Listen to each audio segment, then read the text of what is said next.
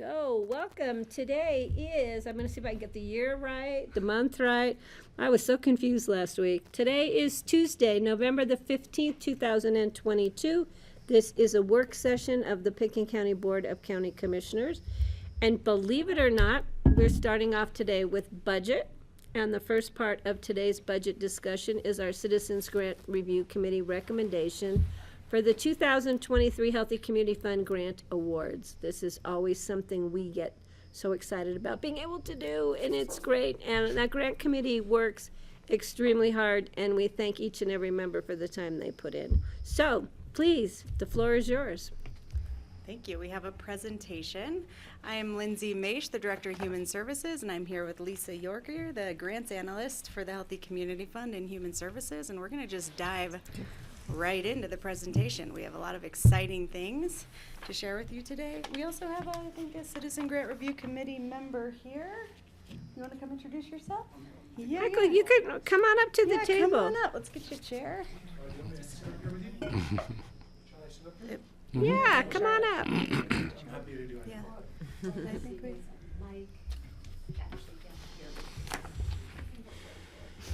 Is this on or off? All right, we got it? All right. Yeah, there's Barbara. Oh, I love that picture of the courthouse.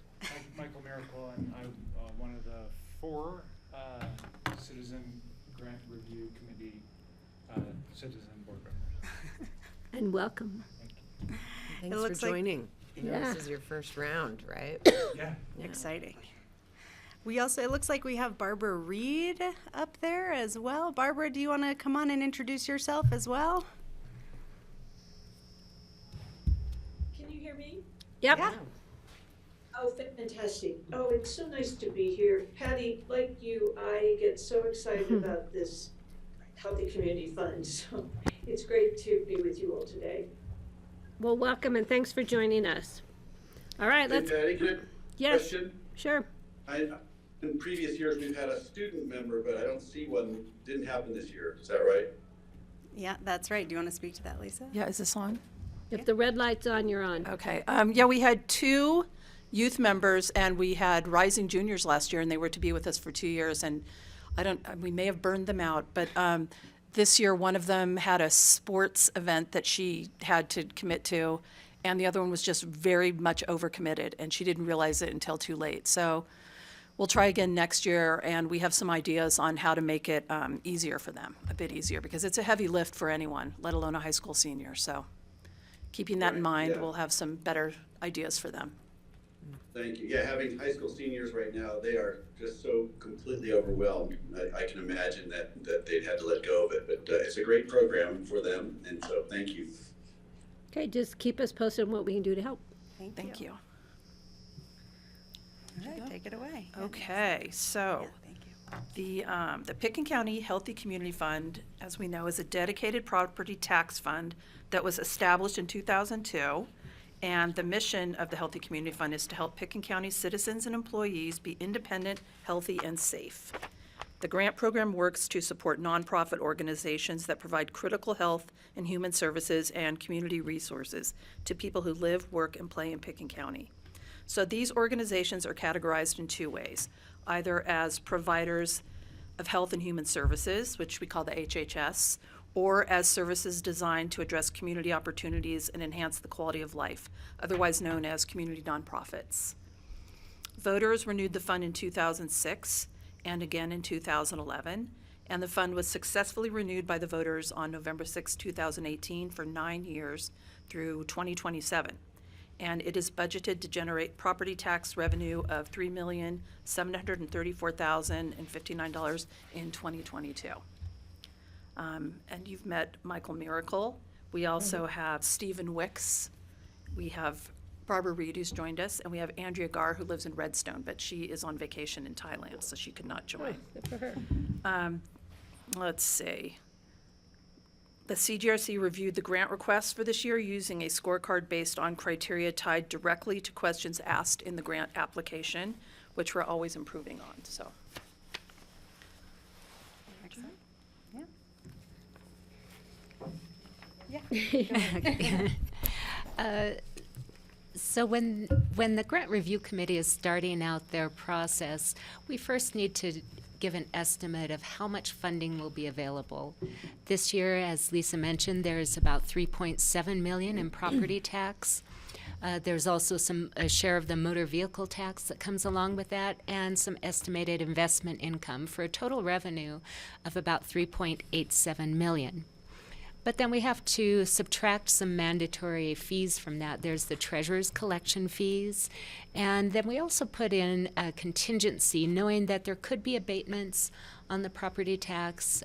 So we put a little contingency in there just in case it's not 100%. Subtracting that gives us to about $3.65 million available. And so this is what we let the grant review committee know is the available funding, and that gets split up according to percentages, and then they make their determinations from that. We're looking at a fund balance of about $618,000, so a fairly large fund balance for this fund. We do have a set aside for a Tabor reserve, and so this is the funding that's available. Can I ask a question about that? Yeah. Why do we need a Tabor reserve for this? It's Is it required. just covering operations? It's required by state statute. For any, even funds that are, we're not, like, if we had a budget shortfall, we don't have any So there's, commitment to operate this. Right? yeah, it's required by the Constitution. There's two ways, there are a couple ways we could do it. We could cover the full amount in the general fund, but we account for it in all of the special revenue funds so that we're not taking up that discretionary fund balance in the general fund for the board. But the way that the Tabor reserve works is you have to maintain that minimum reserve, and if you dip into it, you have to replace it the following year. So it's not much of a reserve at the end of the day. Yeah. In the case of the Healthy Community Fund, it would be fairly easy to replenish it the following year. If for some reason there were special needs in one year, there's a possibility that could be done. But we do try to keep that minimum balance. Okay. Thanks. Okay. So before I get into the overall impressions, just a reminder of the allocation methodology. And the way that these funds are allocated through different areas was through a resolution to the board from the electorate on the ballot measure.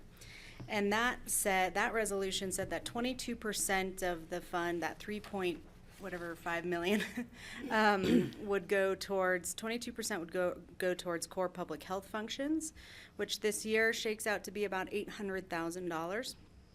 The bulk of the fund goes to, 46% of the fund goes to nonprofit health and human services organizations. That includes our mandated partners as well, like in our vital mental health services, detox, things like that. That shakes out this year to be about $1.678 million. 15% goes to senior services, about $550,000, and 12% goes to community nonprofit organizations. That this year is about $437,000 or $438,000. And then we can use up to 5% in the resolution for healthy community fund management, which ends up being around $182,000. That's for the time that Lisa and I put into this to organize. So what that means is that the pre-approved amounts this year for mandated services are around $2.1 million for mandated services. So that includes core public health, senior services, those IGAs that we have with shared funding, the withdrawal management, detox, mental health and substance use, integrated health care, and then of course the management of the Healthy Community Fund. Everything okay? Keep going. We good? Okay, we're good. No, she's got sick kids at home, so it's just it's winter in I the know. Rockies. That was RSV last week, I know. I know. So that means that of the 3.65 million allocated for the Healthy Community Fund, the amount that the Citizen Grant Review Committee have to make discretionary funding recommendations is around 1.5 million. One of the things we didn't account for as much in this for our mandated services this year was some of the inflation costs around some of the mandated services like withdrawal management and detox.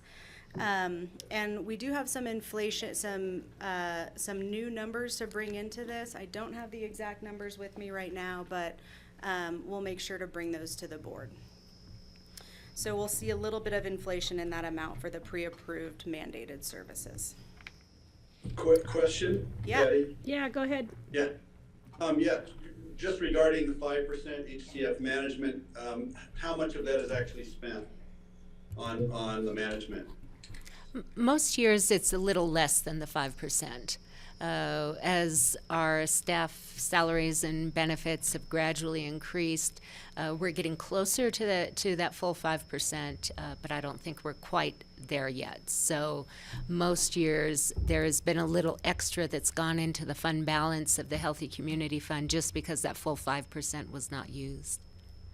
Got it. I was just thinking because we've got, is it one FTE and then a portion of Lindsay's Yes. time? Yep. And then fees for their grant software management, some materials and supplies, some education and training, so a few basic small costs. Okay, all right, thank you. Thank you. Good questions. Okay, so the Citizen Grant Review Committee met on September 27th, 28th, and 29th to review the applications and requests for 2023 funding. And now we're going to go over just kind of the overall impressions of what came out of that, and then in the final part of the presentation, we'll actually look at the recommendations that were made. So the big impressions or themes that came out of applications this year, I left you a copy. and these are actually prioritized. So the biggest theme that we saw was the difficulty that organizations were having with staff retention, and then of course linked to housing. So the ability to keep staff, and if they weren't able to, that was often directly linked to the ability to find housing for their staff. This came out in a number of applications this year.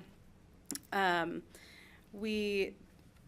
it's just notable that we see that. We also saw some interesting applications this year around some housing, creative housing, and kind of cliff effect solutions that we'll talk about a little bit later. But the second impression or theme that came out of this was this concept of the cliff effect in the community. And that really is around the cliff effect, if you remember, occurs when a household loses eligibility for public assistance programs once a family's income surpasses the threshold set by federal poverty guidelines. So there's this kind of in-between where people don't qualify for services because they're making too much money, but they're making too little money to actually be able to afford the normal things in life, like food, housing, childcare, some of the big ones.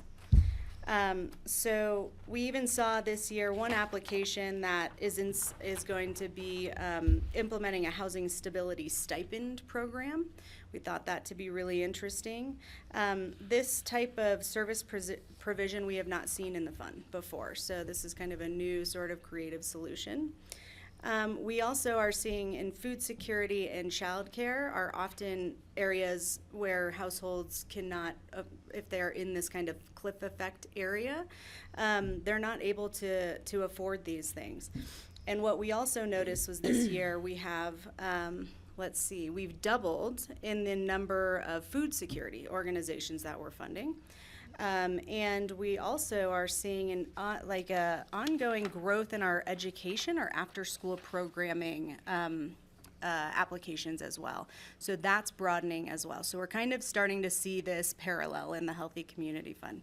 Important to note, things for us to be thinking about in the fund in terms of prioritizing, especially as we're looking.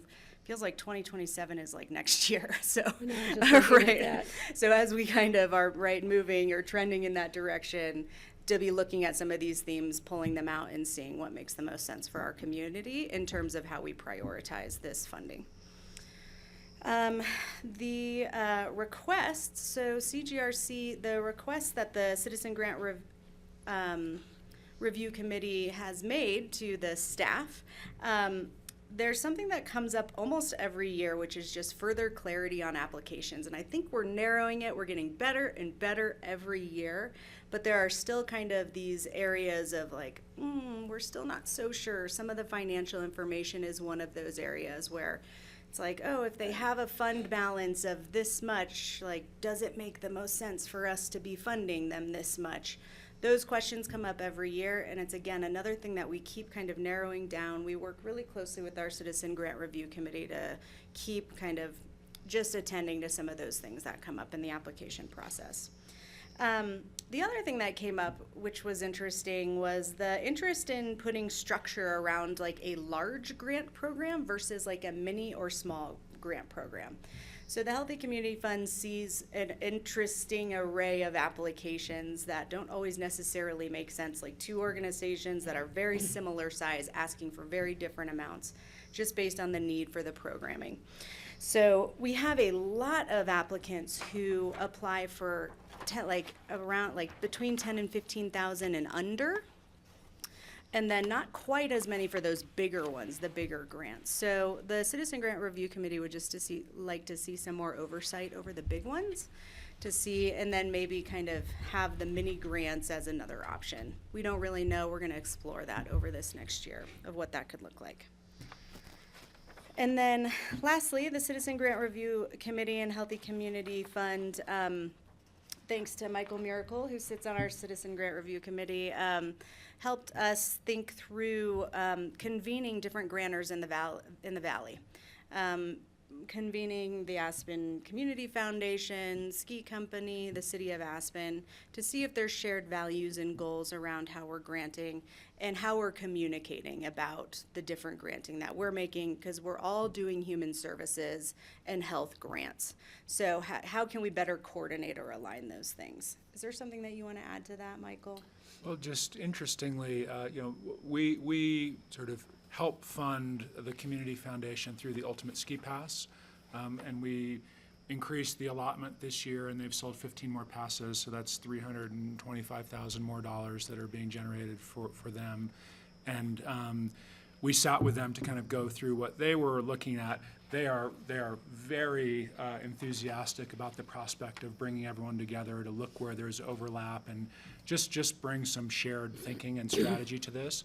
But interestingly, and I haven't shared this with Lindsay yet, I showed them the list of our grantees, and there was actually very little overlap between what they were funding through the Cradle to Career initiative and what this group funded. Some, but not all, and so we were talking about things like sort of a shared application process, which would make it easier for the organizations. Anyway, but there's a lot of enthusiasm there. So that's an Hey, exciting. Patty? Oh, Yeah, go ahead. Greg, go ahead. Yeah, thank you. This is actually fascinating. It's an exciting conversation to see if there's an alignment with the Community Foundation and ski companies giving. The questions that come up for me are, policy related, and I think that with smaller grants it's easier because it's not such a big risk. With the larger grants, of course, it does need more scrutiny, and I do appreciate that you're recognizing that and trying to figure out, how we would go about that. At some point, I think we're going to reach a point where we're going to have to look at larger policy discussions about the funding, and so I think that's kind of what this is leading to for me. Thank you. But anyway, I think we're on a great track here. It's like Francie raised her hand. Yeah. Francie, yeah, go ahead, Francie. It's just hard. We have people in the room and on the hearing, so sorry. I totally understand that, no problem. Michael, I like your idea a lot. I think it's a great idea to get the different grantors together and come up with some way that we can most efficiently meet the needs of the human services in the Valley. Thank you for that suggestion. Oh, my pleasure. I'll just, Go ahead. if we're sort of talking policy, I'm always curious about who decides not to apply as well. Yeah. So if there's a way to understand barriers from those who aren't actively engaging either funding approach, I'd love to understand that too. Yeah, I think these kind of larger conversations certainly speak to getting some community feedback, input, kind of going out and seeing. We did have some really great discussions in the Citizen Grant Review Committee meetings this year around PR. How do people know about the Healthy Community Fund? You know, we haven't historically had, because we have that 5%, we don't have a huge budget for advertising, things like that. But I think with some of the new things that are happening here at the county, there's going to be a lot more opportunities for us to find ways to get out into the community and share about what the Healthy Community Fund is and how people can apply, you know, some of those types of things. So, but I agree. We did talk a lot about that this year. Mm-hmm. Well, I have a question as to the fund balance. We've been talking about that for a while. Do we have any percentages? So you have, this is your financials, this is your fund balance, and this is what you're asking for. So it can be based on a percentage. If we, I don't know, who talked to our finance department or our financial advisory board for input? Do you want to take a go at that one? So because this is not the first year that's We've come up. talked about it Yep, for we've talked years. about it. Yep. So we have leaned on finance. We've also talked to the non-profit board association about what makes the most sense. And what we've learned is that it is very different based on the type of organization, size of the organization. Also, I think some of the things that we run into is oftentimes a fund balance doesn't necessarily mean that they're just sitting on, there might be a campaign, there might be something that they're hoping to do with that money, or like a capital campaign or something. So those are some of the questions in the application that we're really starting to narrow in on, is kind of like, if you have a fund balance that's bigger than this percentage, can you explain why, you know, or share with us your policy.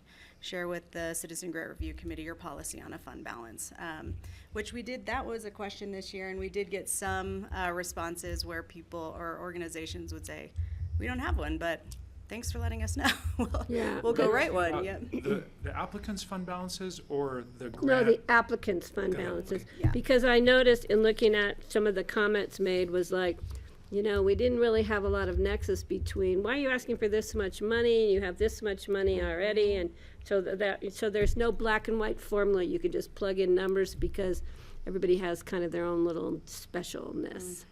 So too bad. That would have been easy if you could just plug it in. But because that was kind of a trend in why things were denied or granted less dollars, was because there was just some unclarity in there, which is something that we've talked about for years.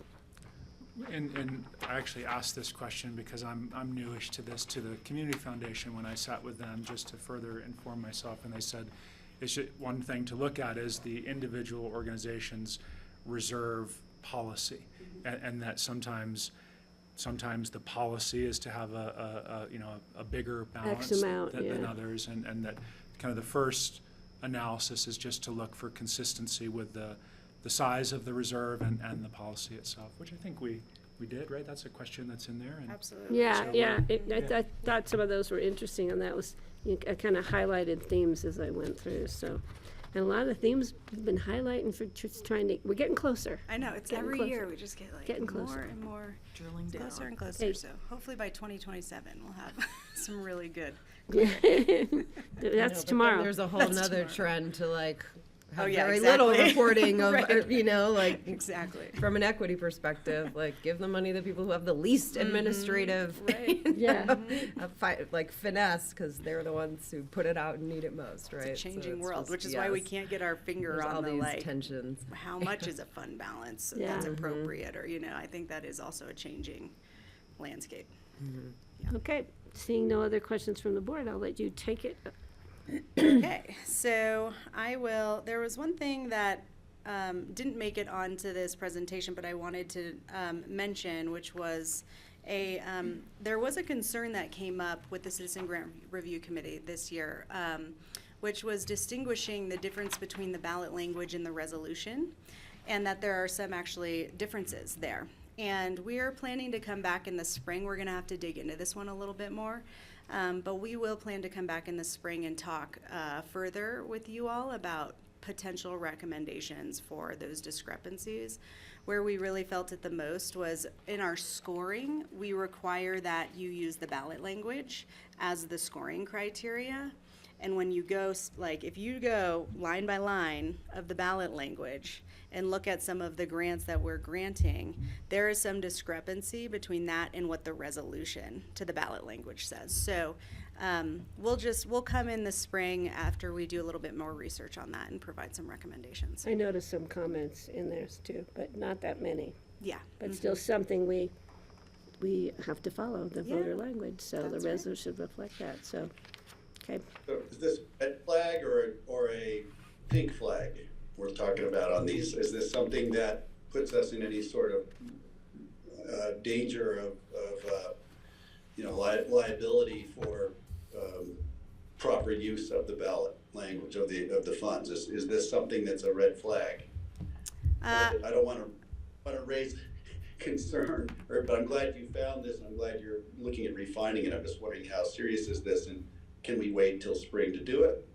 I would say, so I don't even know that I'd call it a pink flag at this point. It's a concern that came up because there's interpretive language in the ballot as well. So it's not like, if you look at it next to each other, they are not exactly the same, but the ballot does say there's language in there that says that you can interpret this a certain way. So I'm sure that's how the resolution was written, but we just want to get really clear for our Citizen Grant Review Committee to be able to score adequately in the So applications. we're guardrails. That's good. Yeah. Okay. Mm-hmm. Yeah. We're definitely within those. Yeah. Yes. Thank you for that. And I think you're going to get to the RFP for another grant cycle. You're coming up to that. Yep, we're almost there. So now we're going to talk about the fund balance. Yes. Slideshow? I'm just seeing one slide on the screen. Has that changed, or? We're not quite there yet. We're almost there. So you're jumping ahead. That's okay. Sorry, I'll go faster. So I just get so excited about this stuff. There's a lot to talk about. How many cups of coffee have you had this morning, Greg? So the fund balance is something that we've been keeping an eye on over the last few years. We have a projected fund balance at the end of this year. We're looking at $688,941. There is some that has to be removed for is it the Tabor or is it? Tabor and also resource reduction. Okay, right. So there's a little bit that's going to have to be removed from that for Tabor, and then some of that inflation cost that we talked about as well. But it still leaves us with a relatively robust fund balance. We've been, like I said, we've kept an eye on it over the last few years, and it just keeps growing. So we understand that the city of Aspen is going to be releasing another grant program because they're hearing the same things about staff retention and housing, and that nonprofits are needing kind of an additional cycle. So after further kind of research and trying to understand what would be the best kind of bang for the buck with something like this, we considered a project that was a grant that we actually wrote a couple of years ago that we didn't get, but it was to provide staff retention bonuses and hiring bonuses for our mandated critical partners.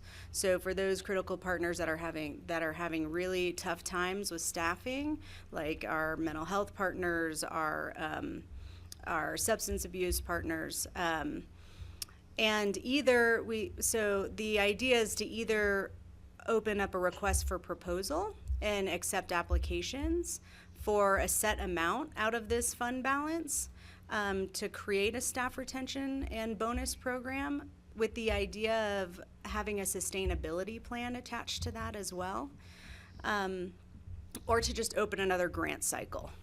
We don't know which would be the best approach, but that is the idea. So let me pause because I know that Greg was probably going to ask some questions, but this is a good thing to dialogue on, I think. Thank you. If I can, I support this endeavor. I think this is great. This is kind of what I've kind of been looking for, and I appreciate the way you've articulated it, and I think it's important. Which way we choose to go, I'm not sure, but I think this is this is kind of right at the heart of what I think is important about taking care of the people who take care of us in the community. And this seems to be a very clear-eyed way of doing it. So thank you, and I'm all ears. Great. Other questions about this concept? I'm gonna just real quick, one of the things I think we're seeing is the people exceeding the income levels and not being able to get what they need to live. And I think that's just being addressed at the federal level.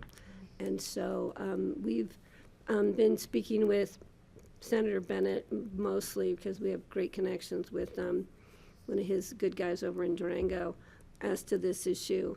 And we need to probably bring it up with Hickenlooper's office too to see, what they can do to raise those caps, because it's actually hurting people that, we as employers give them a little extra, even if it's a one time and it kicks them over, but like $50 or some ridiculous minimal amount.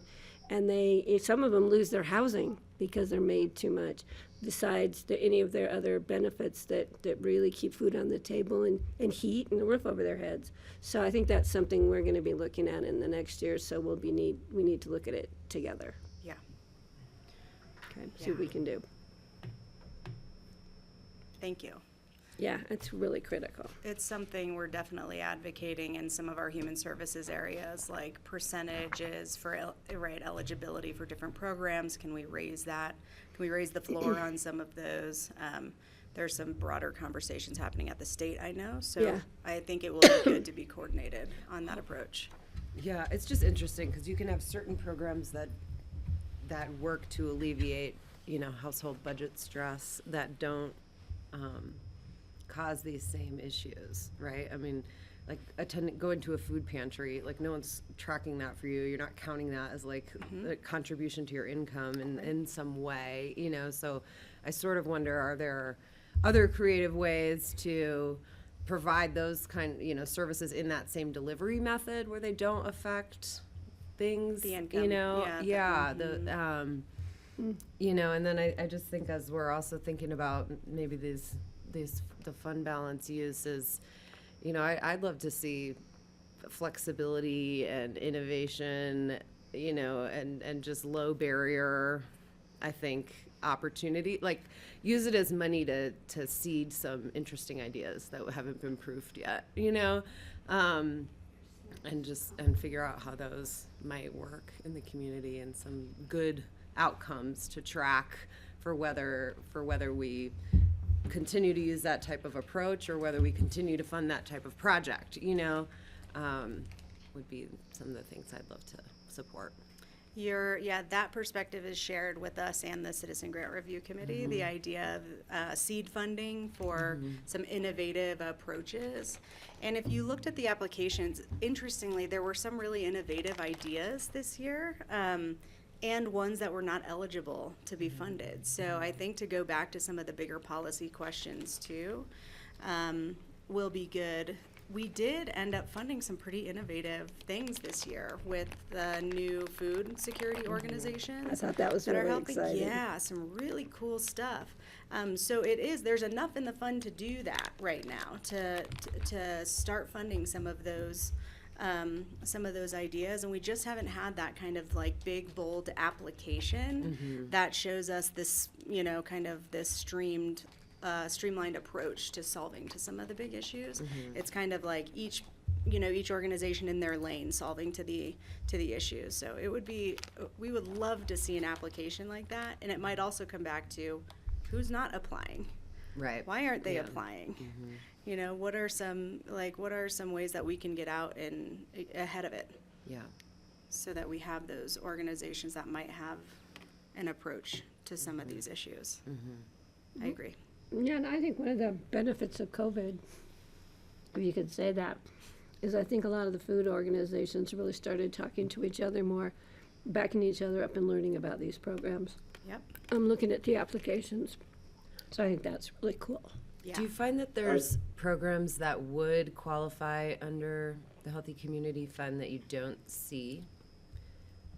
And I guess I'm thinking of like, oh my God, like some real deep community listening, or something like that, like Yeah. a project like that, like, 'cause, that's just one idea, but like what other universe of ideas might fall within the appropriate bounds, but maybe we're not seeing it. That we're not seeing it, yeah. Yeah. I mean, I've thought about that a lot. Yeah. Right. Some of the ideas that have come to me are things like pipeline programs, right? How do we recruit talent that's local? Or how do we help build talent that's local? We don't really see anything like that. There are just some things that I've often thought, like, gosh, if there was an organization, that could do that thing, that would be so cool. But we just haven't seen it. Or maybe we're getting closer. Yeah. Who knows? Or maybe they don't think it would fall in the bounds, and that's why we don't see. Maybe, yeah. I know I there was, just wanted to, yeah, go ahead, Greg. with the for food security, that's exciting stuff, and I really like this. I'm just wondering about redundancy. I've heard about leaning organizations and what is it? What do you call it? But it's kind of like the same sort of model. Are there others doing this as well, or is this the organization, like Harvest for Hunger? I'm thinking in particular. Are they the organization doing this in the Valley? Are they the only one? Yes. They are it. They're the ones. Right. Yep. So they're the one I've been thinking about. Okay, just wanted to know. And that really came out of COVID too. That was a result of what Patty was talking about, that coordinated effort and finding those opportunities and gaps in the system. And they popped up. Yeah, great. It's like the meeting place. What a great idea, because we're always looking for that kind of space. I mean, so it was really cool to see where people in this community have been thinking and going. And I think that was really interesting. Okay, Okay. moving, Greg, your hands, Steve, Greg, your hand's still up. So I had a question about the seed piece application. It almost seems to me like it's a subset of the Farm Collaborative because Totally it's, different. and I was just wondering if it's seen as a complete, I don't know the specifics if it's a completely different entity, but it seemed like it could have been wrapped into the Farm Collaborative and just increased their amount. But what's the thought on that? Two completely separate organizations. Exactly. It's a and separate Yep. organization. Doing They're in two different different things. locations. There's no overlap really there. And Steve, I am the vice president of the board at the Farm Collaborative, so I recuse myself from that application, but I can tell you that it is understood at the Farm Collaborative that what Seed Piece does extremely well and is viewed as very complementary to the Farm Collaborative work. That organization is held in very high regard by the Farm Collaborative. Okay, yeah, thanks for more information on that. Nice. That's because Casey and Eden go way back and started their organizations in separate directions and have worked closely on making sure that they're doing that. Great. All right, next slide. Thank you. Is this me? Oh, yeah. Okay, this is me. No, we already did that. We just did all that. Okay. We'll keep going. Sorry. There we go. This is Lisa. Okay. So, beyond the predetermined amount approved by the BOCC for mandated services, the CGRC is recommending funding of $1,478,100 for 73 agencies. And there are 4 new agency requests recommended for funding, and 3 agencies that have historically applied and left the fund and have returned. And they're in 3 categories primarily. One is food security, and so we have Harvest for Hunger, which is new, and Seed Piece, which is new. And that doubles our food security organizations that we're funding with those 2. In the mental health arena, we have Aspen Strong, which was formerly in the fund and was out, and now it's back. And we have a new agency called Focused Kids. In the self-sufficiency area, we have Ascendigo Autism, which was formerly in and has returned. Mountain Valley Developmental Services, which was formerly in and is returning. And the Savings Collaborative, which is a new organization to us. 4 organizations were not considered for awards. These are, one was Compass for Lifelong Discovery, and they needed to apply through the RFP process for mental health services. And so we let them know. West 40 Corporation, the application did not meet the ballot language eligibility. CORE, which is a new organization, as we know, they have their own funding mechanism and fund grants. So part of the language is the Healthy Community Fund cannot fund, we don't grant people money to grant. And the fourth one is High Country Volunteers, and they need to go through the senior services to get funding. Senior services can fund them money out of their portion. And we also we had one appeal this year, and it was from West Mountain Regional Health Alliance. And their appeal, they asked for, let's see, where is it? I have it right here. They had requested $25,000, and the CGRC recommended $10,000, and they appealed that. And the CGRC met, and the findings concluded that there were no errors in fact or misinterpretation of the information provided in the application, so there was no basis for appeal. So they was that still, again? pardon me? Say then, who was that again? West Mountain Regional Health Okay. Alliance. And they were given, last year they were given 8, and this year they're getting 10, so they're still getting more money than they did last year, so. Just a question on the process of this year. I don't have a dispute with anything here.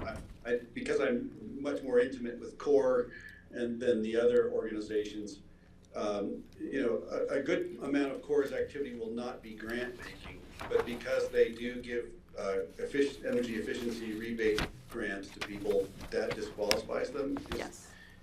Even if their palette of services goes beyond that? We give unrestricted funds, and so if we had restricted funds that were going to one particular thing that they were doing, one program, but we give unrestricted funds, so we don't give to organizations that have their own granting mechanism. Got it, okay, that's good. That also just flags for me a question, is a restricted fund conversation needed going forward? Because I can imagine that might help us expand the palette of organizations we can support if we have a restricted fund category. Just a thought, maybe you've all thought about this and rejected it, but I'd love to have that conversation sometime. I will say that we have gotten a lot of comments from our grantees that really appreciate unrestricted funds. They say that there are not that many out there anymore, and that they I get it. Appreciate it. Too. But I also wonder if there's an opportunity to have a mix. Perhaps there's a rate for a mix. Yeah, big grants versus small grants, kind of what I think it's part of that greater policy conversation. Great question. I wrote that down, Greg. Thank you. Okay. I think that's all I have. So now we can actually go to the spreadsheet. So you all have a copy of the master spreadsheet of all the funding recommendations. Historically, we've gone through this one by one. We just want to kind of open it up by goal area and ask if you have any questions about any of the recommendations, and we have people from the Citizen Grant Review Committee here today to be able to comment on some of those. That's how we did it last year. Yeah. We just went through goal areas. So the first goal area is, my understanding is family and youth well-being. Yes. Yep. So does the board have any specifics as to any of these? I just have a comment. I think Harvest for Hunger is great. Thank you guys so much for supporting that. Do I see anything else? Question on, Yeah, Steve, go ahead.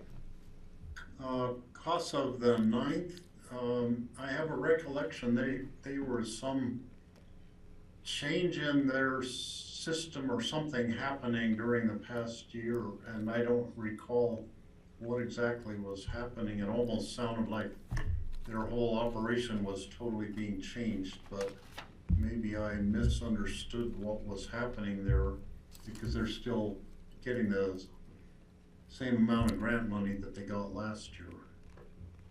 I'm not aware of any changes to their business. They're still supporting our child welfare, a lot of our child welfare cases. We don't have huge numbers here, but they really are they're a key partner of ours. 'Cause it So covers the I know whole there ninth was a new district. director that came in and maybe that's what you're thinking of, Steve, but I haven't heard anything about operational changes. Yeah, I couldn't recall, but it was just like a red flag went up that there had been some change that I can't recollect what it was. I'll look into it. Any other comments? Is that only on one page, or is it a two? Oh, we got 2 pages. I will just make a comment that in the food security question, it was great to see the new applications, and well, Lindsay brought in some of the different staff members from Pickens County to our conversation, and it was clear that that's a major issue throughout the valley. So it felt good to see a response to that and these innovative ideas. And we thought all these different organizations were doing different things, but having a real impact on using foods that might go to waste, just, ideas of how to have seeds work well into the future, because that's always a concern for food propagation, and just a variety of good ideas. So I just wanted to comment that we'd love to see those same innovative ideas toward housing as well, and but somehow fit into the language, the ballot language as well. So, but overall, it's really good to see the variety of organizations that are lending support throughout our valley. It's huge, and someone mentioned the idea that that it's interesting to see the different kinds of organizations. That's one thing I love about the Healthy Community Fund, is that you have such a variety of organizations applying, and it's so good to see the funding go to that variety of organizations. Some of the organizations are run by one person. I mean, it's really a combination of things that are occurring within this fund. So. Do any other communities have? One in Colorado, and it's Boulder, and they do restrict. It's not just general operating; it's restricted. And they only So do they about have, yeah, they only fund, I think, somewhere between like 5 and 10 organizations. So it's a big amount to just a few specific organizations. Amazing. It just blows you away when you see the efforts Yep. that this community brings forward. It's my favorite It part of my is job. the true sense of community that's right true. there. Yeah. So, yeah. Okay, we are moving to, Oh, I think you got a Question, couple Patty? hands yes, up. Steve, please. Well, more of a comment on the West 40 Corporation. I understand why they can't be funded by our Healthy Community Fund, but I would like to have the commissioners take a look at them as a possible partner in our other efforts for affordable housing. And if we could just do parking lot that and maybe bring it back for a discussion with them at some point, I would appreciate that.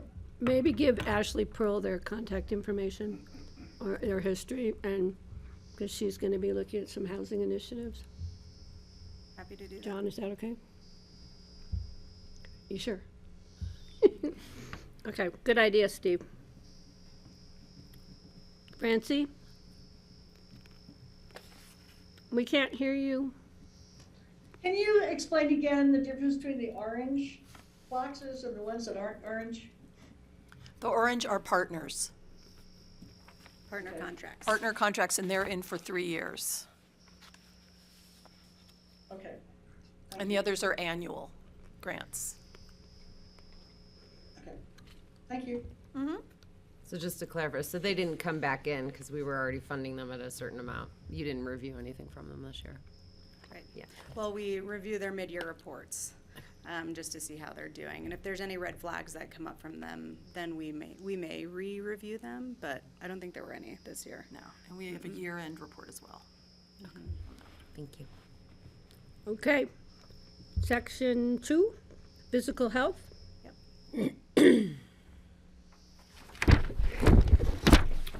Glad to see we're funding Planned Parenthood at higher amounts. Me too. I'm glad to see they're asking for more. Yeah, good. Yep. Yeah, I think that's something we may want to consider increasing with our discretionary fund at the end of the year. Yeah. In support of Planned Parenthood's work that they do in total. Okay. Any questions from the board on this section? I'm lost which section you're in now. Sorry, I'm looking at my spreadsheet and the screen. I'm kind of lost. Sorry. Where are we? We're on section 2, physical health. Pages 3 and 4, bottom of 3, top of 4, on the Okay. grant spreadsheet. Caffeine, I'm way ahead of you. Actually, we're done, Greg, and we can all go home now.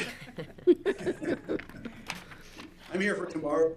Okay, all right, so we are moving to section 3, mental health and substance abuse prevention. Aspen Strong failed to include their income statement.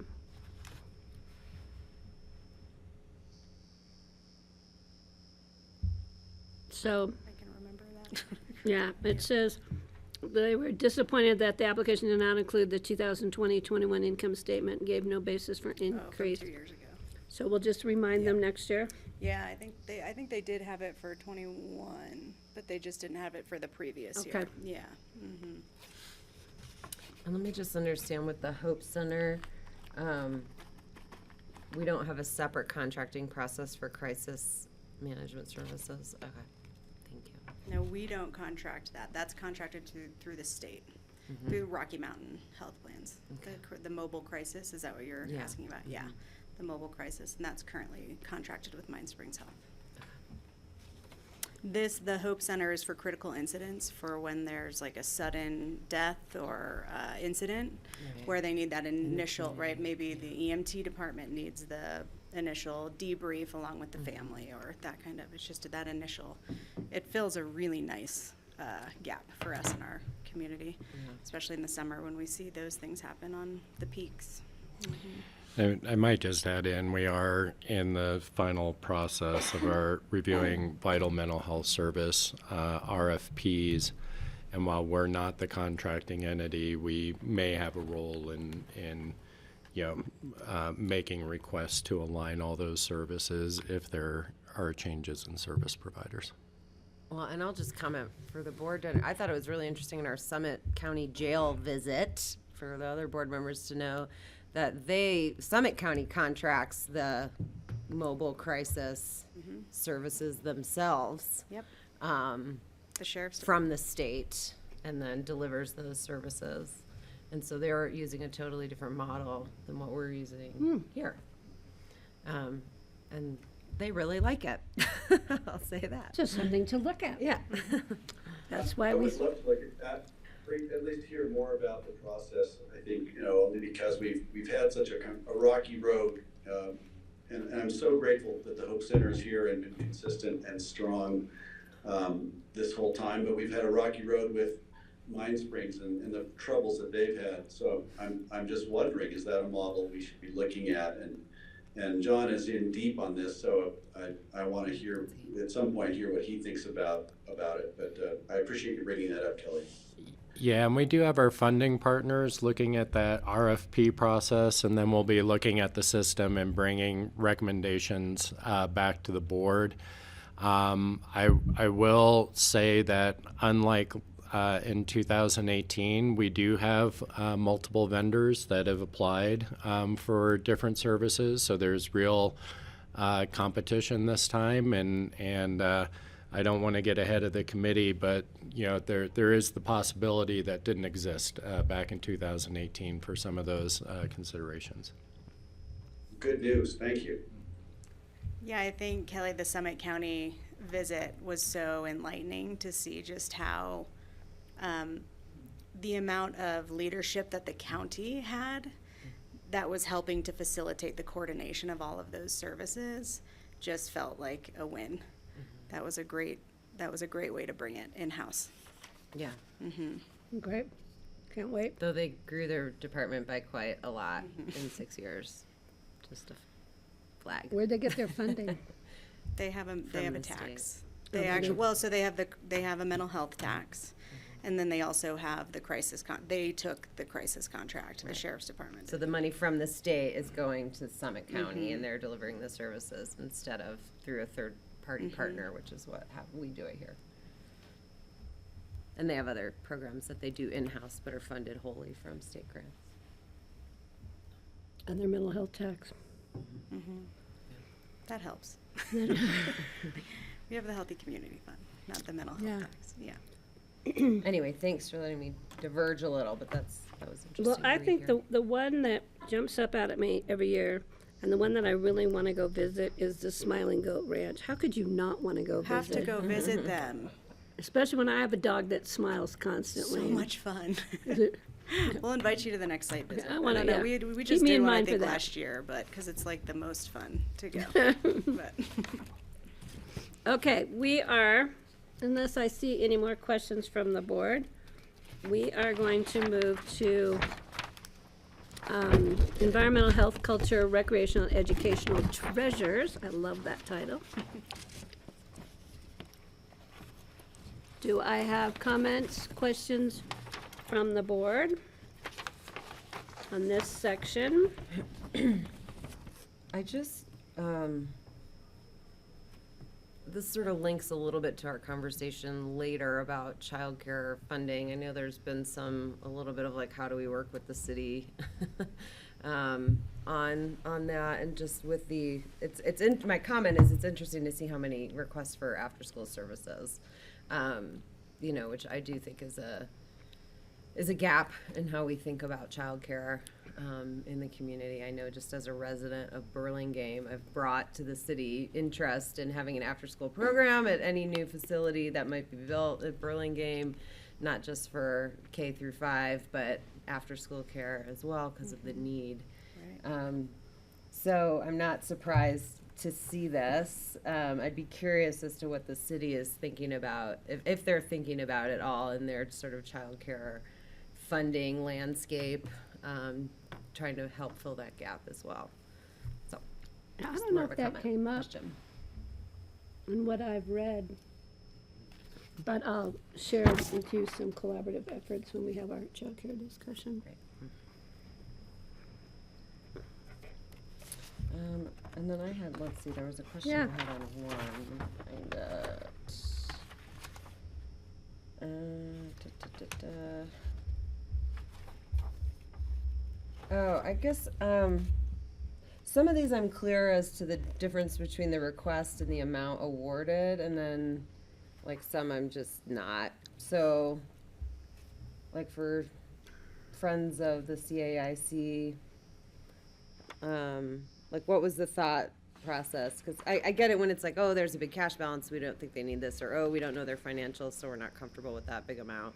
But some of these I don't fully understand what the logic was in not giving the fully requested amount. And so that's kind of one of them. I think Summit 54 is similar. Is it just vague, generally? Said that like if it were below that, we would fund it fully. I can't remember. Is it 12,000? Yeah, especially the Colorado Are those some of the smaller Avalanche. ones? Are those some of the smaller?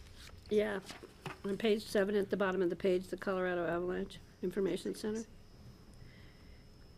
Yeah, they had asked for double the amount they normally had. So I think that the CGRC just thought you'd need to tell us why. And maybe they weren't articulate in their explanation or request. Sometimes it comes down to that. So you Just- gave them half of their increase request. Well, hopefully next year they'll be more clear, because that's literally a valuable program. That's one of the clarifying questions that has come up, actually, that the Citizen Grant Review Committee would like to see in there, is if there is a big jump in the request amount after historically funding them at some amount, that there's an explanation for that. Like, is it a new program, or are there more staff, Expanded or what's program. going, kind of what's going on instead of the form application that we often get. So that's one of the questions as we narrow more and more. Yeah. Mm-hmm. And so they always. Yeah, Greg, go ahead, please. Yeah, hi. I just want to say I'm grateful to see that KDNK is funded similarly to Aspen Public Radio, two essential services, and they're kind of on par now. I think is great. The Andes Zinke Youth Empowerment Program is a fantastic thing that they've been doing, and I'm glad to see that we're supporting that. I'm glad to see Aspen Journalism in there. I wanted to also just, it's funny to me that project graduation, which is so critical both for Aspen and DeSalt, maybe this will come back at discretionary. I'll bring it up then, but it's like, God, they're only asking for $500. And I think that, some of these organizations like them and like the Sneegas Wildlife, I think are quite honestly not asking for enough for the value service they're providing the community. But I'll bring that up in discretionary, but I just wanted to mention it, but I'm really glad to see them all here. Did we say that in the letters back to them, in some cases, that we would encourage them to do more next time? We didn't. But this was part of our discussion with the Citizen Grant Review Committee this year it's really hard to hold an organization that we think should be applying for more because the application opens and it's really what that organization needs is what they're asking for. But we had some pretty spirited conversations with the Citizen Grant Review Committee did about some organizations that are offering such critical services and why aren't they asking for more? So we went back and forth on, do we share a comment with them encouraging them to apply for more the next year, or is that out of our lane? Because they're really coming to us with what their needs are and making that request. So it is certainly something that Yeah, I think that should be part of our discussion in the spring. I myself would not have a problem if they're valuable services but bring it back to the board to see if that. And maybe that's appropriate to come from us, rather Yeah. than you. As a board, like we prioritize your work. We encourage you to apply because it does come to us, but we also value your vetting of the appropriateness of the amounts And then requested. sending the list to us to vet and decide, but that should be part of the discussion. Discretionary station, yeah, thanks. And I think, Kelly, it kind of dovetails with your thought before of like, why are some organizations not applying? And as Lindsay said, we talked about, should there be a PR effort to encourage people to apply, to make people aware of this? So that was all part of a conversation about, should we try to steer this towards community need, because in some ways we are already through the process, and how much broader could we make that effort? Yeah. Well, and I was thinking about that too, just with like the housing assistance fund, we can create a housing assistance fund with whatever eligibility criteria we want, right? Like I don't know. I feel like we're not as restricted by that than maybe we think we are. Different conversation. Yeah, we have to be careful encouraging other organizations to apply without them assuming they're gonna get it. Right. Yeah. Because it's a very competitive process, and we know how difficult it is, how much work you guys put into vetting and making these decisions. I really want to thank you for the focused kids, because anything you can do to keep kids focused. You're training for parents. Looking at parents in the room, they're like, yes, yes, yes, and mine's on a grandparent, no, actually on a parent and a grandparent level, but yeah. We need a adult program. We need a what program? Adult focus. Adult program. Maybe that'll be an extension. Yeah, it doesn't require coffee or chocolate. I don't think that helps. Yeah. I do have a question. Was there any conversation related to like inflationary bonus? I don't know, or something. Inflationary relief. I think the only way, so what the Citizen Grant Review Committee really asked us, the staff, to do was consider that fund balance as an opportunity for an inventive kind of, how can we help these organizations for these things, for staff retention, housing, the big issues that are coming up, the cliff effect, that we know that a lot of nonprofit partners, staff are in the cliff effect, right? They're kind of in that, some of us are in that area. So they really wanted to see either a really innovative application to help solve to that, or for us to come up with some solutions or some ideas. That was Yeah, and really how the it. voter language would allow that, because it wasn't really thought of when we created the voter language. Mm-hmm. I think we'd write the voter language much differently today than we did yesterday. I think so. Yeah. I think it would look, I think, again, we're kind of narrowing and getting closer and closer to what the community needs. It's gonna need a little bit more community outreach, and engagement around before we end up going back to the ballot for this. But I think the landscape is changing. We can see that. The question I think that's where Kelly was going is, if we wanted to, maybe it's a discretionary thing, but if we wanted to add an inflationary bump to reflect the big inflation in the last several months, we could do that across the board, or we could do it in targeted ways throughout this spreadsheet. Is that right? Seems like you could. I think we ran into the question if it exceeds the amount they applied for. We talked about that with the Citizen Grant Review Committee, is like, if that inflationary bump exceeds what they're applying for, what's the precedent? What are we setting, right, for the community if we do that? We're not really sure. I guess it's a matter of timing. If they hadn't considered inflation when they applied, if they had considered it, then probably there's no need. But if they hadn't, new circumstance, it's a theoretical question at this point, hypothetical question. Yeah. Okay, I have a question. This Savings Collaborative, Kelly, what's the organization we've been working with down Valley with helping people create?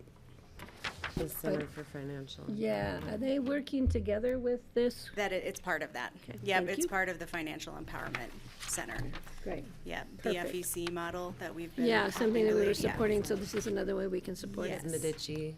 Yeah. Yeah, La Medici, yep. This is the woman from Yeah, Medici. Barbara, This is, yeah. I think this is it renamed as this? Yeah. This is Mhm. just Yeah. Medici renamed. Oh, got Yeah. it. Okay, Mhm. Oh, It's thank you. Yeah. great. So it's a new name. So Obvious. page 7 was the issue with core.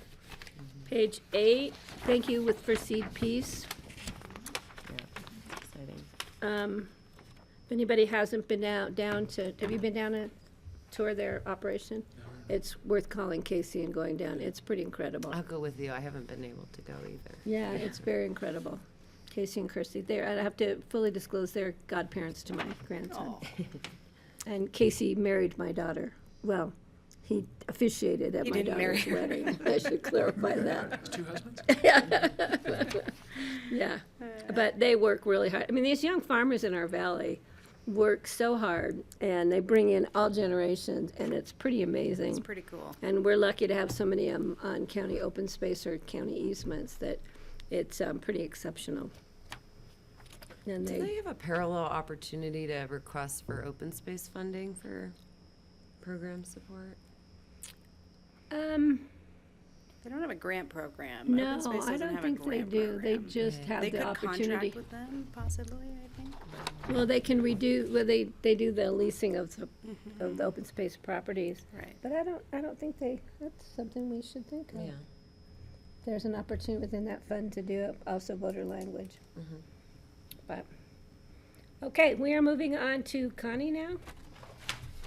Page, all the numbers and colors and, So the last page is really just a summary of what you have seen in the presentation and all of the totals of the grants, showing what was available to allocate for each section of the fund, and then what is being recommended, and the balance that is left over. and with the reserve fund, we have the opportunity, because I know some years ago, I can't remember when, we had the need for some emergency funding. So it's always nice to have that cushion. As we know, we never know what tomorrow will bring. Yep. And so it's nice to be able to bring a little money to the table if need be. So we appreciate that opportunity if we need it. Anything else from the board? Is there agreement on the concept of the grant or RFP process for a staff retention or staff bonus program?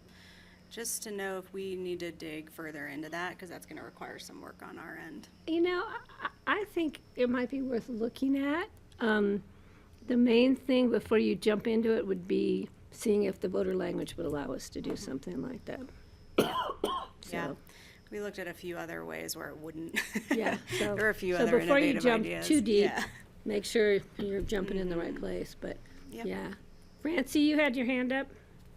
Yeah, I have a question for Connie. On the negative 69,000 under the community nonprofits, so is that coming out of the last year's reserves or No, so that, fund balance? sorry, do you want me to? Yeah, so that actually ends up coming out of the other area. So the percentages weren't fully expended for human services. This is the first year we've seen this happen, where community nonprofits, actually, we had more spending in community nonprofits than we did in our human services organizations. Percentages wise. So it was something that we had brought up as another thing to keep an eye on over the next few years to see what happens. If there's more need in a different area, do we need to look at the goal areas, kind of what makes the most sense for our community? It may just be a one-off. It may be a trend that we might start seeing. So we're going to keep an eye on that. Okay, thank you. Good question, Francie. Mm-hmm. Greg. Yeah, Greg, go ahead.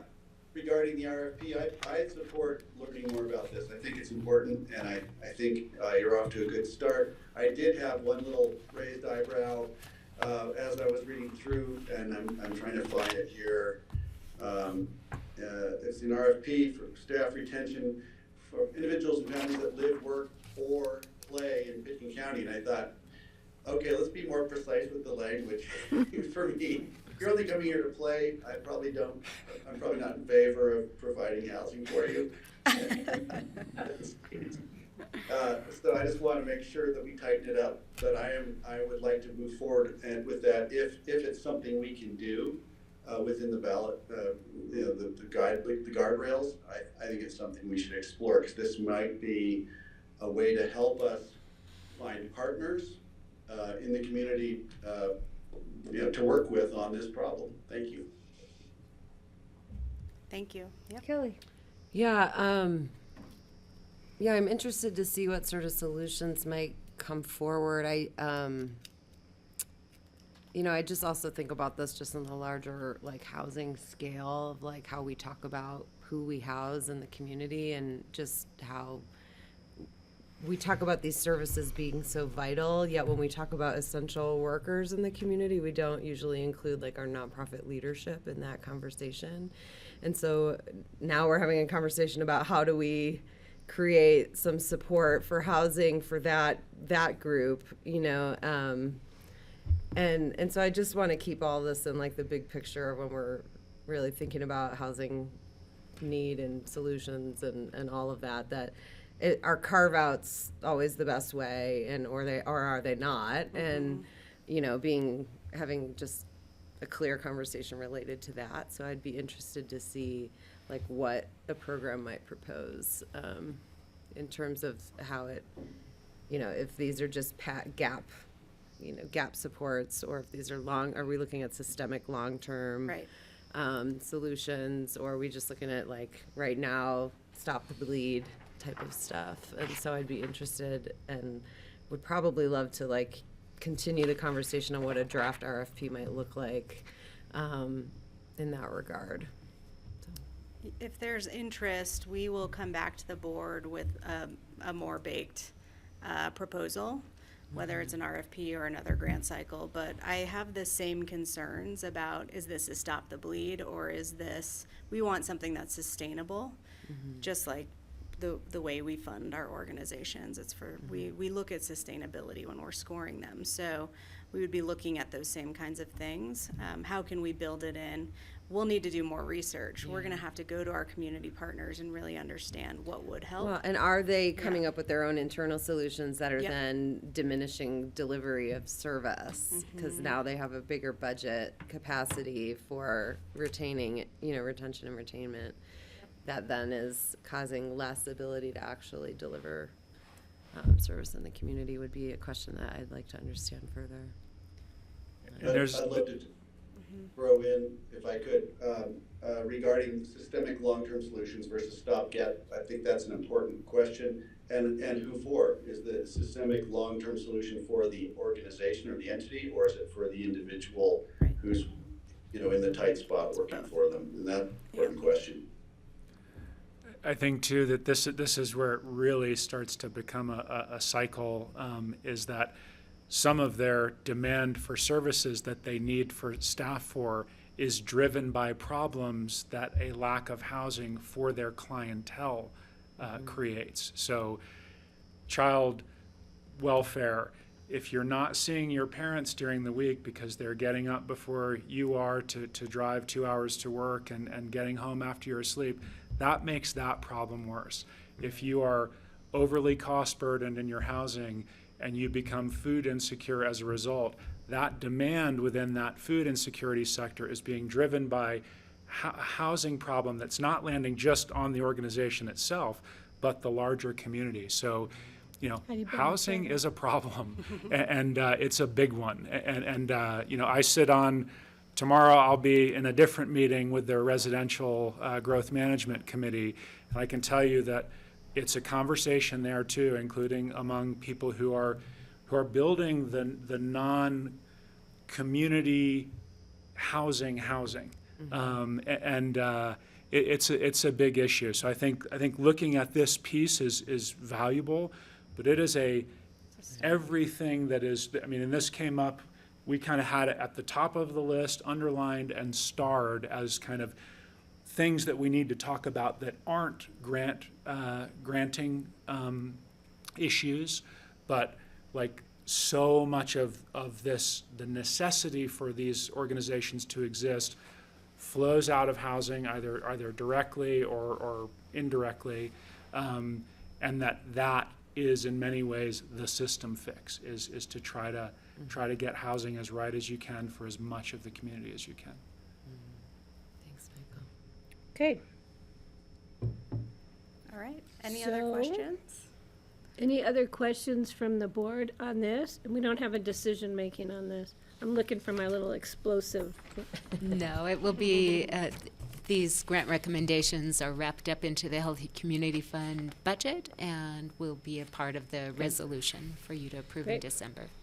Anything else? Question is, Yes. when we have just discretionary, I've got my, I'll say I've got my favorites that I think need more money, and I'd love to propose we take some from discretionary. When do we have that conversation? When you're on vacation? Before the end of the year, it'll be coming up. Once we figure out, right, Connie, isn't that usually when we do it? We try and have that done before 2023 I think starts. Charlotte will have that for you. Charlotte will bring it to us, and we will put it on a future agenda. And we'll all bring in our wish list and fight it out at the table. They don't give us a lot of discretion. Yeah. We all have our own ideas, so. Okay, anything else from staff? Michael, please. Yeah, I Thank just you so want to much. make one more point. This was my first year doing this, and I've been a part of other, through SKICO, some of the grant giving. And I just wanted to say what an outstanding job Lindsay and Lisa have done kind of managing this. They do. As a first-time participant, it really was like, perfect, basically. We had plenty of time to review the grants. The process itself was I felt like very rigorous, but also comprehensible. And like even the food was great. They mixed that up. So it was really a pleasure to be part of, and they did a really excellent job. Well, good, it's good to hear. Woohoo! Well done, lady. Patty? Yeah, Steve, I go, second that. Steve, go ahead.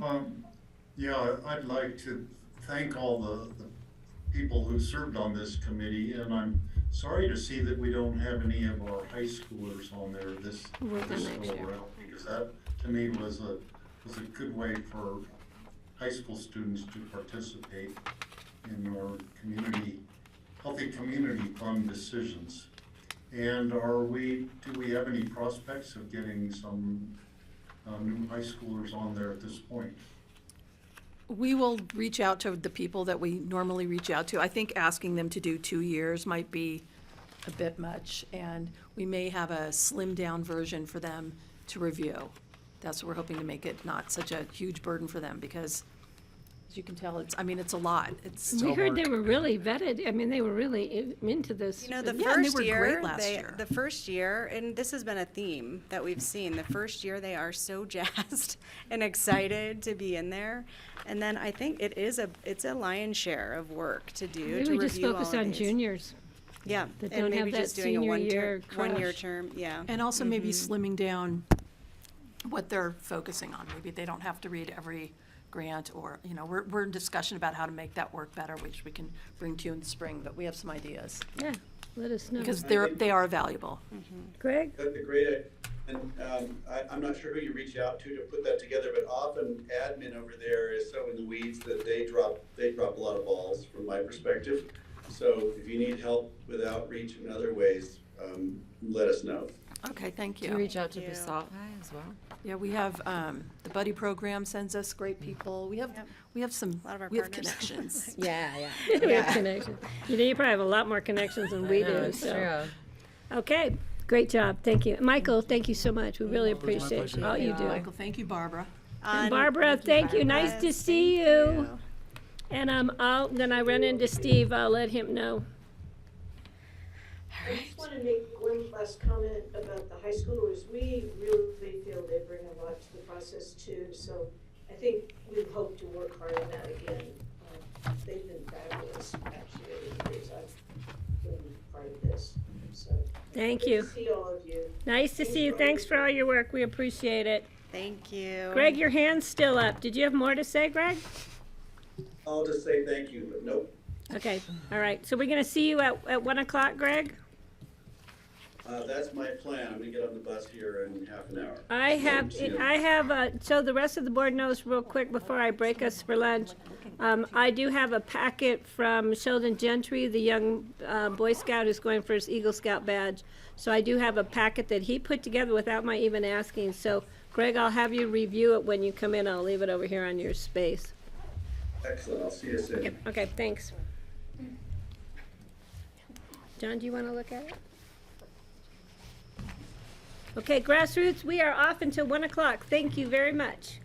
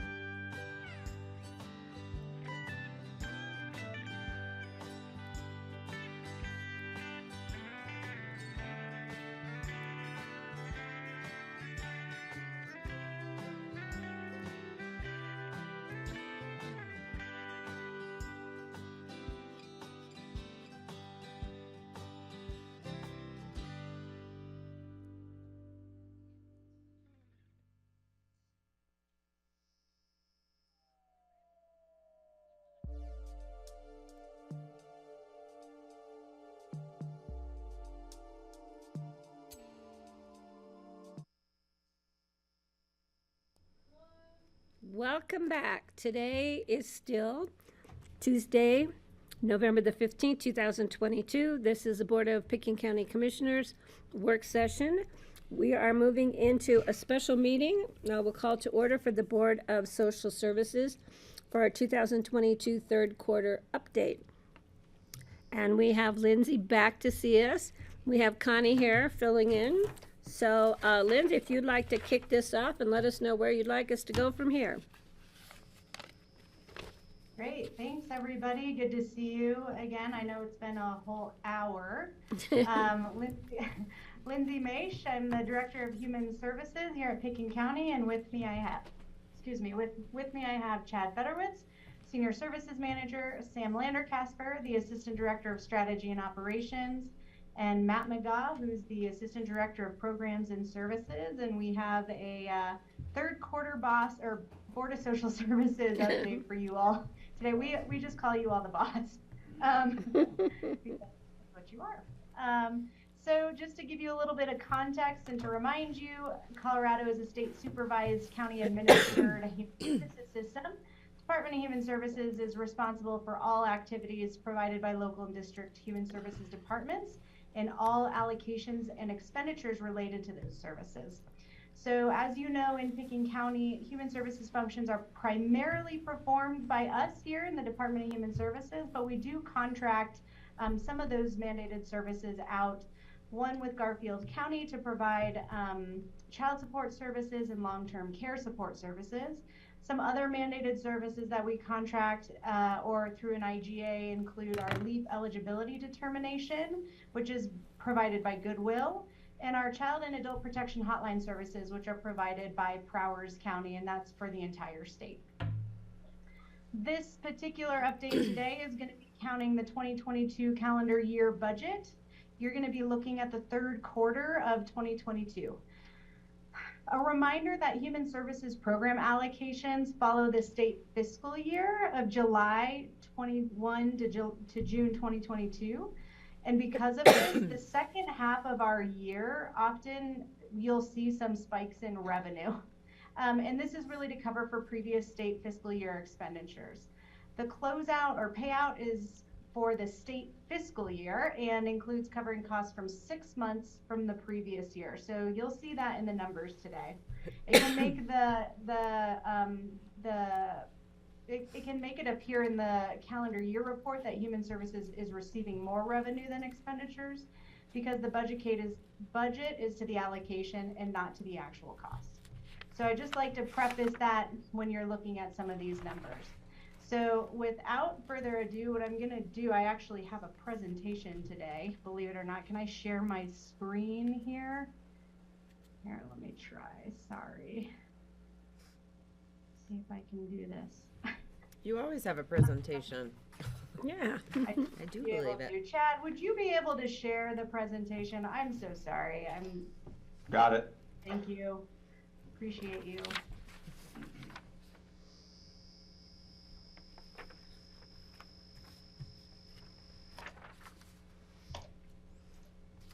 There we go.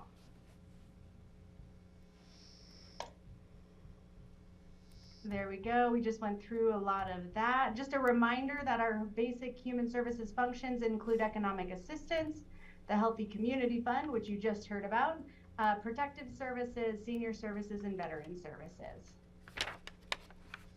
All right, and without further ado, I'm gonna actually hand it over to Connie, who helped us out with this. Is Connie in there? Yes, Yep, I'm here. she's Hi, right there. Lindsay. Okay. Hi, Connie. Hi. So as Lindsay said, this is the first 3 quarters of the year, budget versus actual. And I'd like to have you look at the bottom first where it says total programs. On the total programs, you'll see that the state and federal revenue is at 89% of budget, and the expenditures are at 74% of budget. So these are all programs combined. So taking a look at the bottom line, you see that our expenditures are just right about on track for 3 quarters of the year, whereas the revenues are higher than our budget, as Lindsay mentioned. So the big picture is Human Services has no budgetary issues. They're right on track and doing well. Actually, a some surplus right at this moment due to that extra revenue. The different programs vary between usage. Childcare, as you've seen all throughout this year, the usage has been lower.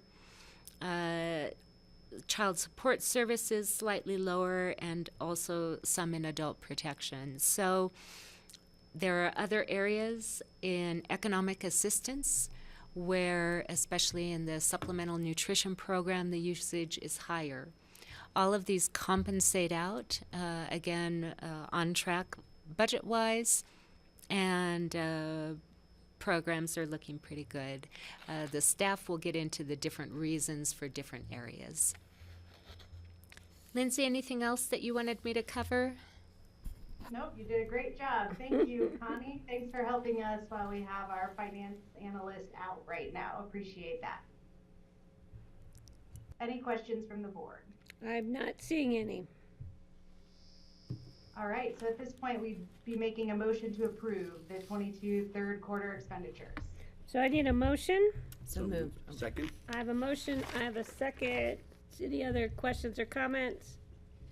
Seeing none, I'll call the question. All those in favor, please signify by saying aye. Aye. Aye. Aye. Thank you, Connie. All right, moving along. All right, where are we at here? Is this Sam? Yep, hand it off to Sam. Yep. There you go. Hi there, everyone. I'm Sam Lander. I'm the Assistant Director of Strategy and Operations. However, right here, I'm going to be talking about the Economic Assistance Department and our expenditures through the first 3 quarters. And these are for, this is overall. I think we need to be on the next slide, right, Lindsay? Oh, yeah. Here, let's go to the next slide. We can come back. Sorry about that.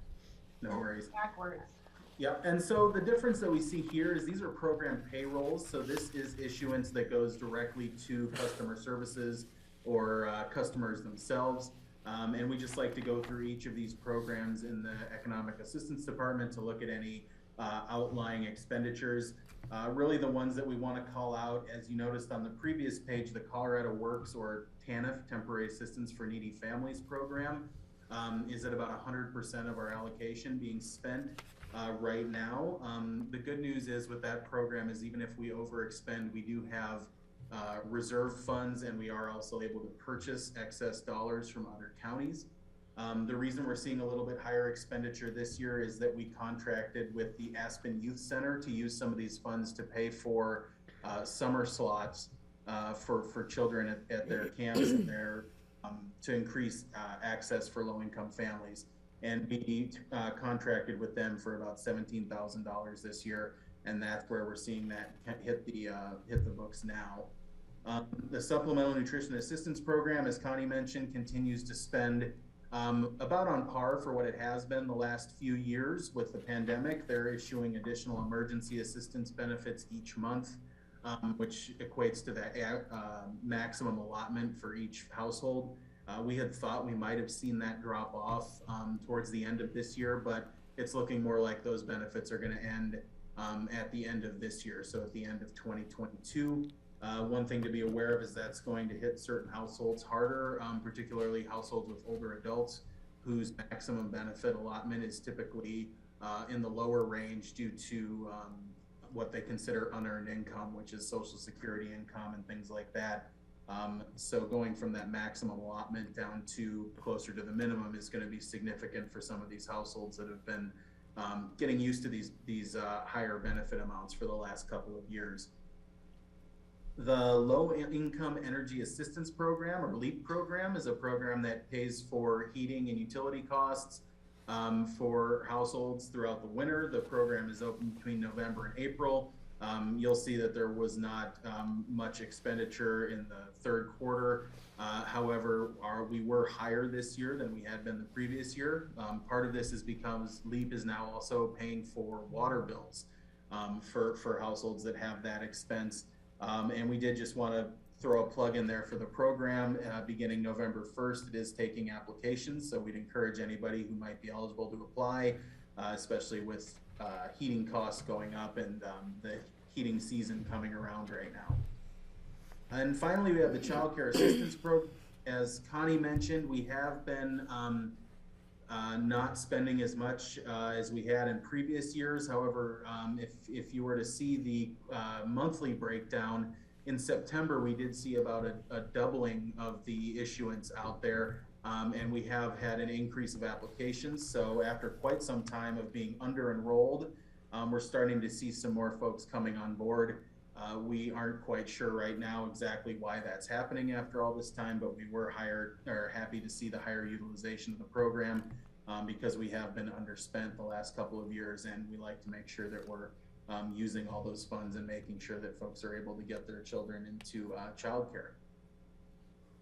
A question about Are there any? Wait, yeah, Sam, hang on a sec. Kelly, go ahead. Sorry. I've never thought to ask this before, but can CCAP funds be used for camp expenditures?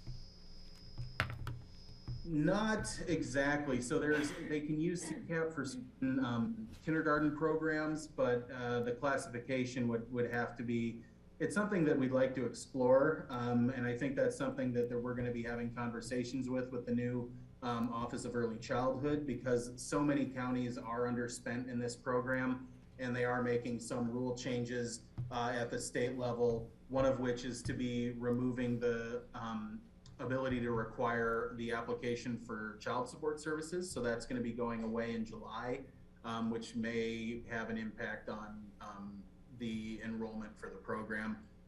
But yes, we'd like to see if there are other ways to spend the funds like we do with the TANF program, because typically here we find we have to be a little more creative to meet the need for our community. Okay. And have we revisited because we have some discretion over what the income level is, right? For application? No longer, no. Now the income limit is designated by the state. We are at the highest income limit for the program, which right now is just increased from 265% of the federal poverty level to 200% of the federal poverty level. Okay. Thanks, Sam. Mm-hmm.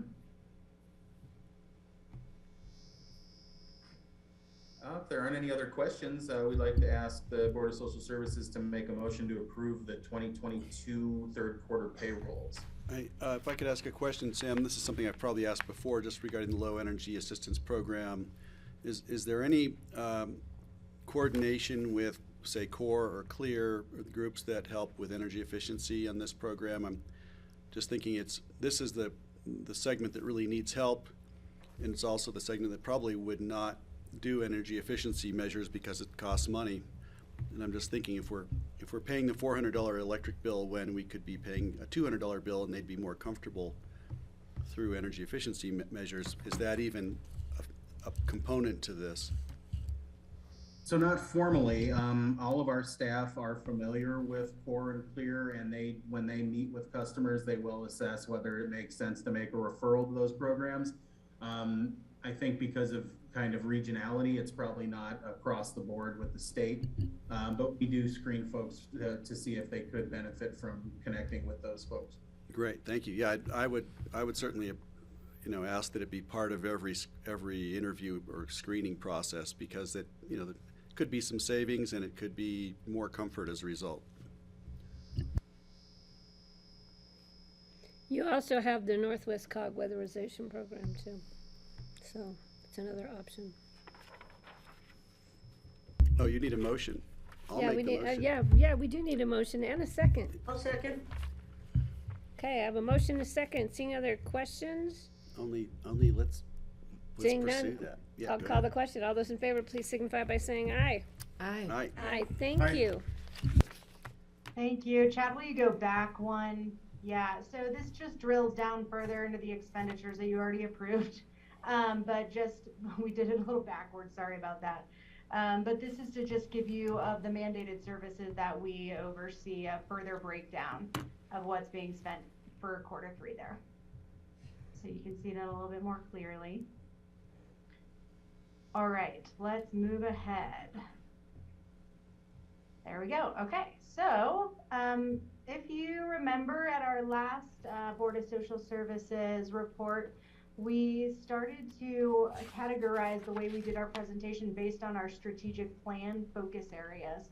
So we want to keep this at the top and make sure that we're kind of chipping away at some of these things that we that we collectively agreed on, both internally as staff, but also with a lot of external partner engagement as well. So these are the areas. The areas are around financial empowerment, food security, housing and homelessness and safety, and then for us internally, really looking at our internal capacity and building structure around that.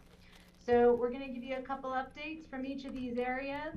It doesn't cover everything that's in the memo, but you can refer to the memo for anything else that you may have questions about. As you all know, in March of 2022, we began the process with Human Services Innovations to contract with them to do a assessment and provide recommendations on an organizational structure. This was really driven by the change in leadership and recognition that a lot of staff had been taking on a lot of different types of roles internally as we've all grown in positions. What the assessment found was that there are some opportunities for our organization. One, to really look at the cross-divisional depth of bench. We're pretty siloed, each department, economic assistance versus kind of our protective services versus senior services. Each of these departments are pretty siloed, so finding ways to remove those silos. Looking for professional development within the division, ways that people could move up, titrate through different positions. And then, of course, always being as accessible to the community as we possibly can, and to start moving upstream. We're kind of a reactive division. A lot of the services we do are protective services, right? It's kind of coming in when there's an emergency, and looking to get upstream of some of those and having more prevention-based services.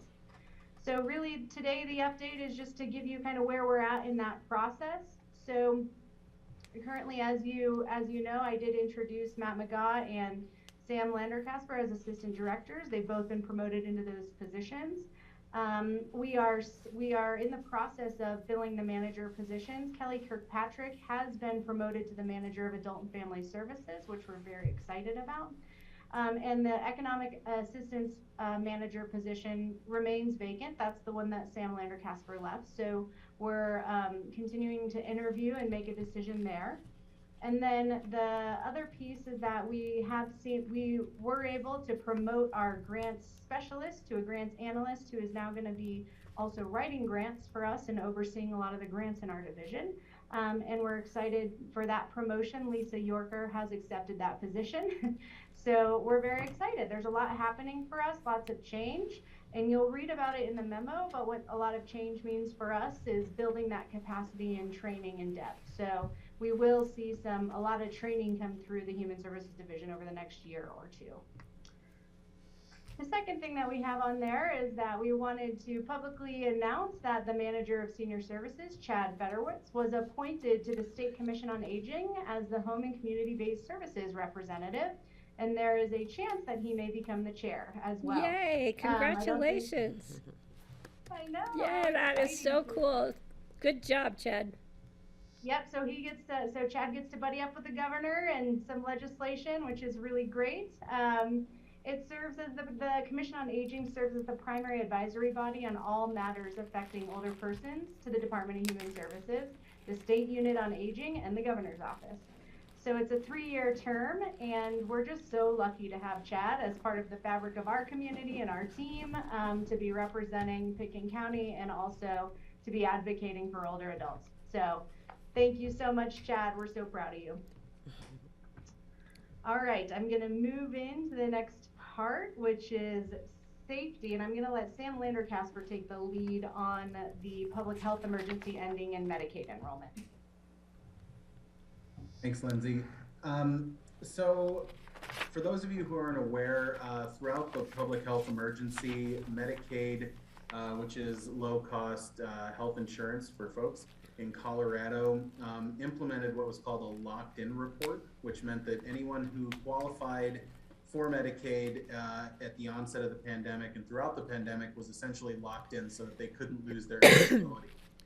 This was done in an effort to stabilize enrollment in the program so people wouldn't be going on and off, especially early on when businesses were open and closing kind of randomly. And throughout this process, as people have been locked into this program, they've become ineligible as their income changed. However, they continue to remain technically eligible for the service. The state has been over this time implementing or working to implement a plan for when the public health emergency ends and those folks are no longer locked into the program.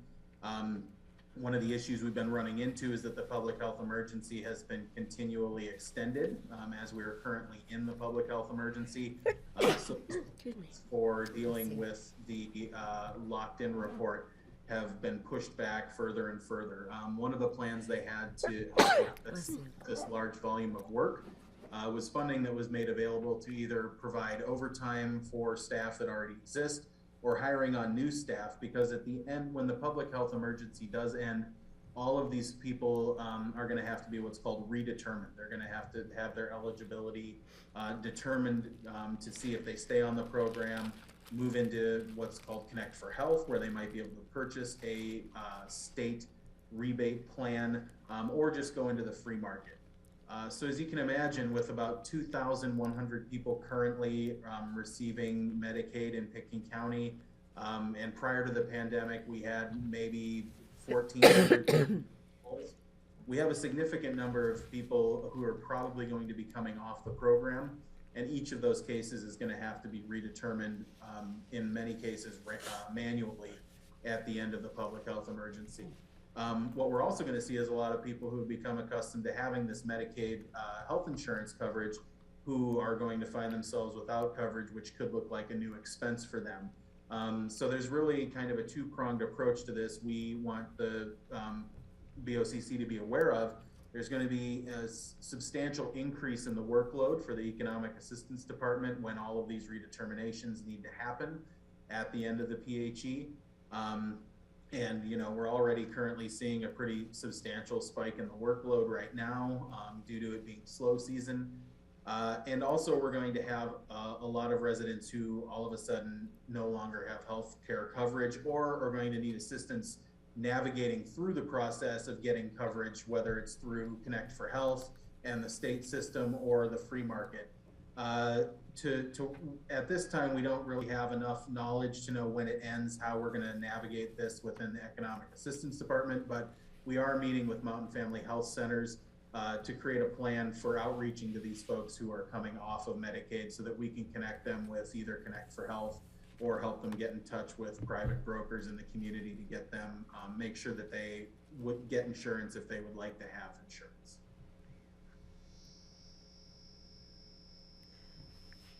Can I? Any questions? Yeah. Yeah. Kelly, go ahead. I'm looking at John Peacock a little bit because we've had conversations in the past about VHA's ability to offer, I don't know if it's insurance, but coverage for folks in our community as opposed to just the founders of that and main self-insurers of that group. And I don't know where that effort stands. So that has actually been work that's been done with Rocky Mountain Health Plans. So there's been Connect for.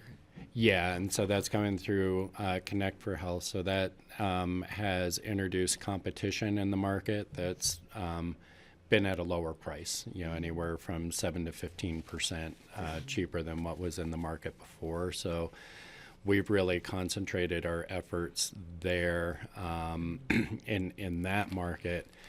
And so they've been able to leverage the infrastructure around care management that was built through the BHA and has been introduced to all the practices. And that's part of how they're offering the lower cost option. So different tier in terms of what we're covering through our partnerships with Mountain Family Health Centers and what we're doing with Medicaid.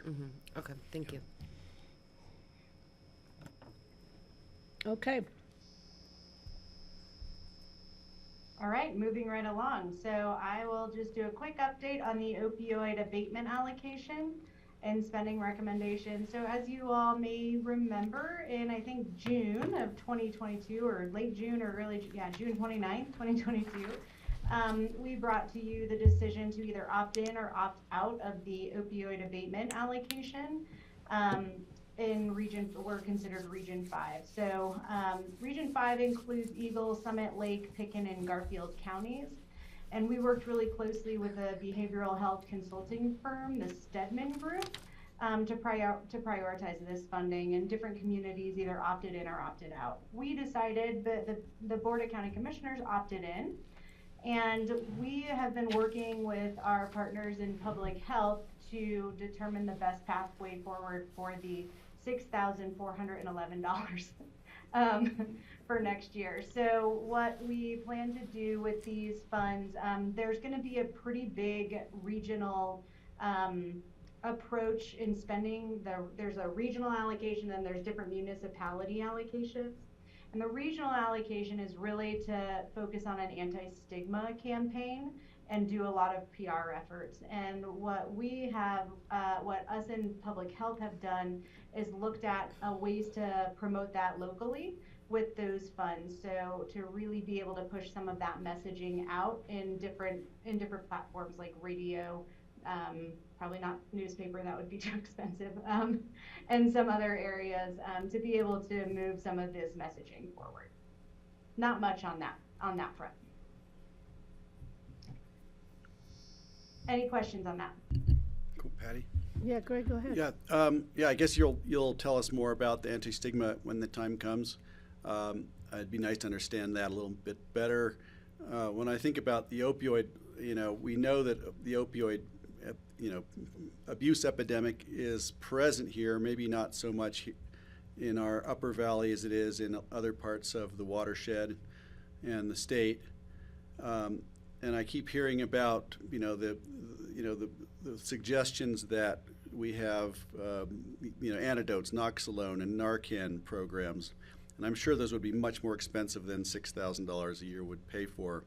But I'm just wondering, are we preparing for that? And is this a fund that we could try to draw on to help cover the cost of that?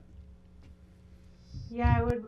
So, and I think I had Jordana in somewhere. I don't know if she's a panelist, or I could go grab her because she's sitting next to me, in the office next to me. But remember that those aren't the only funds. So this was just some additional surplus funding. And there are other harm reduction and different like blended and braided funding to approach some of those things. We get some of it through co-responder programs. We get some harm reduction dollars. So there's a lot of different ways that we approach those things. Great. Okay. As long as we are paying attention to that, I think that's an important thing to know about. Thanks. Steve, go ahead, please. Thanks, Patty. Lindsay, I just heard that Walmart has agreed to pay $3 billion into the opioid fund, and I presume that will follow the same track of going to the different states to be split up according to the formula that's been agreed upon. But do you know if that is in fact what will happen with this new money? You are ahead of me on that, Steve. I hadn't even heard that yet. So I'm happy to look into it. I have Jordana's giving me the thumbs up. Jordana just gave me the thumbs up. So I don't know much about that. I'm happy to look into it though, to see. I think so. Okay, yeah, if we could get a report on that at some point. No. Wonder how much we'll reap from that one to go with our $6,000. Yep. I think Greg's idea is great to see if we can get money to supply those prescription drugs to our first responders. Okay, so are we done with opioid? All right, then we're going to move along, go right into housing and homelessness. Just give a couple of updates. So the permanent supportive housing update is that we've started to convene some meetings with APSHA and West Mountain Regional Health Alliance. They were earmarked something like $800,000 or so to go towards, West Mountain Regional Health Alliance was to go towards a permanent supportive housing project. And permanent supportive housing, in case you didn't know, is housing assistance and supportive services provided to assist households with at least one member, adult or child, with a disability in achieving housing stability. The meetings that we've convened with APSHA are really to focus on the LIHTC properties. There's a few properties that have been sitting vacant because of the cliff effect and the income limits no one in this area is really meeting the income limits for those LIHTC properties. So what we're working with them right now on is to try to pull some data and understanding about how many individuals do we have in the area who meet a requirement for a permanent supportive housing. So they're living with a disability, maybe they've worked here in the past and have some of the workforce eligibility criteria, but no longer can because they are because they have a disability status, and see if there's a way that we can be creative in those areas. So let me pause and see if there's any questions about that. Are these the units, the tax subsidized units at Truscott? Across the street. No, there's some at Truscott also. That are sitting empty yeah, because I think- people make too much money. It could be like $60 too much a year and they can't qualify. It's I ridiculous. usually understand that two the income adults. limits are pretty strict in the LIHTC properties. They're very strict. They're federal. I think they're federal. They are so. federal, and I tried to talk to the mayor to see if the city wasn't willing to maybe approach our federal legislators and say, hey, can we just, for a 5-year interim, just so these units aren't sitting empty post-COVID, post-inflation, pre-recession, to see if they might be able to craft, 5, 10, who knows how many year. But I think that's something we still need to be looking at. Yeah, I mean, there's been a couple of efforts here to try and get those units filled, because typically when you have 2 income producing adults, You're up it's there. too much, and these are the 2 bedrooms that are sitting empty, and so like one adult with a adult who's formerly disabled, can sometimes qualify, or an adult with a dependent child can qualify sometimes. And we've really tried to work, with Lindsay's help, to let Garfield Health and Human Services know that if there's someone who's working in Picken County but living in Garfield that may be at this income threshold, that they should apply. We've tried to work with Chaffa about the LIHTC and see if there's ways to shuffle the credits around or get some relief on that, and and as well as lobbying our delegation, because this is a problem across mountain communities, so they're hearing about it from multiple commissioners. And I That's think good to that know. there's some APSHAs considering what ability we have, because once you're in a LIHTC project, they don't re-qualify you. APSHA is the one that re-qualifies. So we're having conversations about, is there a way that we could fairly let people remain in the LIHTC unit, whereas we make everybody else who's a renter re-qualify every 2 years. Folks might get kicked out of those LIHTC units if they have to re-qualify Yeah, every 2 yeah. years, and they can't go to students. There's a lot of restrictions. So it's been tough, but we, with Lindsay's help, you guys have are really definitely tried to looking at- shake the tree on it and think creatively. Yeah, I just hate the fact they're sitting empty. I know, me it's crazy. really tough. Yeah. We hate Or that we too. buy out the By the way. remainder of the tax credit, Yeah. I mean, there is a solution that's millions and millions of dollars, but that's what would eventually afford the flexibility in the inventory. It's on cheaper that. than building new, probably. That's part of the goal of not building new and reusing old. So, But yeah, those are, so but there's that city would have options to out there. decide that, because it's their tax credit. Yeah. Okay, this is the bigger one. Is it? I mean, they're all kind of connected. So the emergency overnight shelter update. So on Friday, November 4th, the Detox Funders Group, which includes leadership here in Picken County, City of Aspen, Town of Snowmass Village, Town of Basalt, and Aspen Valley Hospital, agreed to fund a multi-use detox and emergency winter shelter concept. Woohoo! This Yay. is very exciting. So the funding will support a blending of programs that includes really the way that area was designed was so that detox is on one side and the winter overnight shelter and resiliency center is on the other. There's a fishbowl office in the middle where you can see both of what's going on. It was really intended to blend and braid these programs to be able to offer low barrier winter overnight shelter. So if anybody shows up under the influence, there were a lot of things that prevented people from getting into winter overnight shelter in the past. This would create a solution where the only thing that would pretty much not allow you in is if you are aggressive or, you know, or you're making kind of open threats. So otherwise, you'd be able to either go to detox, do social detox, or you could be in the winter overnight shelter. So Recovery Resources will continue to reserve the 4 beds for detox or withdrawal management, while also they've been approved to have 12 cots or 12 beds, which was kind of the average census in past years of number of individuals that can sleep in the other bigger room.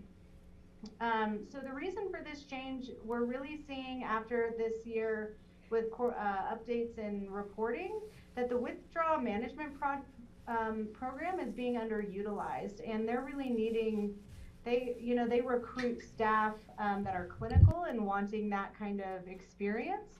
And when the detox is sitting empty, the staff aren't getting that experience. So the recovery came to us with this opportunity for us to consider together, and it was pretty much unilaterally voted on that the interest was there, and support. So with this now, there will be these 2 different programs, all that are focusing on helping people to build skills and healthy coping strategies they need to thrive beyond this adversity and really get them on a pathway to self-sufficiency. The overnight shelter, I just learned, is they had a bathroom upgrade that was happening that they can't open without a bathroom. So it sounds like everything should be good for the start date for today. I think they were still doing some of it last night. So the most recent that I got, it said that they're trying to open for tonight. It's supposed to get really cold tonight. So if it does not, then we're gonna be working really closely with them to try to get people into hotel rooms if we can, until it does open. Any questions? Yeah, I think it's critical to get people in shelter. These temperatures for this time of year are outrageously low, and there's only so much we can do about Mother Nature. But yeah, I think if we can't get them into the shelter tonight, if we can find another option, I think there's probably some vacancies in hotels or things we might be able to. John, do you have any suggestions or thoughts? We have done a contract with Mountain Chalet. They have provided hotel rooms for us through COVID, and we actually continue to have that contract because the public health emergency has not yet ended. So we're already proactively reaching out and seeing if there's some space. In the past, on these kinds of nights before the shelter has opened, we'll ask that folks share rooms. We might have 2, 3, or 4 people in a hotel room at a time, but at least there's a warm place for people to be staying. Great, okay, thank you. John, is there anything you want to add?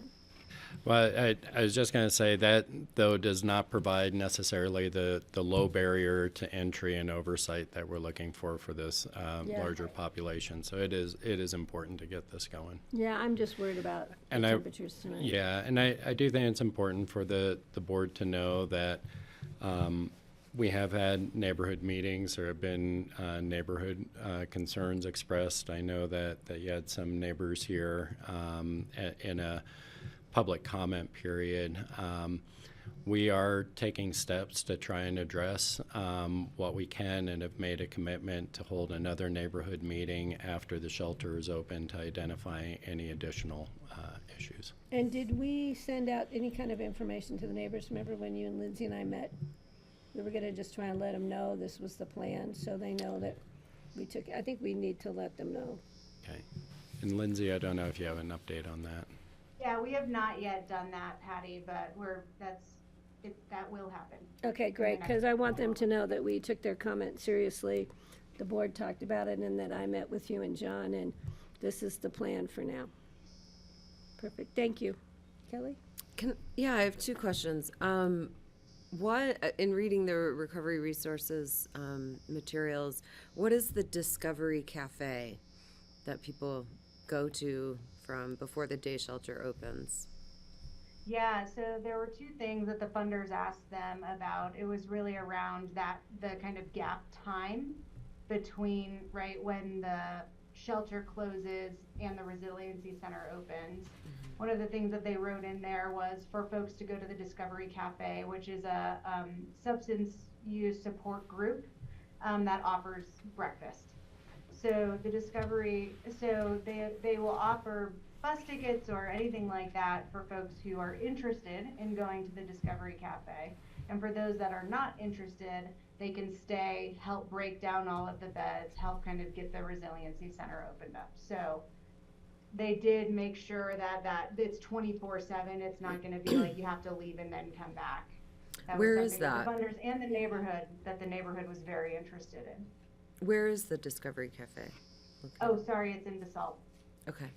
And then help me understand the numbers, because our point in time survey obviously shows more people than the 12 can accommodate. So what does that difference look like?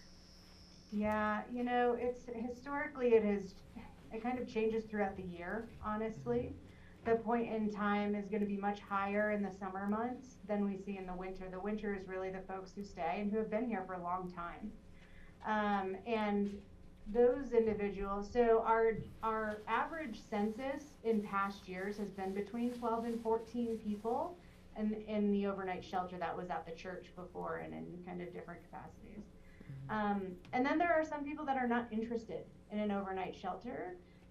Doesn't matter with the infrastructure that was created over the last 2 years. It doesn't matter. Every individual is assigned a case manager, whether they're ready to move into housing, ready to move from camping or not. They still have a case manager who's with them, supporting them on whatever decisions, but working with them through different approaches like motivational interviewing to help them move along to whatever that is. A lot of times they'll help people get back to where they were. Some people will come here and live here, maybe work a season, and then they'll want to, like once winter comes or maybe the summer, they have nowhere to go and they help them get back. I know a lot of those folks. Be something that we'd want to talk to Recovery Resources more about as well, just those numbers. Yeah. Would you say there's still a need for like a safe parking, like are people still seeking out safe parking locations? A lot of as an people option? are still doing that. They're not utilizing the overnight shelter. A lot of folks that are homeless are people who are parking on like county roads or, in different places where they kind of move around. I think the safe overnight parking is going to be the next conversation that we're going to need to have. Okay. Thank you. Okay. Well, it's an ongoing one also. Yeah. That's one that's never ended, but Sure. one that we could, we'll start digging into that. All right. All right. Next. Next, food security. I'm going to hand it back over to Sam Landercaster to talk about food security. Yeah, there's a lot going on with food security right now, and we just wanted to bring this to the Board of Social Services to give you an overview of what's going on. A lot of this work's being done regionally, and also you're going to start seeing some of these surveys and studies will probably come across your desk, and we just wanted you to be aware of what's going on. The first thing we wanted to talk about is the Mountain Coalition for Food and Nutrition Security. You may remember a few years back, there was a food security steering committee called SANA, the Safe and Abundant Nutrition Alliance, that involved the 3 counties and a number of our nonprofit partners. SANA's mission has changed more into the realm of outreach and engagement. However, SANA is a member of the Mountain Coalition for Food and Nutrition Security. That continues to be a group of the 3 counties, Eagle, Picken, and Garfield, as well as nonprofit partners in the food realm, as well as funders such as Aspen Community Foundation, whose primary goal at this time is really understanding the needs in the area around food security and creating a strategic plan to address the issue of food insecurity with the goal of eradicating it. And currently the efforts of that group are focused on a community survey to get input from the community around what the strategic plan needs to look like, what the vision would be of a post-food insecure society here, and to really drive information that will help feed that strategic plan. Really with the idea that all of the groups involved will be able to take that strategic plan, find measurable goals and outcomes that they can address, and we can approach funding solutions in a collaborative way. Within this work that's being done, Colorado State University, we've been working with them. When I say we, I say mostly Pitkin County. We really wanted to get this off the ground because we're going to conduct a study with them to identify the exact levels of food insecurity in our region. We find that a lot of the estimates we get are mostly metro-centric, and we believe that we have a higher level of food insecurity in this area due to the higher cost of living, as well as some of the issues you see with rural communities, such as transportation, access to agriculture, and things like that. So we're working with Colorado State University's research department, and they are in the process of getting ready to administer a community survey of, I believe it's 1,080 residents, to really assess the levels of food insecurity, as well as the particular aspects of food insecurity that our society or our region is facing.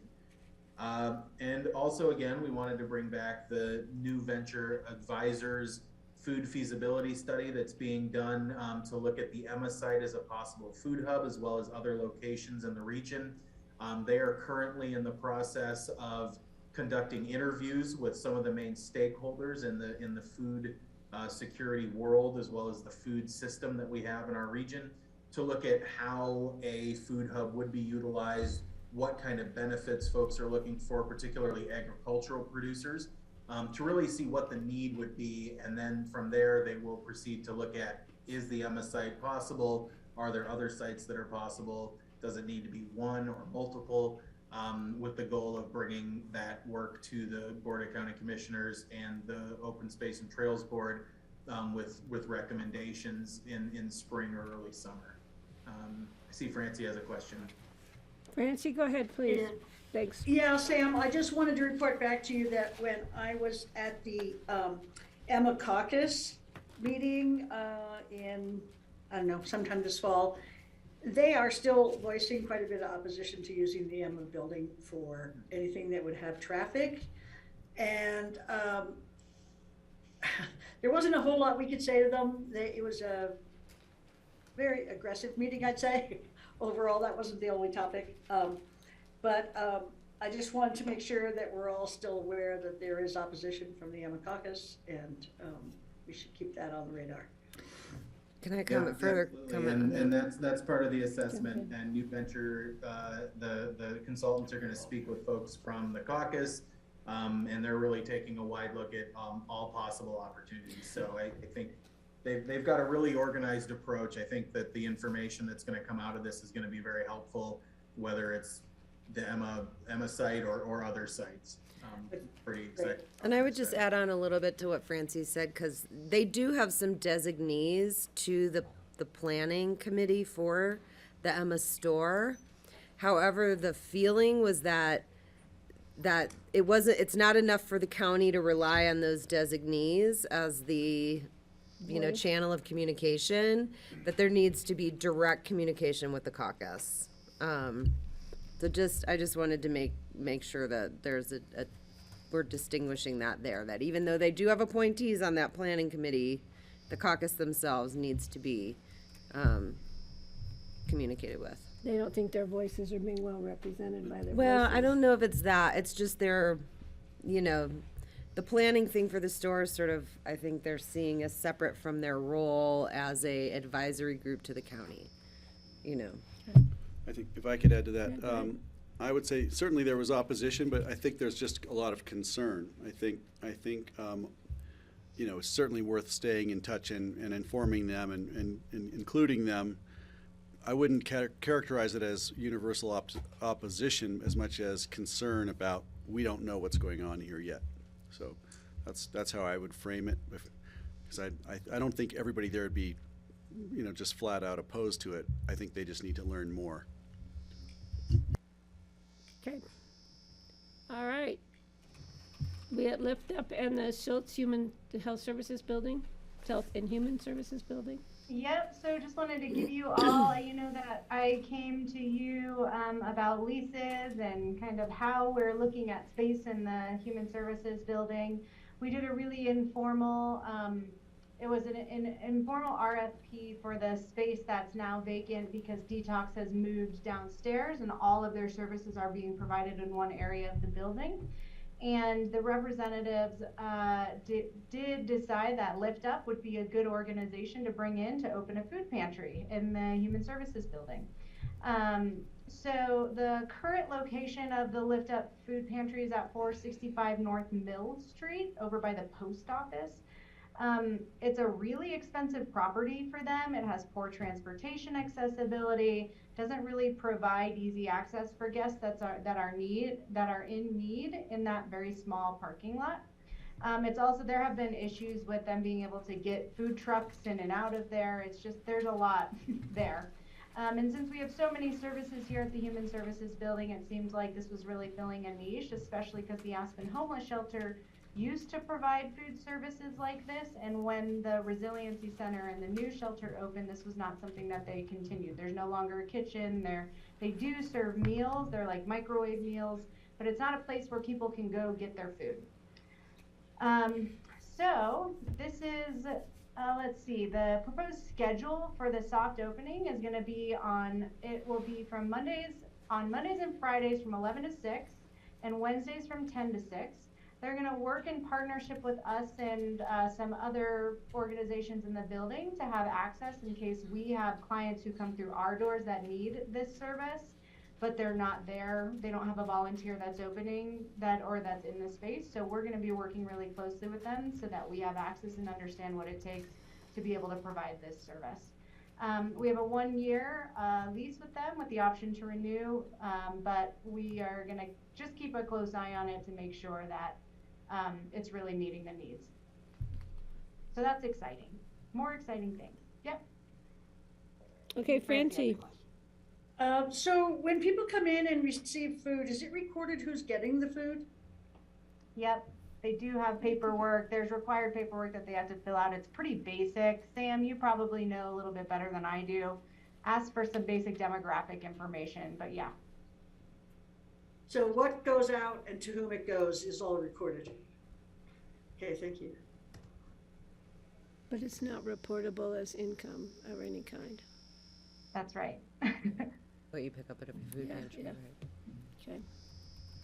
Okay. Yeah, in fact, we just had a client come into the building today who said, I go to the food pantry, it's open today. And they say, I go to the food pantry to get my food. I'm working on my Medicaid. And the question at the front desk was, are you receiving benefits for food? If you're going to the food pantry, right, are you getting some of those benefits as well? And they weren't even aware. So we helped them, right? So it's kind of a good funnel the way that it comes through the door too, because now as people come through, if they are applying for different government benefits and we see that there's that disparity, we can help them get some of that food. And you're right, Patty, it doesn't count as income. Perfect. Okay. All right. All right. I'm going to hand it back over to Sam and maybe Matt on the LEAP outreach incentive. Yeah, sounds good. So last thing here, we have the LEAP outreach incentive. So LEAP again is the low income energy assistance program, helps pay for people's heating costs in the winter. And we were advised prior to this upcoming season that we were going to be eligible to receive $26,000 in funds for outreach, which is great because typically most years we get about $250. Wow. So due to low enrollment in the program statewide, they've made these funds available. We opted to accept those funds and we're going to use them to, we have a lot of people in frontline positions who have contact with folks who we're really hoping are going to be able to spend some time talking about the LEAP program across all 3 of our departments. So adult and family services, senior services, and the economic assistance department. We're going to be dedicating staff time to this LEAP outreach, engagement, enrollment, providing some learning sessions for folks to come into, as well as having our outreach workers helping with applications to get more people enrolled. So it's just a really great opportunity to to offset some of our staff costs towards this LEAP outreach and get the word out into the community so folks can get enrolled in this program. Question, comment? Yeah, go ahead. Sam. Yeah, so Sam, this looks like an opportunity for me, once again, if they're going to be doing LEAP outreach, would it be useful, I don't know who the people doing the outreach are, so would it be useful if some core energy assessors were to maybe brief the LEAP people about how to speak to somebody about an energy efficiency measures. There may just be a way to open some doors or open some eyes about what could possibly be done there. So I'm hoping that's part of their outreach, and I think I'll volunteer core to help inform the outreach folks, if that's what it takes. Yeah, it'd be great to get a little bit more of that kind of front line, what's to reach back to the core here. Yeah, that would be great. I'd love to ask you to do that. And then I noticed did you skip over the Nourish Colorado Older Adults CSA program? Or is that, it was on Yeah, my... we didn't put everything in the memo on there. We tried to keep it Okay. concise with the need to know. But if you have questions about that, now's the time. We're happy to answer any questions there. Well, we're also at our time, but since we started late because of me not paying attention, I'll give you a little more. Thanks, Patty. And also, though, real quick, though, before you skip on to that, we also need to reach out to Northwest COG. They've been trying to get the weatherization program more involved over here. It may or may not qualify, but it's also a good resource, and they're doing well right now with receiving state funds. Oh, and CORE just had a meeting with Northwest COG. Perfect. I set that up for Monday, so they've had that meeting yesterday, and maybe there'll be something to help with this. Thanks, Greg. Appreciate that. Regarding this new Nourish Colorado Older Outdoors CSA program, it says funding is not clear. We're not clear if there will be funding for the next season. So is that something we should be talking about? Well, the way Nourish has explained it, this has passed through a couple different organizations. So Live Well Colorado became Nourish Colorado. They're funded through the state. So 3 of the last 4 years, they've received that funding through the state of Colorado. 1 year, I believe it was 2020, we received the funding for the program through the Aspen Community Foundation. We typically find out whether the funding's available at the beginning of the next year, which does give us time to plan and prepare. So if the funding weren't available, we would go out there and look to fund that program through grants or some other. We just feel that it's so impactful that we'd like to continue seeing that go on. We're hopeful, though, that it will be funded through Nourish again, which makes the whole process. So we might be revisiting it more towards in early 2023 if that funding didn't come through. Okay, great. That's an opportunity also just to work with Lift Up on their Farm to Food Pantry program, which does essentially the same thing, but this might provide some focus, and there may be funding opportunities there or partnership somehow. Thanks. Okay. Absolutely. Yeah, thank you. All right, we have more? No? No I more bet the- from us. I Any bet more the- questions for you all? Does the board have more questions? I want to thank you all, though, for the great job you're doing. We really appreciate the effort, the passion, the understanding you guys put into all those programs. Oh, I do have a question. Really? How often does a human being answer the phone over there? 99% of the time. Excellent. That's what I wanted to hear. Thank you. What are you asking? That's a new question, so everybody out there, be prepared. That's one of Greg's new questions. Between the hours Mark me on of that 8 and percentage. 5, It right? might be- Yeah, somewhere. I think pretty close, though. You usually get Susan if you give us a call. Excellent. Thank you. Okay, if that's it, Thank you all. Thank Yeah, you, guys. Thank you all. Thanks for your support. All We right. just Appreciate appreciate your you all work. so much. I Thank need you. a motion from the board to adjourn as the Board of Social Services. So moved. Second. I have a motion, I have a second. All those in favor, please signify by saying aye. Aye. Aye. Thanks, Aye. guys. Lindsay, are we seeing you later, or are you done with us for the day? Probably. I don't know. There's probably another one. We'll see. Okay, well, you'll know where to find us. Thank you so much. All right. I appreciate you. Thank you. Thank you. Bye-bye. Thank you all. All right, next, we have the ambulance district budget presentation, which I'm so happy to say is different than what we could have had. Yeah, I know why you're happy about it. Yeah. John, we need to talk about doing a thank you lunch. I'll tell you what happened with the bank later.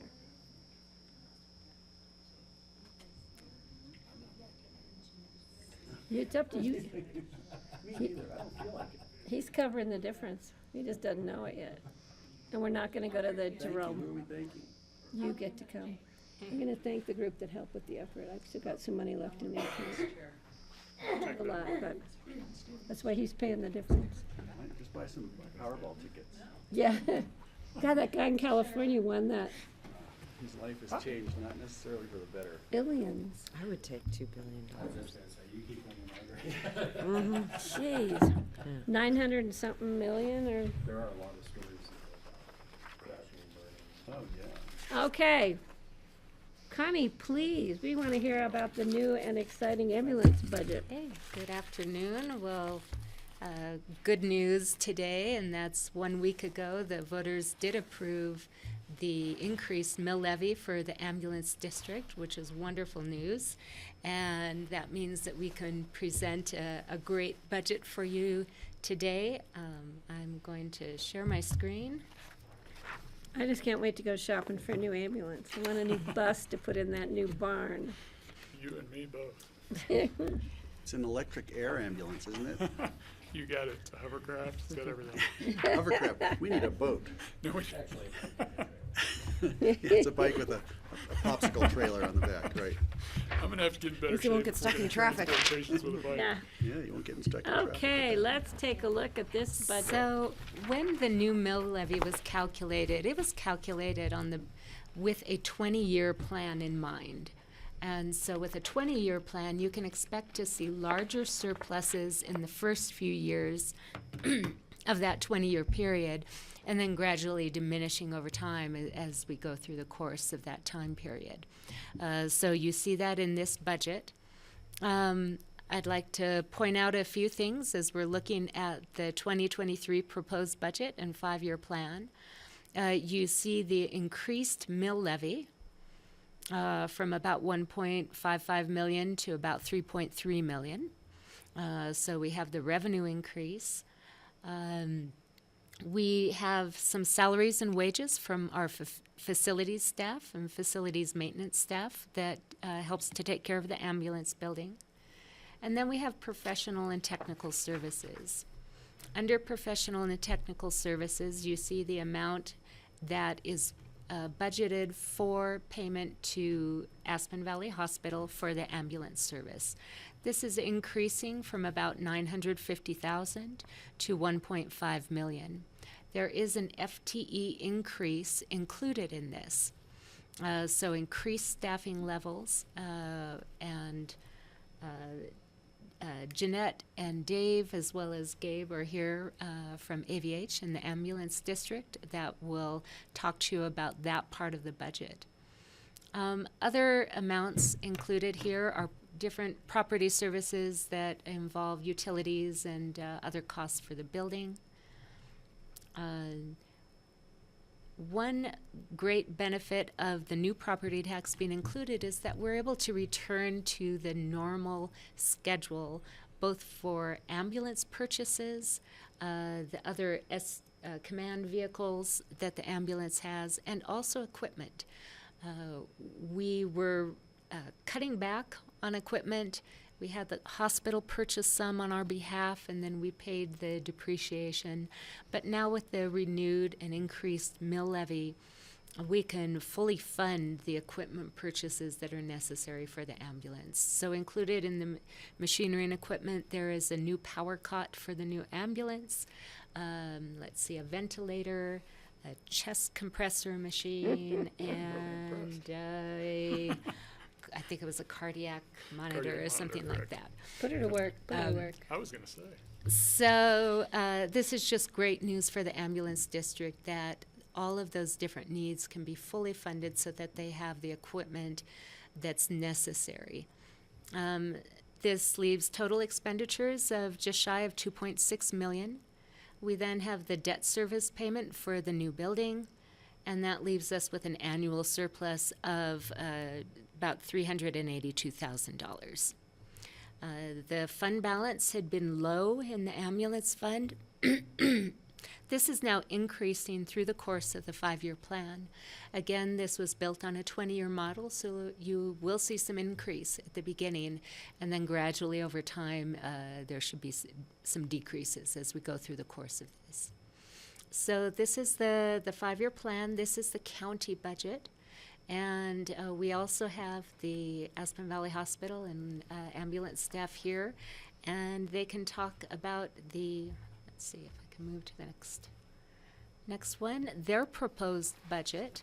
This makes up that 1.5 million that will be paid out to AVH per the budget. So Gabe, I don't know if you want to start, or Dave or Jeanette. Sure, I'll give it a go. First off, thank you so much for mentioning all that. I think it really is important to notice that 20-year plan. We are playing a little bit of a catch-up, as Connie just said.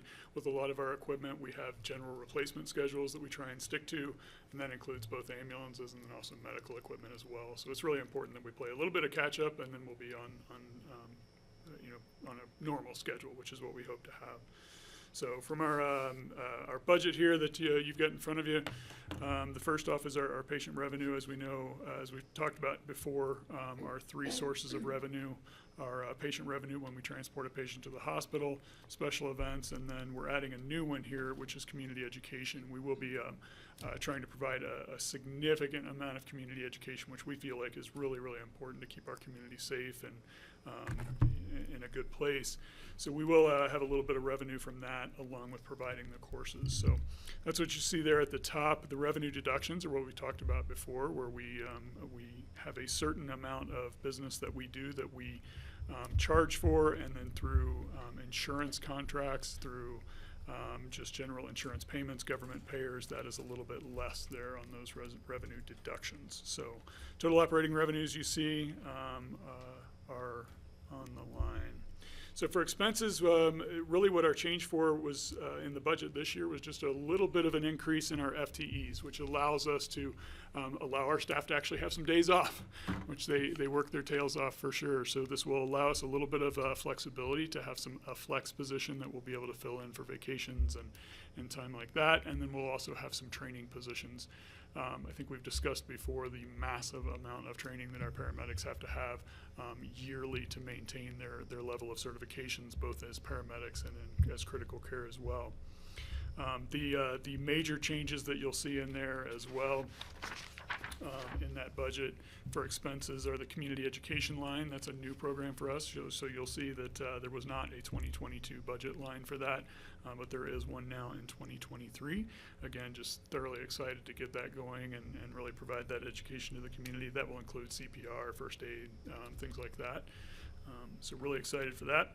And then as we move down, minor equipment for us falls into a lot of the just general operating equipment we have. We have rope replacement and life jacket replacement and equipment replacement as we go through. Again, we've been pushing off a lot of those costs and trying to extend the life as much as we can of a lot of our equipment. So this will again bring us back up to where we need. The continuing education line also bumps up quite a bit, but that is for our education for paramedics. One of the things that we learned and we talked about before is making sure that we have good paramedic staff. Paramedics are becoming difficult to find, and it's difficult to find employees in our community anyway, but it's even more difficult to find such a specialized field as paramedicine and critical care paramedicine. So this is to build a program from internally. So we're going to take locals and give them the education, which I think is amazing. I think that's exactly what we need to do, is keep our locals here and keep them well educated, well funded, and we'll be able to make sure that we have good staffing into the future. So again, excited about that one as well. Uniforms for us, one of the things that we found during COVID was that we, in our uniform budget, was a lot of our equipment for personal protective equipment needed to withstand everything that we do. So COVID doesn't go away just because you're in a car accident. And unfortunately, when we have to get in a car with lots of broken glass and shards of metal, we need to have protection not only from that kind of stuff, but also the infectious diseases as well. So it really changed the way we looked at personal protective equipment, and a lot of that goes towards our uniforms. So we pushed it there. Those are the big changes, the big dollar changes that we've seen over the 2022 budget. But other than that, everything else just remains roughly what you would see normally, just some small increases in patient care supplies, and that's mainly just cost increases as we go through.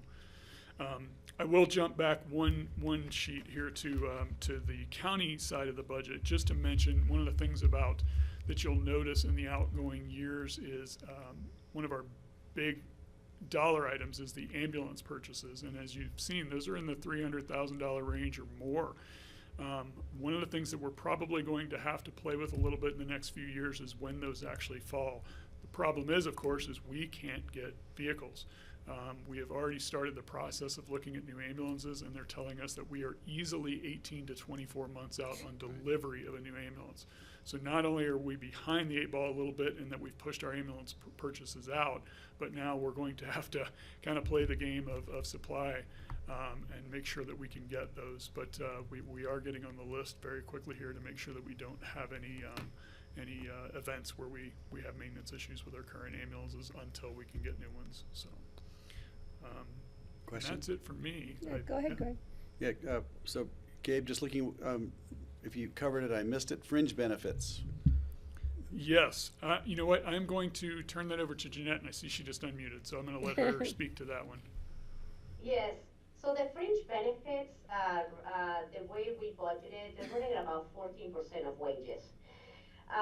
The employees that work for the ambulance district are actually employees of Aspen Valley Hospital. So this is basically the cost to have them as an employee of the hospital.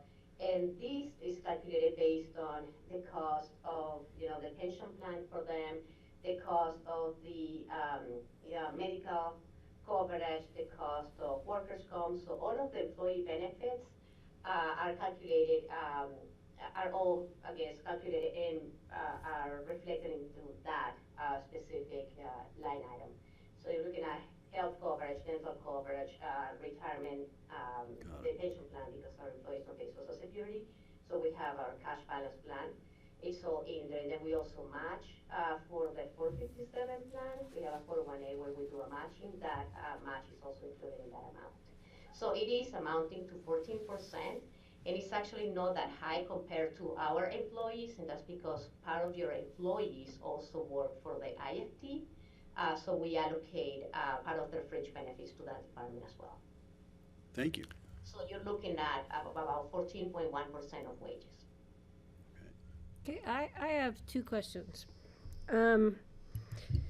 With community education, and I know that it's my understanding that you went up to Grizzly Reservoir with maybe Valerie McDonald, and so I really appreciate that, and I want to talk to you and Valerie more about that. But as part of community education, I'm hoping that you can work closely with emergency management with Valerie to get that full message out to the people that you're having contact with about being prepared, having a plan, because that is going to affect the ambulance district in the long run. We have people who aren't prepared and who don't leave. So I think that is going to be key. I think having community education funded, I know that the paramedics and the employees in the ambulance district, one of the things they like to do is get the community up to speed on, kind of a minimal self-rescue like basic first aid, CPR, Absolutely. How to use defibrillators, that kind of stuff. So I'm excited about that. The other thing, I'm going to look at John Peacock. I don't know if this will be helpful with ambulance purchases. We did it with the sheriff's office. We sped up the purchase of sheriff's vehicles because we could get in line if we had the money available. So would it be possible to do the same with the ambulance district? We'll help buy them and get us in line quicker and pay back? Yeah, basically what we'd have to do is a supplemental appropriation in this year because we have to have the appropriation in order to encumber a contract. Yeah. So I didn't know if anybody had talked to you about that, but if it's a way to get us bumped up into line if we have the money in our hands, when you and John and Connie or whoever can bring that forward for the BOCC. Yeah, thank you for that. We'll make sure we chat. I'm sure. Could I tag on to You certainly can. Patty's first comment just about the preparedness, the community education?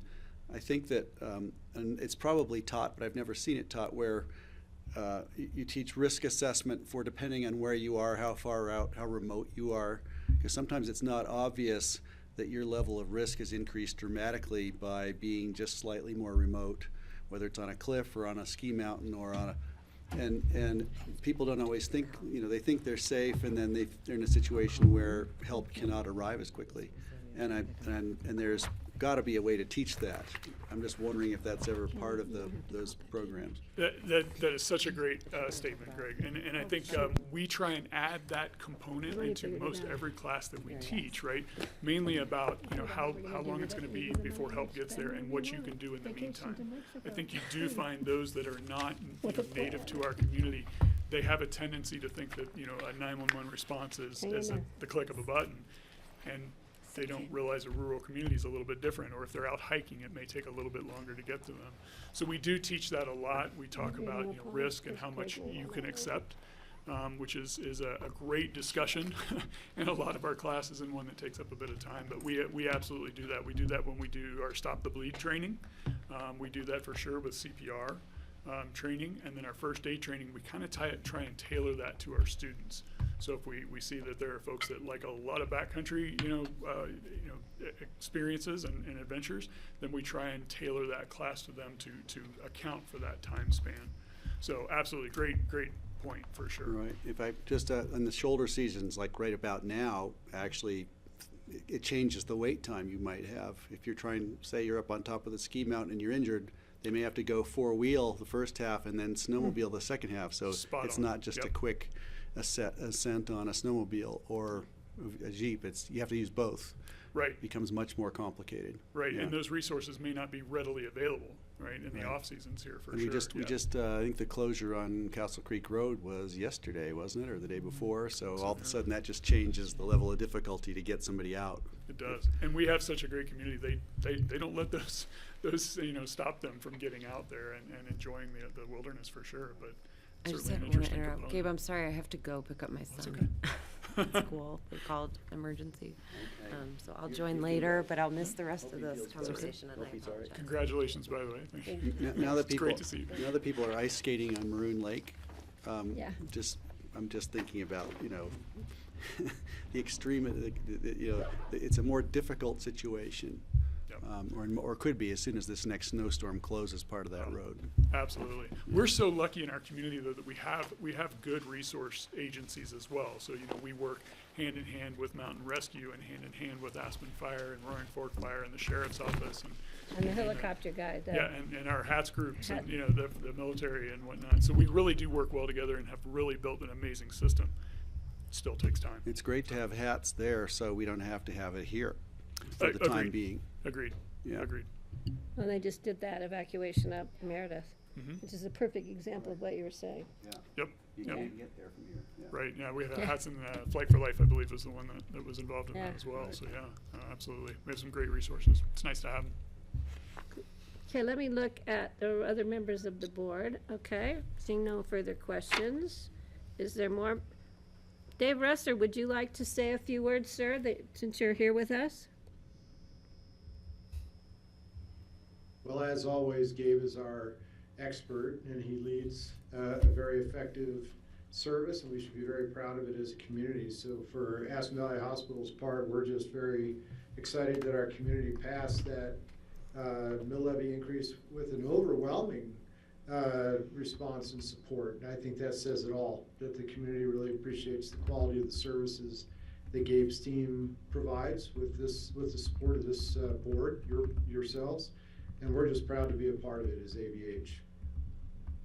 Yeah, I want to thank all of you who helped in that effort.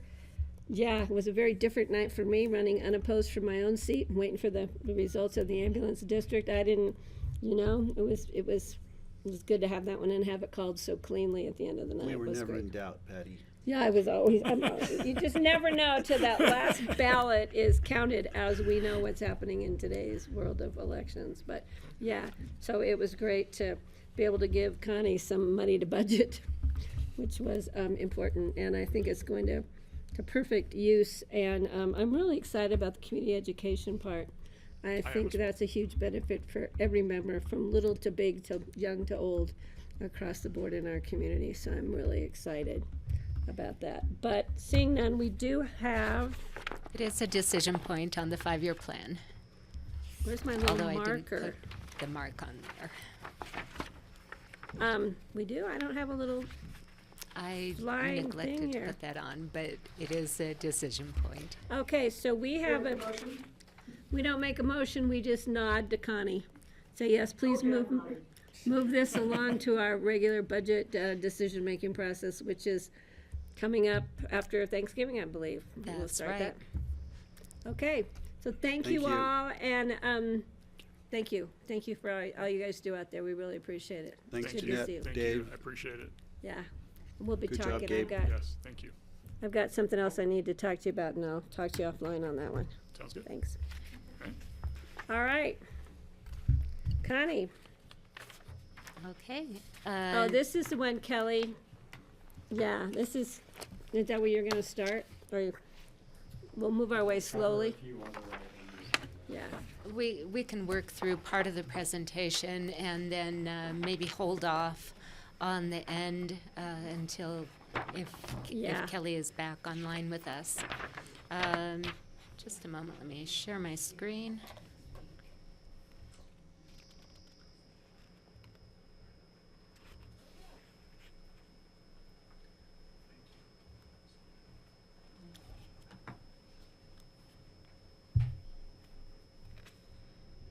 I can't believe you said we changed our minds since October 11th, Connie.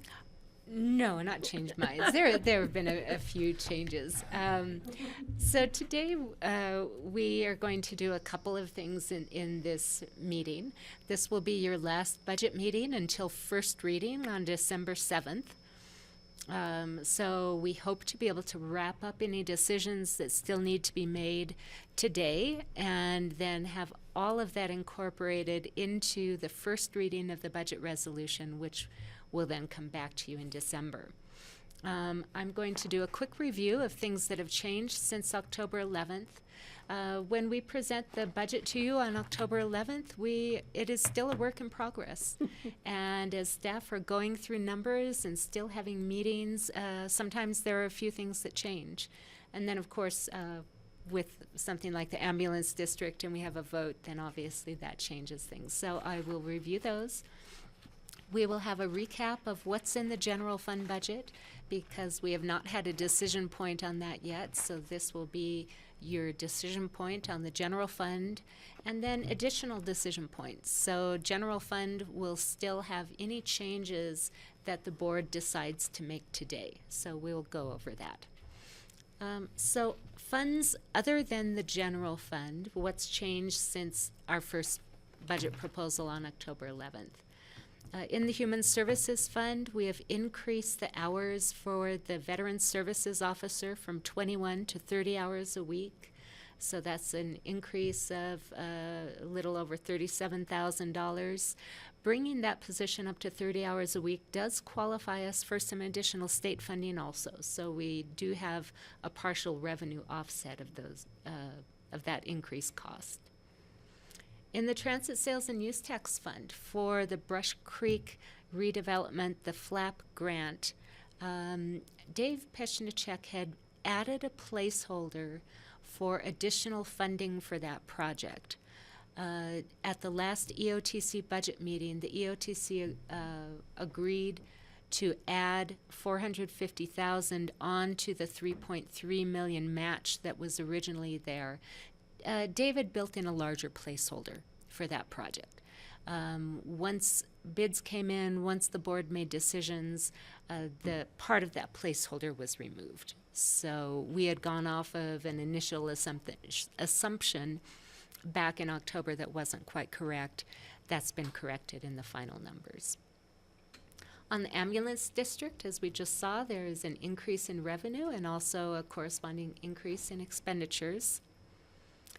Then in the Open Space and Trails Fund, the first version of the budget included improvements to Penny Hot Springs, but after more discussions with the Open Space and Trails Board, they weren't quite ready to take that step and include it in the budget. Instead, they included some additional studies, and the improvements may come back to the board at a later time. Also, some engineering for Owl Creek Trail. So a few smaller changes that have happened in the budget. One other item that is not included in this presentation, Lindsay mentioned it this morning with the Healthy Community Fund, and that has to do with recovery resources. We had a last-minute change coming in as they are working on the contract with Recovery Resources. They are our detox partners in the Health and Human Services building and also are now providing the overnight homeless shelter. So that has increased the cost of the contract, but our detox partners are probably going to kick in still that same percentage that they contribute towards detox for funding that part of Recovery Resources services that they're providing. The net change to the Healthy Community Fund is just under $50,000. Changes in the general fund. We added a one-time payment to the City of Aspen for animal shelter improvements. This is paid out of the restricted animal shelter fund balance within the general fund. We have a one-time contribution to CORE of $100,000. And then in the manager's budget, there was an increase to the training and development budget. And this is in light of some of the staff turnover and changes and new positions and responsibilities within the manager's budget. One other item that we also just heard about is for the DEI organizational assessment. This is diversity, equity, inclusivity, and we are contracting with an organization that will provide an assessment and I believe also provide training to the organization. $100,000 was budgeted, but the contract through the RFP process came in at $125,000. So we would like to increase that line item by $25,000. As long as it's not Dare to Lead, I'll go with it. Okay, you got me. On the revenue side, there is a, I'm sorry, I have this in as revenue, but it really is expenditure. My mistake there. And it's an expenditure decrease. We had planned for a $600,000 subsidy for the ambulance district, and with the passage of the increased mill levy, that transfer is no longer necessary. I'm sorry, I mislabeled that. Well, it's kind of a revenue, since you don't have to spend it. Yeah. Revenue on the Depends ambulance on which end of the side. transfer you're on. It was a Right. revenue for the ambulance district and a transfer and expenditure Yep. for us. I But it's have- 600,000 good to the general Yeah, fund. gonna have a request for part of this revenue expenditure change that I'll bring up later with childcare. Just to give you a heads up, John. If I could just say, I know in the conversation with Northwest COG, John Stavney and Dallas Blaney from CORE had a conversation about the fundraising development program that we've allocated money for CORE for. And Dallas explained to me that after the conversation, he realized that Northwest COG is going to be hiring somebody who's going to be looking for the grant opportunities, but not actually going after them. So I brought that up at our meeting. You yeah. did, okay, yeah, so there are two separate things, so I just wanted to clarify that what CORE is gonna be doing is hiring somebody to help actively go after those funding sources to bring the money into our locality and region. It'll be a regional effort, so that person will be helping. Right, The that six person will be county helping the regions. six county, yeah. Six county Not regions. writing grants, but finding the possible grants to And apply for. if needed, there might be an Yeah. opportunity to help with grant writing, but first let's figure out which grants we might want to write for. And I would just note again, I think there needs to be some more detail forthcoming from Right. CORE before we finally allocate those funds. So we'll be coming back Yeah, to the and board. we've Yeah. discussed that and told them Yeah. that and expect that from them. I think they're prepared for that. Good. It's not just a blank check. Yeah. It's a placeholder check. It's a placeholder check, right, yeah. As we've gone through the budget meetings this fall, the board has seen decision points when we present a 5-year plan for a fund. But when we present general fund departments, we present a 3-year budget expenditure comparison. So that's the difference. We don't do decision points on the general fund departments because they're all wrapped up together in the presentation of the 5-year plan for the general fund. This is just a list of all of the different departments and subdepartments that are included in the general fund. There's a lot there. And so just a reminder of everything that's included in the general fund.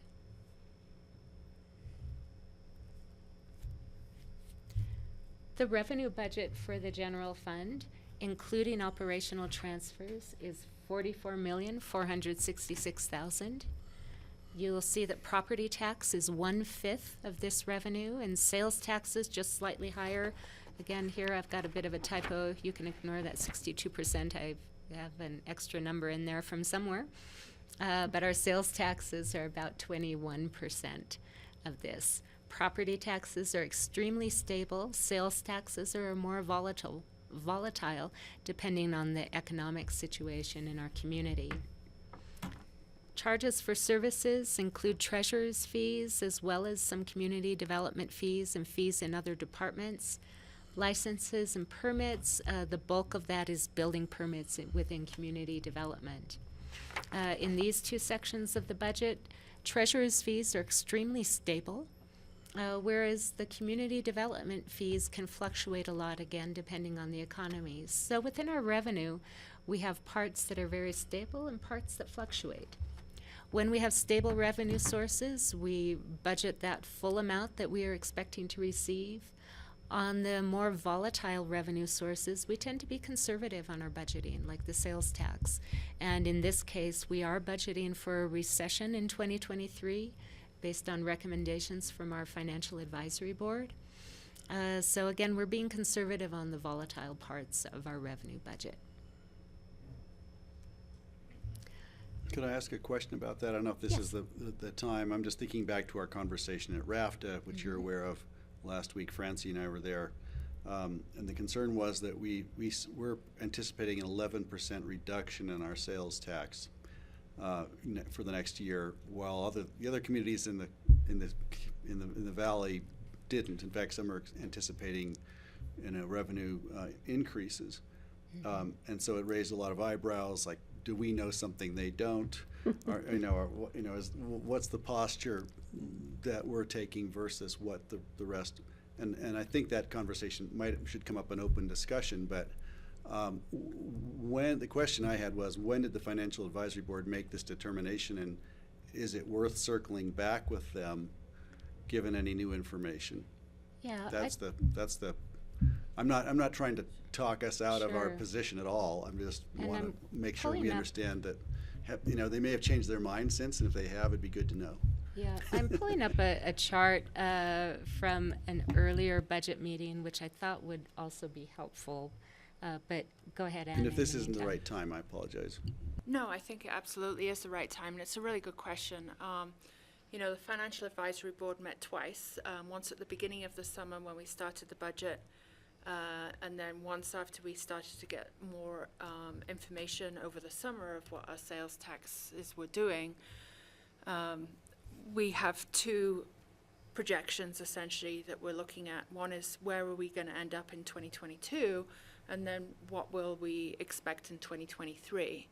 So you have to remember that 2022 projections are extremely high, and so when we're talking about 2023, the 11% is down off of the 2022, which is up 60% from 2019, and so I think, and Connie's got the charts here, it's just massive increases. Probably a lot of it's in construction, real estate, people buying houses, kitting them out, tearing them down, rebuilding. We know that's probably going to drop off.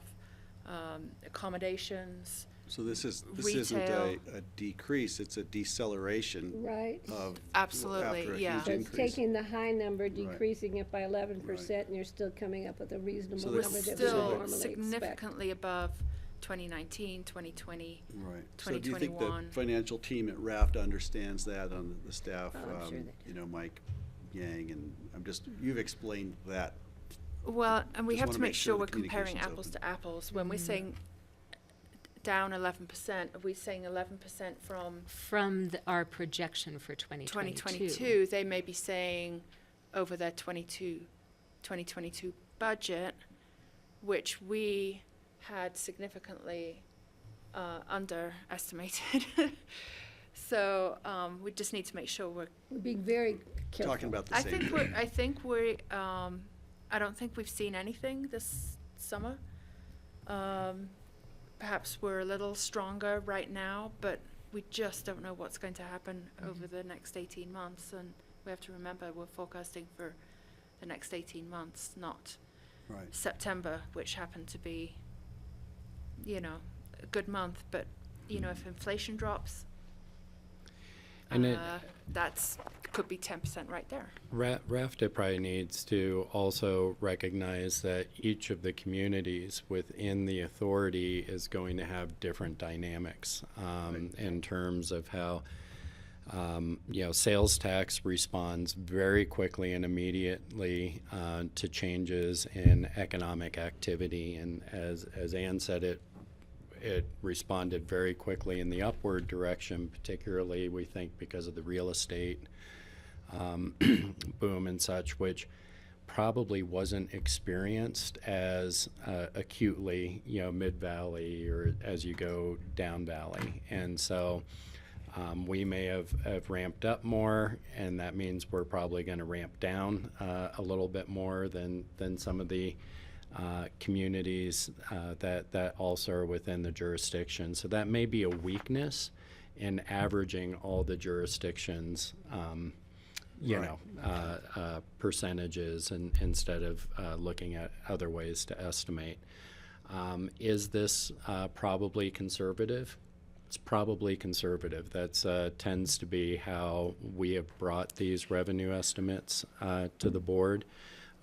We hope that we'll do better, but this is being buoyed by high inflation, right, and increased activity that our financial advisory board, I think, was not convinced would continue on through the next year. Great, thank you. I mean, we've already started Yeah, to Donna. see it drop off Sure, in thank a you. lot of the leading indicators, like, just I have a friend who works in the architectural business, and they're sort of just twiddling their thumbs now. Yeah, but before So- they didn't know where their thumbs were. Right, so- they didn't know where their thumbs were, yeah. Okay, Can I Francie? say something? Yeah, I was thank you. calling on you. Okay, thanks. So one of the reasons that some of the other jurisdictions said that they were not projecting a major decrease was because of inflation, and that they thought that even though sales may drop, that the price of things was going to stay significantly higher for a while. And so that was one of the reasons that they were surprised by our number. And I think just a little concerned because it affects their budget in a pretty major way, so. Well, that's their choice, though, for our number to affect their budget. We don't tell them how to estimate their sales tax, so there's that. I do think that, as I said, I think our dynamic is a little bit different, so we're subject to bigger swings in terms of both volume, I think, because so much of this is reliant on construction and room rates, to be honest, and those have higher volatility, so we're a little bit more conservative in our projections. And I think it is important just to look at our trend line. The green line are the actuals, and going from around 12 million approximately in 2019 and 2020, 2021 shot up to about 15 million. And the Financial Advisory Board at that point really thought that that was an unsustainable level. But yet we're projecting to be closer to 17 million for 2022. And I think it's part of it is the actual dollar amount of, is that a sustainable level, and can we really expect that off of this 16.8 million that we would increase, say, 3% off of that? Or at some point, will there be a reset down to about this same level of around 15 million? So part of it had to do with the sheer numbers and expecting that this trend shouldn't be continued on an upward basis from that point, but really we need to anticipate a reset and then increases in the future from that point. Thank you so much, guys. That really helps us get back to RAFTA. I want to share this chart with them if they haven't seen it, just because it helps. And we'll call on you if more explanation is needed. Thank you. Okay, you want to finish, because I have one broad question, but I'll wait till you get further along. Big dwelling question in my mind. And get back to So I think we're on expenditure budget, is that where we were? Yes.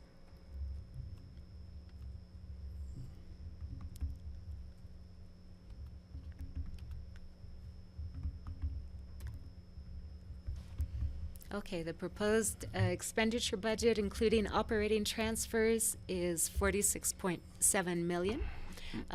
Over half of that are salaries and benefits, and there's just a list on the side explaining a little bit of what's included in the different categories that you see in the budget. I won't go through all of that. We then have transfers. I've mentioned the operating transfers. We have an operating transfer in of $75,000 from the Conservation Trust Fund. Those are lottery dollars. And then we transfer that out to the Open Space and Trails Fund to apply towards their purchases of open space. $10,000 expected revenue, which would be the second half of the repayment from Redstone Ranch. Then operating transfers out, we subsidize the human services and public health funds, about $1.3 and $1.2 million. And Healthy Community Fund, we cover the cost of the overhead charges for Healthy Community Fund so that that won't be deducted from the amount they have available to grant out to the different entities.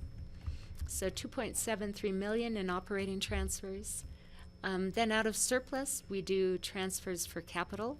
$1.25 million for the capital fund, $500,000 for the translator fund, and $125,000 to human services for the senior center remodel. So $1.875 million total. So the general fund 2023 proposed budget and 5-year plan. If you take the last few slides and combine them all together, this is what you get. On the revenues, you see all of the different categories of the revenues for the total revenue of $44.3 million, plus down in the transfers, the additional $145,000. On the expenditures, all of the different expenditure categories of salaries and wages and so forth, for total expenditures of about $44 million, then the operating transfers, and that gives us a deficit in 2023 of about $2.3 million. Remember, though, that we do have one-time expenditures of $2.46 million. So if it weren't for those one-time expenditures, we would be showing a surplus on operations in the general fund. You see surpluses in each of the out years, and then an average annual operating surplus for the 5-year period of $114,000. So the trend that you see on the surplus is important. This shows that we are not doing anything in 2023 that would mean that our services at this level are unsustainable. We have capital transfers that use some of the excess fund balance, and then at the bottom we show the fund balance numbers.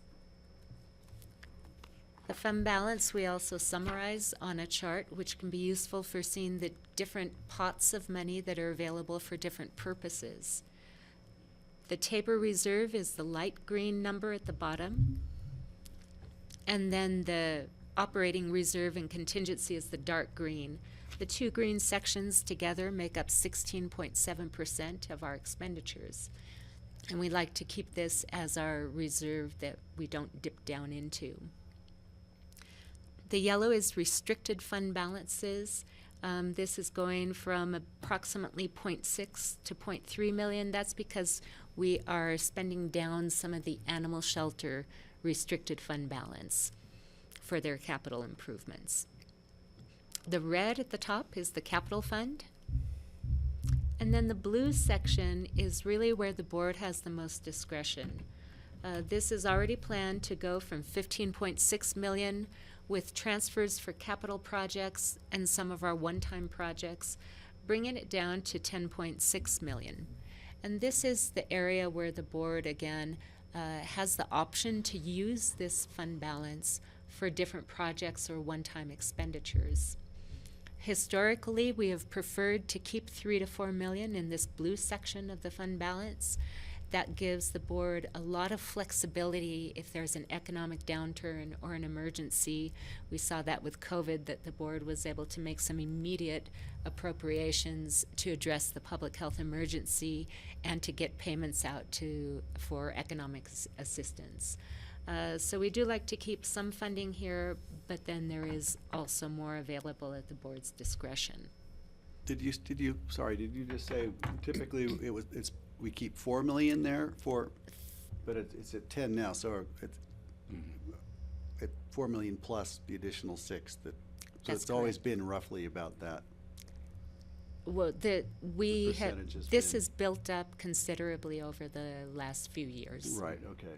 Yeah. So previously, 5 years ago, it would have been closer to half To this. 3 or 4 million, Okay, yes. that's what I thought you said. Thank you. Yeah, and a lot of that is as we went into the pandemic, in a 2-week period, our unemployment went from around 3% to 25%. We locked down on budget quite a bit, and we're very conservative in our estimates because we expected to be in a pretty significant recessionary period, probably greater than what we saw in 2008 and such, and that didn't happen. Our crystal ball was not spot on that one, and so because of those conservative decisions that we made, a few things have resulted, right? We had a lot more supplemental appropriations as we saw those trends not being what we projected, and we've accumulated fund balance, which has allowed us to dedicate funding to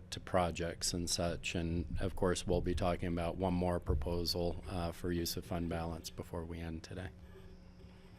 But we're also on a more, I guess there's a recessionary anticipation stance. Yeah, so that's part of why our sales tax, which is our most responsive revenue to those types of changes, why we were very conservative in projecting that with a decline. Although if you look at the overall trends, it's still an increase. Yeah, it's not that, yeah. And then we're maintaining fund balance to have some dry powder if we do run into this recessionary period, so we don't have to make the kind of precipitous decisions that have been talked about at this table. They're really difficult with layoffs and that sort of thing. Gives us some time to respond. Okay, I have a question. So one of the most common questions I'm asked by the constituency about our budget is how much money does the county budget to spend? Oh, total. They don't, to try and tell them about our other fund sources rather than just the general fund. And people just get so massively confused. So do I say around 44 million, or what about the landfill, the 180. airport? It's about 180 million this year that we have appropriated to spend. And that's total with our enterprise funds and our general fund. Everything. That's Open across the space and board. trails, all of the special And revenue enterprise funds. fund technically raised their own funding mechanisms like the airport or the landfill. That's correct. That's correct. Okay. 'Cause, I'm trying to keep it simple, and how do you do that? Well, So- that's why we have these 300 pages for Yeah. you. Is that all? Look I have 300 little tabs on mine. The other question I have, we'll go through this next page and then we'll get to the more open discussion, right? Okay. So additional decision points. Right following this meeting, the board will meet with Ashley to talk about ARPA funding for early childhood.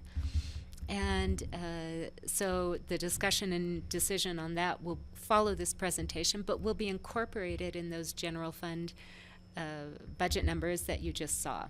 It has a net zero impact on the budget.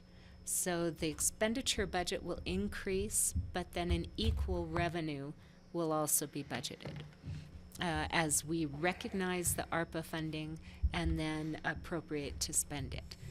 So you will see changes in the numbers for the general fund, but no impact on the general fund balance. Except for what I'm going to bring up. Yes, except for any additional decisions there. Another decision point that we have today, and Phyllis is here, she mentioned earlier in one of our budget meetings about a rental rate increase for Phillips Mobile Home Park. So we would like to bring that to the board as a decision point. And then use of unassigned general fund balance, whether the board wants to make additional appropriations for housing projects or not. So these are all of the discussion points, and at this point, I would like to really, well, first maybe leave it to Phyllis to talk about the rent increase, and then for the board to bring up any additional I think the appropriation board was items. in support of some level of increase. We were just waiting for Phyllis to bring us back the numbers. And I don't have them. I thought we got the numbers. No, we didn't have the exact numbers. That's why Phyllis is here. I don't have exact numbers. We were recommending I think it was $30 a month for the space rent and $50 a month for the cabin rents. I'd have to go back and look at what we had. I think that's what I remember, Yeah. and we have some moving parts that we have Hiram still as our property manager, and Harriet wants to live there the rest of her life. So we have been accommodating that, so we don't anticipate a change in the near future, but we are trying to plan for property management there. And so at this point, we don't have, so we talked about what could the expenses be that we'd want to include in this. So for next year, we don't have those figured out.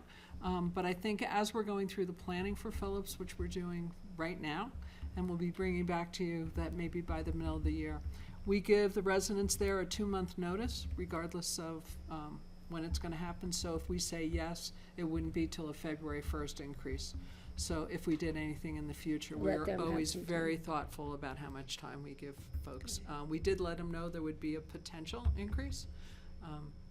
Without an amount. well, since I'm going to do these decision points one at a time, is that okay? No, I'm going to bring it back to the board for a nod if we want to look at increasing those rates, $30 for the space rent, $50 for the cabin, effective 2 months out from when we move it forward. Is the board okay with that number, those numbers? Yeah. Francie, Steve, are you okay, or you have a question? Yeah, that's thumbs up. Yeah, me too, but Steve? Yeah, and I'd like to comment on it. I mean, it seems like that amount of an increase would be appropriate. I imagine we're gonna hear some screams, cries from help from some of the residents there who are on maybe more of a fixed income. And I think we need to be ready for those kind of protests from people. And is there some way we can deal with people who are on a fixed income who live with Phillips? Well, if anything, Steve, I think it might be an opportunity for Human Health Services to contact people to see if there's another way we can alleviate some of their other expenses, like utilities or food, or we have a lot of other benefits they might be able to take. We had one advantage of. resident, the last time we raised the rent, who was not able to, and we directed them to Human Services, and they got assistance. So And that worked out well. That may create opportunities where people could be getting benefits currently that may really help with their quality of life. So that may be a positive outcome. So I'm seeing a nod on that. Okay, thank you. Thank you. So, do we want to go to where? Why don't we go to the unassigned general fund balance? Because I think we've got time for Ashley to talk about childcare coming up. Well, we don't have Kelly on yet. Oh. And this was, I think, Kelly's request to take 5 million out of the general fund unassigned and use it towards housing, and we wanted more time to try and have a plan. And that was one of my pleas, so we have more time. I do not have a problem taking 5 million. I'd like to keep the cushion of 10 million, but you can only do so much, and I think housing is an emergency, is a crisis. And I would like to see, I have an X, because I don't know how much money of the 5 million to go towards Phillips to get that moving along. And the other portion of that 5 million, I'd like to reserve it for some of our partnerships that we're working on. So whether it's 2.5 each, or 3 million to Phillips and 2 million to joint partnerships, I think both of those, because we have some joint partnerships that are lining up. And I think, John, correct me if I'm wrong, we're gonna need some money to ante into that card game. Yeah, and I can provide some more context if you want, or I just a ballpark. I want to see how the board feels about that. Francie? Well, I was wondering, we had a break scheduled for 2:50, and I had sort of set up something for during that break. Are we gonna get that break and wait for Kelly to come back? Well, we actually have a break at 4 o'clock. We don't have I don't see a break. Says 2:50, Oh, right? okay. Blew right by that one. Yeah, I would rather move us along since we're in the middle of the conversation. But yeah, Francie, if you want a 10-minute break, we can take a 10-minute break. Board up for that? Okay, grassroots, we're gonna take 10. Thank you. Sorry, I just was moving on.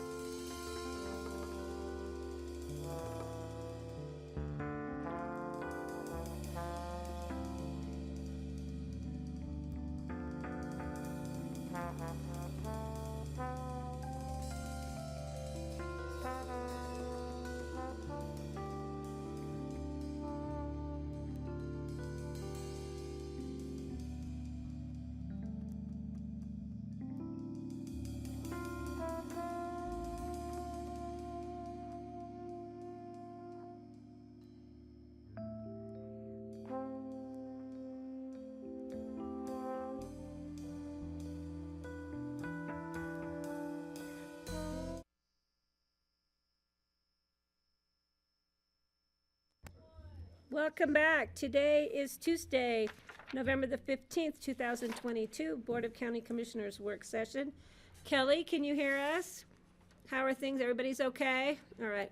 Since you were gone, we did agree to give a nod to staff for a rent increase at Phillips of $30 per space and $50 per cabin per month.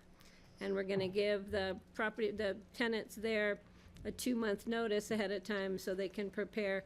And anybody who has difficulty in paying those, we're gonna see if we can't get them assistance through our our Human Health Services departments. So that's where we are. We, thank you, Francie, for reminding me. I was rolling right through the break. I really appreciate it. I had a phone call I had set up for that time, so. Okay, sorry. Thank you so much. Steve, let me just finish here with Kelly. Or do you want to jump in on the Phillips? No, I just wanted to let you know I have a phone call I have to be on at 3:30. And so I'm gonna have to drop off at some point, but I think we'll have the bulk of this, our decision point made by that point. Okay. I'm hoping. Okay, Francie, good luck next year. All right. No worries. The other issue we had, Kelly, I'm going to go right to the biggie, and that is the unassigned general fund balance. Kelly had brought up about $5 million out of the 10 point something million and allocate it to housing needs. And so I think I've come to a way we can move this forward. John, would you like to explain it? Sure, yeah. So thanks, Patty. And I just want to provide a little bit of context for the board's decision making here because, the staff did not propose appropriations for housing because we are working on several projects and initiatives that haven't ripened to the point where we have specific numbers to bring. However, we do know that there are several projects or initiatives that we're working on that will likely, very likely, be coming back to the board in 2023, 2024, for which we would be asking for appropriations. And so just a couple examples, and the board is aware. So we have Phillips, for example, and we're currently working to finalize conceptual design for that plus or minus 70 units. That was the board's last direction. That we can bring back to the board so that we can start to appropriate funds both for design and required infrastructure and that sort of thing. We have very, very preliminary estimates for a complete project that includes the infrastructure, vertical construction, relocation of pads and that sort of thing. That has that project north of $20 million all in. The county would not necessarily be responsible, right, for all of that funding. We would be, we'd anticipate threading in a combination of grants, partnerships with other entities who are also in need of affordable housing, sale and rental revenues from current and future tenants, and then revenues or dollars from our general fund and or housing fund. It's reasonable to assume, though, that with grants and such, that the county's portion for that additional development would run anywhere from 15 to 25%, depending on how we thread projects together. And so that would be in the $3 to $5 million range. So that would probably cover horizontal infrastructure or a good portion of that horizontal infrastructure. So there's a range that upon board approval we would likely be bringing back in 2023. Other projects. Okay, so I don't want us to think that we're going to necessarily spend all of this money. Correct. On that. So John, you're going to give us a list of other. We also have Forest Service projects, right? Partnerships that we're working on with Eagle County.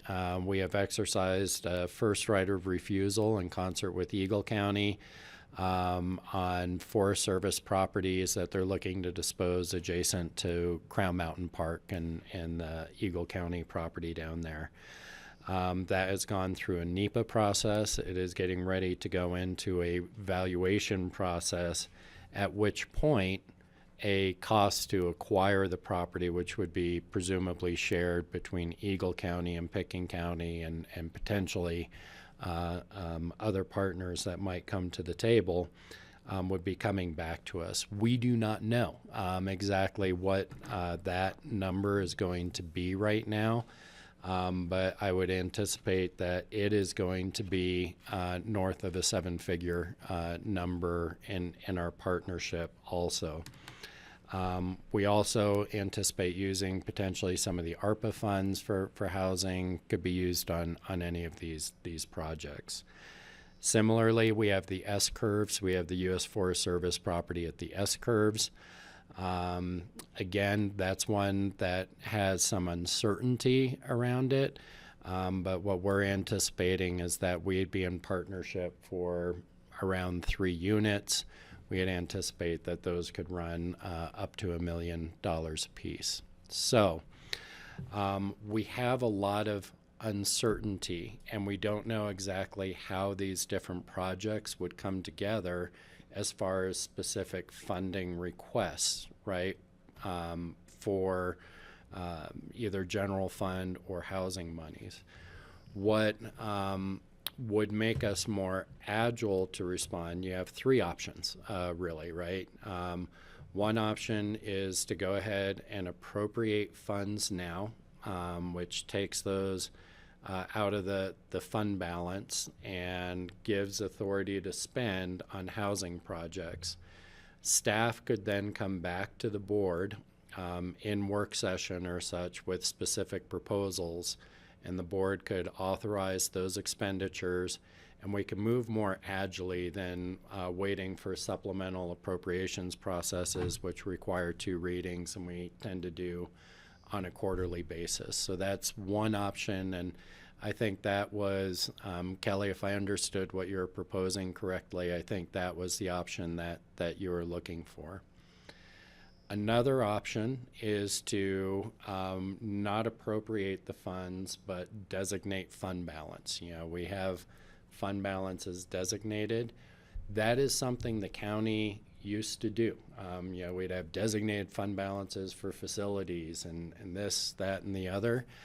And what I don't like about that process is it's not an appropriation, but it tends to take on a life of its own, and it can drive decision making that may not account for the flexibility you really have with that fund balance. And so it's not, in my way of thinking, quite as transparent actually as of a process, but it is an option for the board if you wanted to say, hey, we're going to set aside X amount, 5 million. We're going to color it purple, you know, in our fund balance chart, and we'll appropriate that as we see projects. The third option is really what we were doing, which is holding undesignated fund balance and bringing it back through the appropriations, supplemental appropriations process. By appropriating the funds, the board makes a statement about housing being a top priority for the board, and it gives staff and the board the most flexibility to respond quickly to opportunities as they arise. Good. So those are the options as I see them. So Steve, please.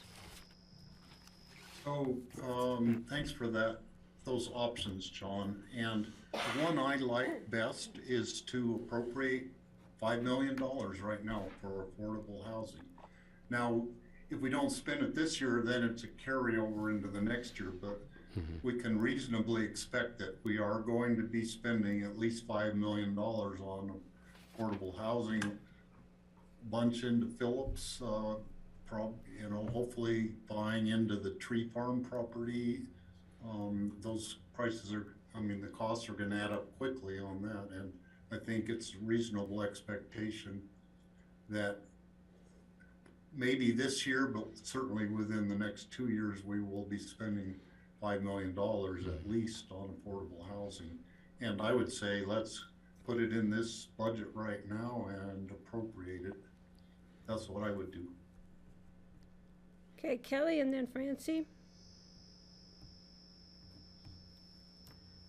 Sure, thanks. I just want to thank you all. I know I sort of sprung this out there, and it was a bit of a reaction to seeing the budget for the first time and working through our large fund balance that we have.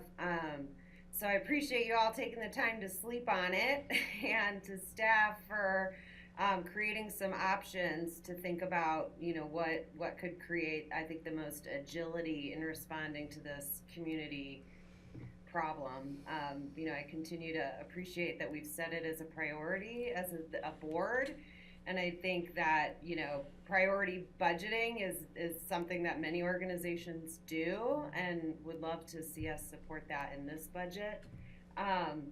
And just recall that the reason we have these funds is because of just the high sales tax revenue that's been generated from our businesses, and responding to their need and their real crisis that has been clearly articulated to us about needing affordable housing.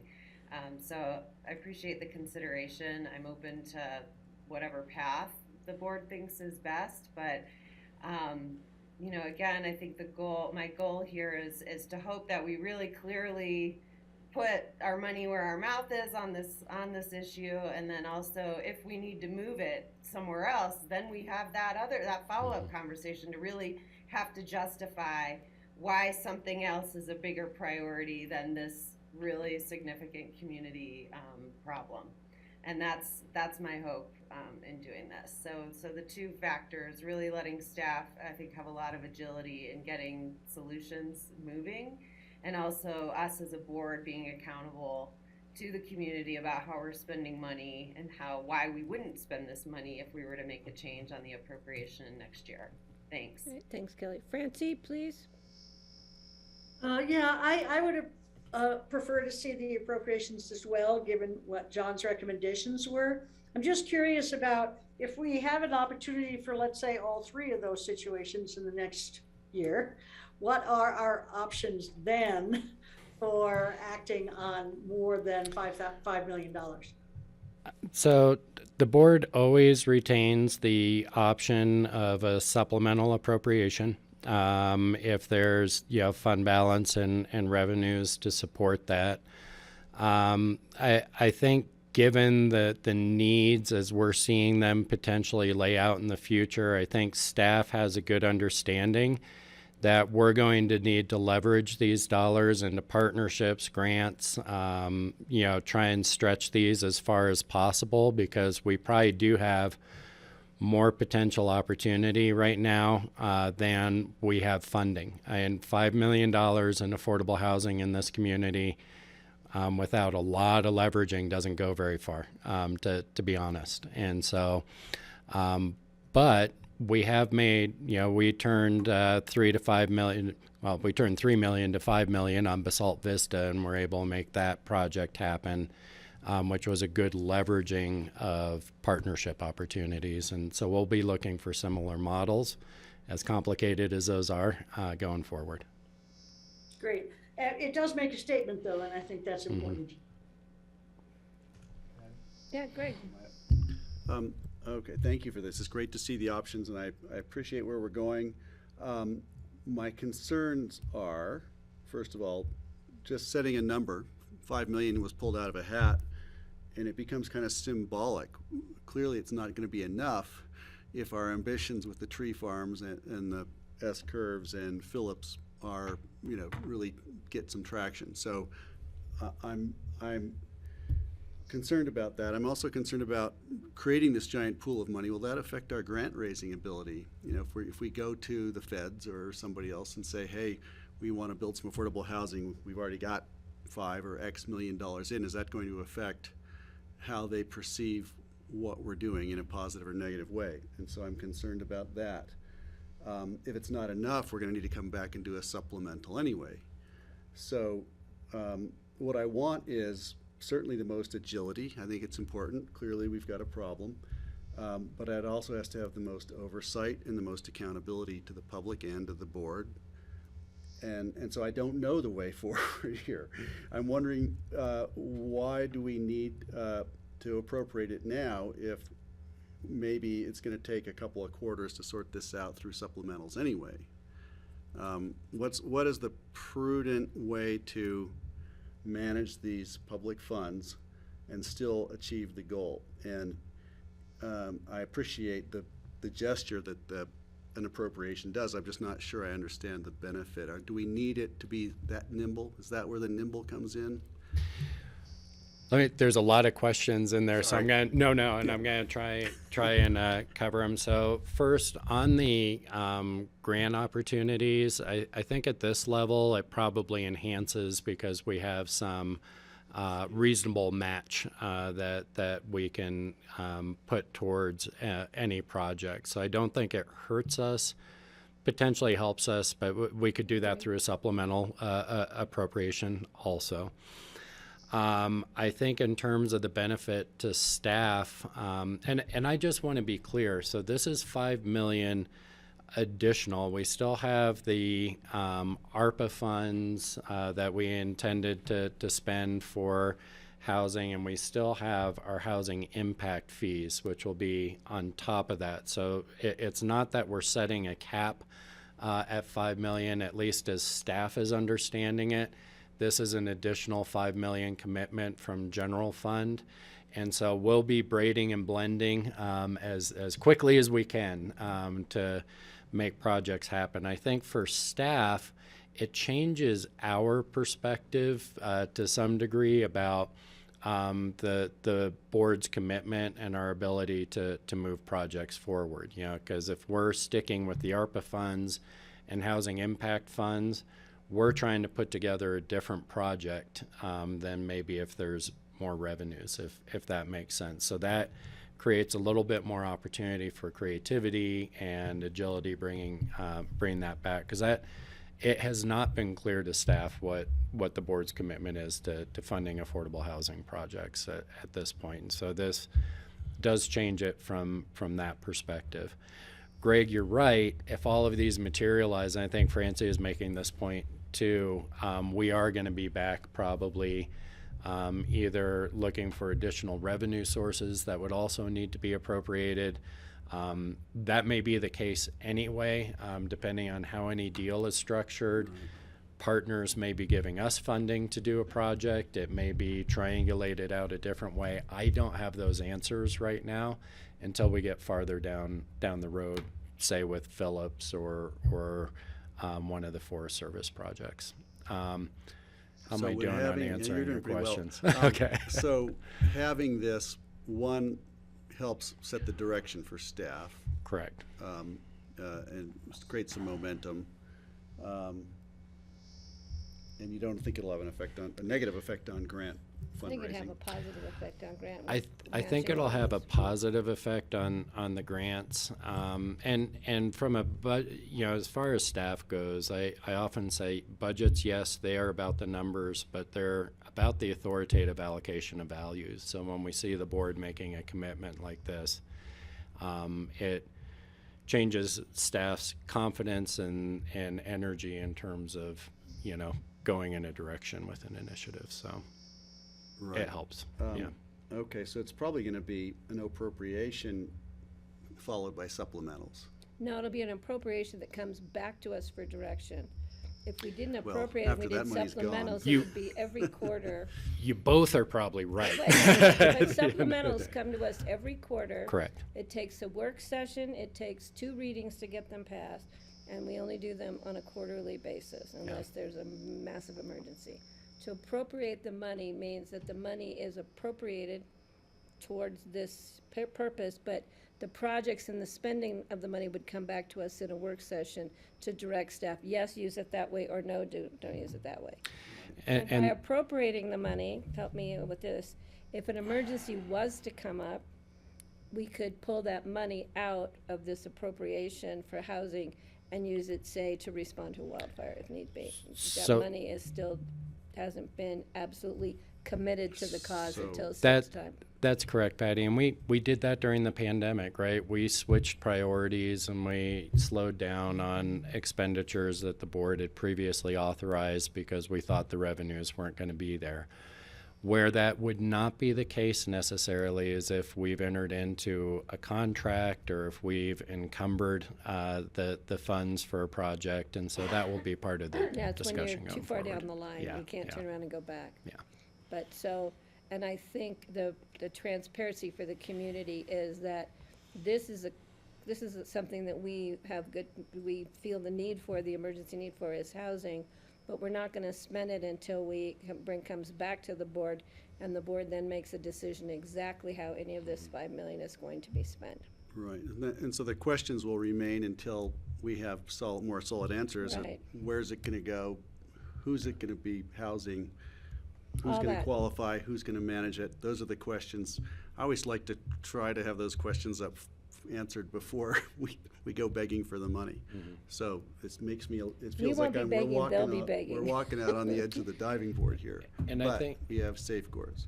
Yeah, and I at least what I'm taking away is this doesn't give staff the authority to spend these dollars on what staff priorities are for housing. We've got to bring proposed expenditures back to the board. Could be in a work session in this case, right? Kind of an okay, we like this. Okay. And this just gives the board an opportunity to support these things as the Board of Commissioners when they come back to us. Right. Because it would be up to us, as the 5 of us, to determine the use of this money in the future. And the other thing it does is it sends a message to potential partners that may generate opportunities we don't even know about yet. Yeah. Yep, and they're out there. I know they're out there. Steve, you had your hand up, but I saw you left. Okay, that was easy. Francie, your hand is up. You're back. I'm back. I just want to put in a plug for pursuing something like Basalt Vista again and not rushing this to the point where we don't have cutting edge, eco-friendly building materials, supplemental resources, all that stuff. I mean, and I think my understanding from Holy Cross and other partners is that people are anxious to do another project like that. So I would just like to put in a plug for that kind of push. I still think Pickett County should sit at the front of movement towards a zero carbon community. So that's my little plug there. I think Thank that you. will be part of the conversation with a project that comes forward. That would be my guess, knowing this board as I've come to know this board. Okay. So, would you like nods on this? We're piecemealing this decision-making page into, we got nods on Phillips, so. We need a motion for the nod. I don't know where we are. We can't make a motion, we're in a work session. Just for the nod.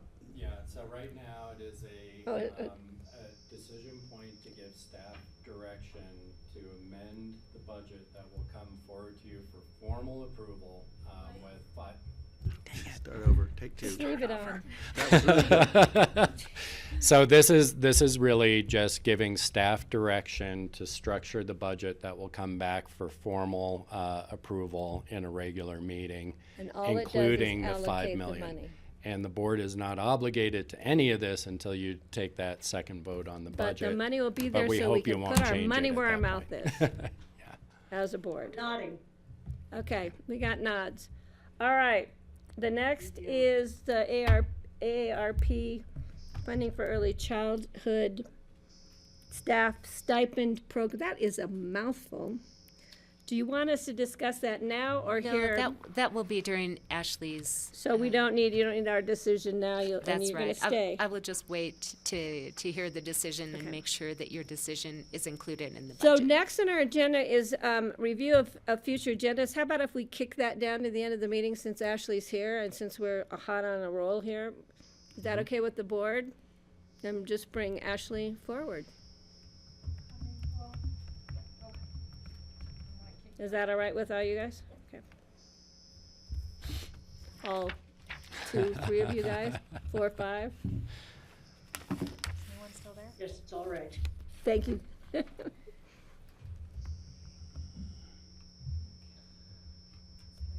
just have to join the meeting, 1 sec. And I had told the mayor that we were gonna talk about this at 4. We are talking about childcare right now, if you can tune in. Okay.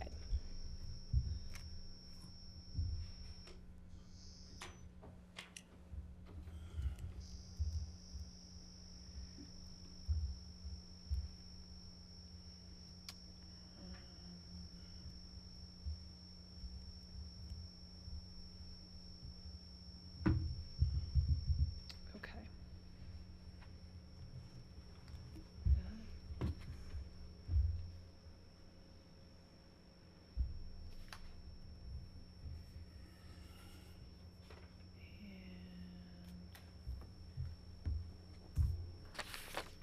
Y'all are moving so quickly, I wasn't quite. I know, you know what, you gotta be ready to roll here. With this crew, apparently. Okay.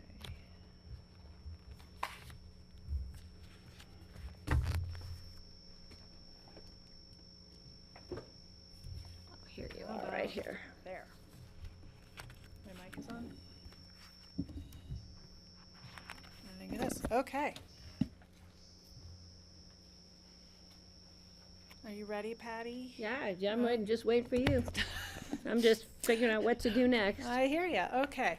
Hi, Board. I'm Ashley Pearl. I serve as the Community Resiliency Manager for Picken County, and I'm here to talk about childcare or early childhood education.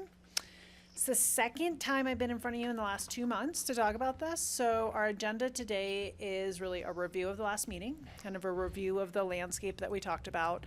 I do have a staff recommendation for how staff is recommending the board consider using ARPA funds.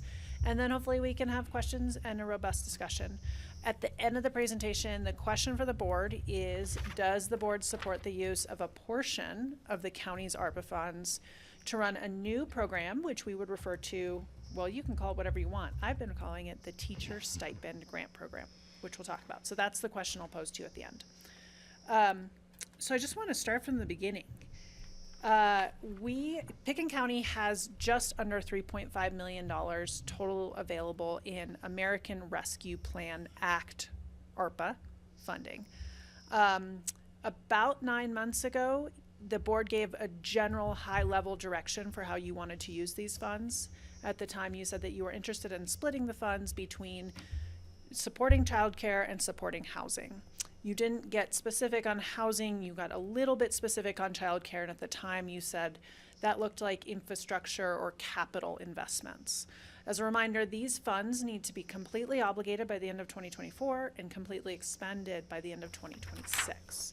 So with that direction, staff went out to learn a little bit more about the childcare space, because while our Human Services Department provides some financial services in the childcare space, we typically, prior to my position, didn't dive too deep into that landscape. So just, you've seen this slide before. I want to remind you, these are all estimates. We are largely dependent on partners to give us this type of data because we're not active in this space. So in Pickens County, we have approximately 654 children under the age of 5. That's what we call childcare or early childhood education, is anybody under the age of 5. We have 13 childcare providers. This is a little bit of a moving target because we just had a new one open up an infant room at the CMC, but there are still empty rooms at Yellow Brick. Let's say 13 for purposes of today. We estimate that there's about 100 staff across those 13 providers. We think that there's around, again, estimates, 500 total children served. And that those spots there listed, so 32 infant spots, 89 toddler spots, and 282 preschool spots are what we are licensed for across the providers. That does not mean that's exactly how many children are in there every day. That's the license capacity versus ideal capacity, and frankly, what providers are able to do with the staff that they have. Either way, we still know that the largest need in our community is for infant and toddler spaces. So that's just kind of like the landscape. You've seen that before. So following the board's direction, staff went out and said, well, if we're going to spend ARPA money to support capital or infrastructure projects, what does that look like?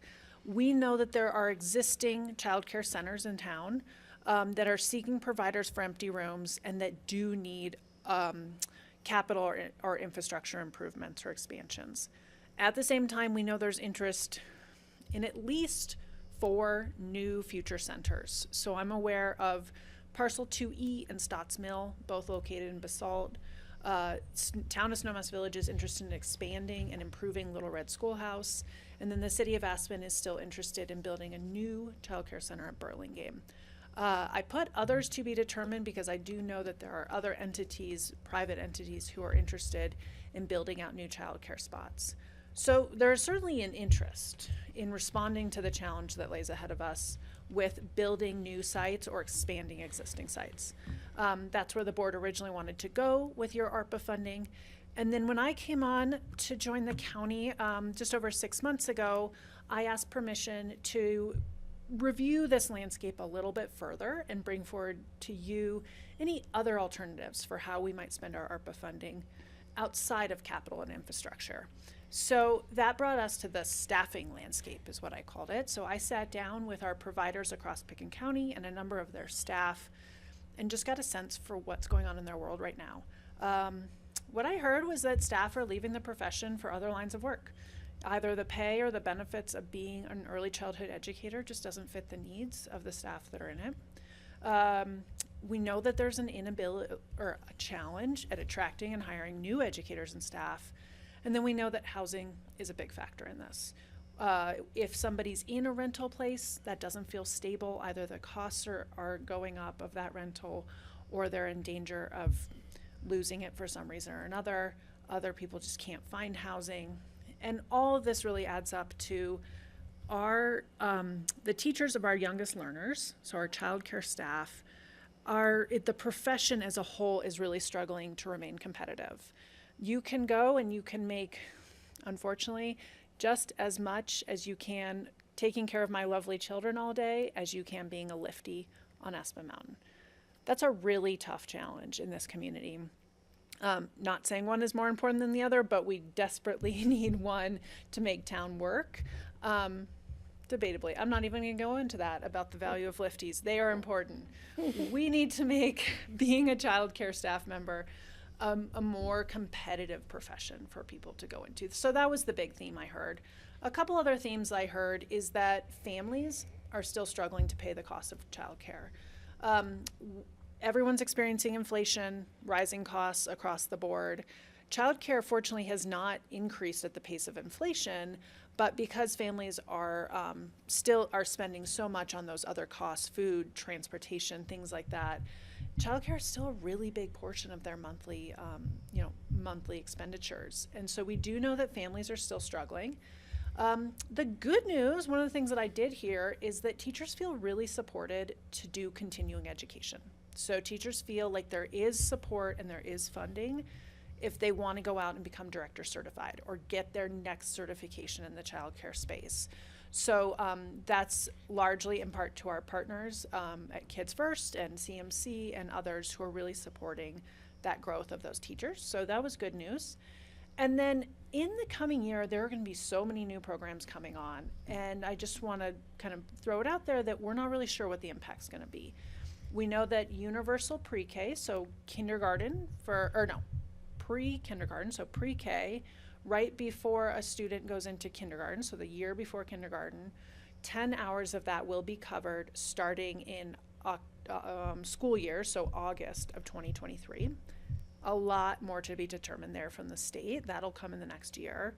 We know that the state also increased our CCAP limits. CCAP is a program where lower income families can get help paying for childcare.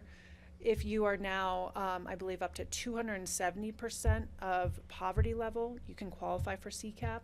The County Human Services Department administers that program. We'll see if we get some more uptick in CCAP because of those limits being high.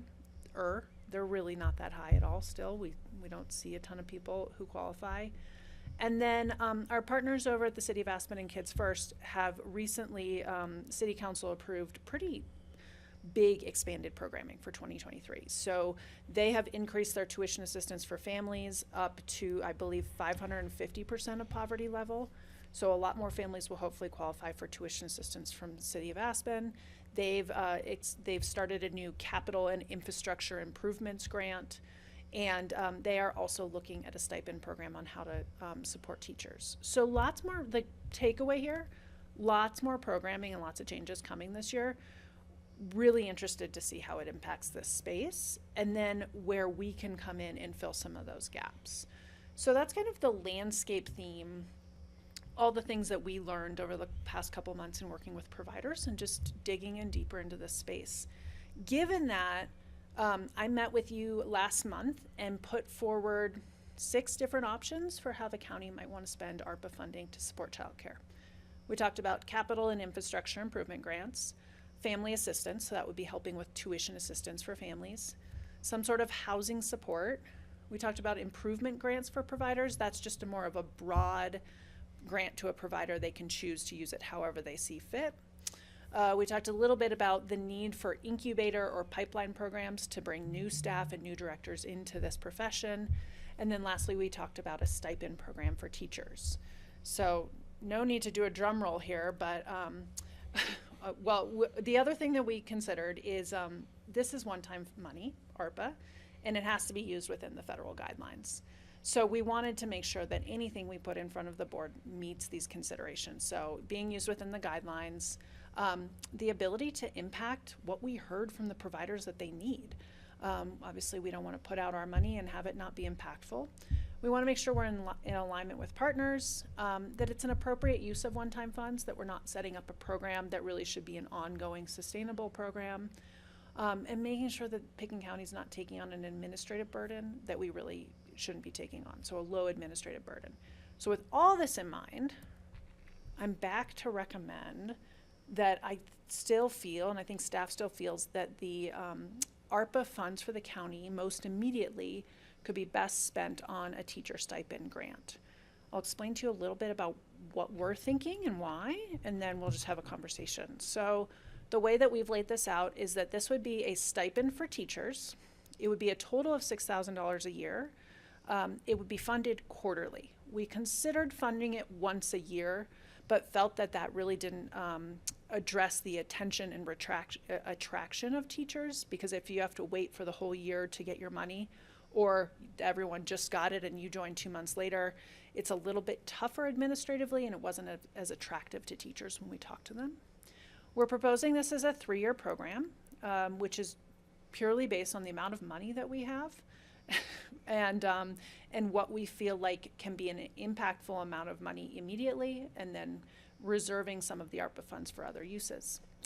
This program, if the board wants to go forward with it, could be administered by the Aspen Community Foundation. We've been working with Valerie and Erica at the Aspen Community Foundation. They would be very excited to fill this administrative role. They filled it for Pickens County in the heat of the pandemic when we had other ARPA funding that we got out to local businesses. It would be a very similar administrative role. And Excuse me, would they yeah. be working with the organizations, the providers, or with the teachers directly? Yeah, so the way it would work is Pickens County would give the money to Aspen Community Foundation. Aspen Community Foundation would accept these really basic application from the directors of the programs. Community Foundation would give a check for, you have 15 teachers, okay, here's 15 times whatever. And then the directors are responsible for putting that money in the paycheck of as a one-time stipend. And then they're And recording how is it? tracking And it. then tracking. And so the Aspen Community Foundation not only reduces the administrative burden on Pickens County, but I think creates this really nice third-party space where we can go in and build kind of we can build supported relationships with providers, because frankly we haven't been in this space before. Pickens County hasn't. And so in working with Aspen Community Foundation as a partner, they can create a space where we can learn more about what's going on, understand the landscape better, understand what our role can be, where we can have impact, and really have that be a facilitated space, as opposed to us needing to develop brand new relationships with every provider and then administer the details of the program. It also leaves space for, if we want to invite City of Aspen or any other partners to come in and be an equal partner, then we're all giving money to the Community Foundation and they're distributing it to the community, as opposed to us giving money to the city or the city giving money to us. It's a really nice kind of neutral third-party space, and frankly is a great administrative, we are confident that the Aspen Community Foundation can collect the metrics and the tracking that we need to not only inform our work, but to comply with ARPA regulations on reporting. Right. So they're going to be providing the oversight, the metrics, and whatever. If there's a what do you call it? It's an audit, for instance. They'll have to be audited in order to provide us the information we need to give to the ARPA Yeah. And administrators. they've done it before, so they And know that's how what to do it. Yeah. They're set up to do that. Exactly. And we've had experience with them, as you said, and it went well. And we have some lessons learned from doing this previously, so I think we're set up well to do even better than we did last time. Okay, so after 3 years, if I can I- Yeah, keep going, and then I've got. So after 3 years, it's gone. It's over. And I'm reminded of there was a teacher stipend program at the schools, a private individual put together over maybe a decade. And I remember hearing stories about how great it was, but then when it was gone, And I'm just wishing we could create something that, we could build something that had some longevity, and it's not just burn the money and then it's gone. Maybe that's what this ARPA funds are for. Well, sorry, Good Ashley, do you segue. mind if I step in real No, quick? good segue, You because paid if me you to do didn't, that. I was gonna step in, because it's a Yeah. great segue. Well, and so that really what this does is it addresses an immediate need in the community on a time frame that gives the board to have the time to have those policy discussions, Greg. So as Ashley said, there's a lot changing at the state level that may provide some additional funding and resources, and it gives some time to see how that plays out. It also gives this board or future board some time to address exactly that question. If this is an ongoing gap, or whatever that ongoing gap is that something that this board wants to go out to the community and talk about filling? Historically, when we've done the Healthy Community Fund renewal, we have specifically excluded childcare as a funding option, partly at the city's request, frankly, not to have a double taxation issue. I think conditions have changed a lot, and so that could be a mechanism. It could be a separate, sustainability kind of question for this board. But it is true how this is set up is with one-time dollars. So. But it also helps us to look at the regional effort. Don't forget the regional effort that's ongoing as we speak and how that matures over the next year or 2 years or 3 years. So that gives us time to work with that group, trying to put together that funding effort. The last part to John was absolutely Mm-hmm. right, no surprise. The last part to that is we don't have the long-standing relationships with providers in Picken County that we need to truly understand the nuances of their business and their challenges. This opens the door, buys us some time to not only have immediate impact, but to really understand further, where is our niche? Where does Picken County, feasibly and appropriately impact this space, and where we're not duplicating efforts, we're not competing. And I think we just need some time, frankly, and we could take the next year and figure that out. But in the meantime, we could really have some impact for the teachers that are doing amazing work. So I like this approach because it's a yes and. It's a let's get some immediate impact out there, and let's really figure out what the future looks like, because we have a little bit of time to figure that out. But I do think, and I have a slide here, one of the biggest pieces of this is going to be communicating that these funds are one time and they're not ongoing. And I know that some folks will not hear us, and if the program does come to an end, we will hear it, but we want to make sure that this is a stipend program that is immediate and not ongoing, and that we communicate that regularly. Sorry, I know you have some hands up. Francie, I see Greg's hand back up. So, but let me just clarify real quick here. It says for all teachers in Picken County, if the city's having a stipend program of their own, are we going to be double stipending people who are childcare providers within the city, or is it just unincorporated? So, Patty, if we are unable to reach a coordinated program with the city, I think we would probably have to have some screening criteria that would likely, I don't think unless it's the board's desire to potentially double up on these stipends with the city. I'm sure the providers might appreciate that. I think, though, what we would suggest is some criteria to screen out requests that have received money, and then the city could decide whether they want to do the same or not.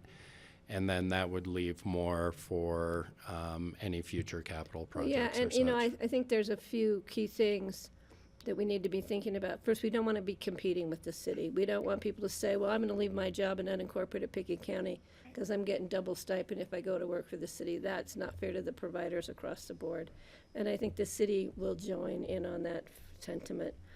I also think it's a great opportunity for the county to show that we can come up with a program collaboratively and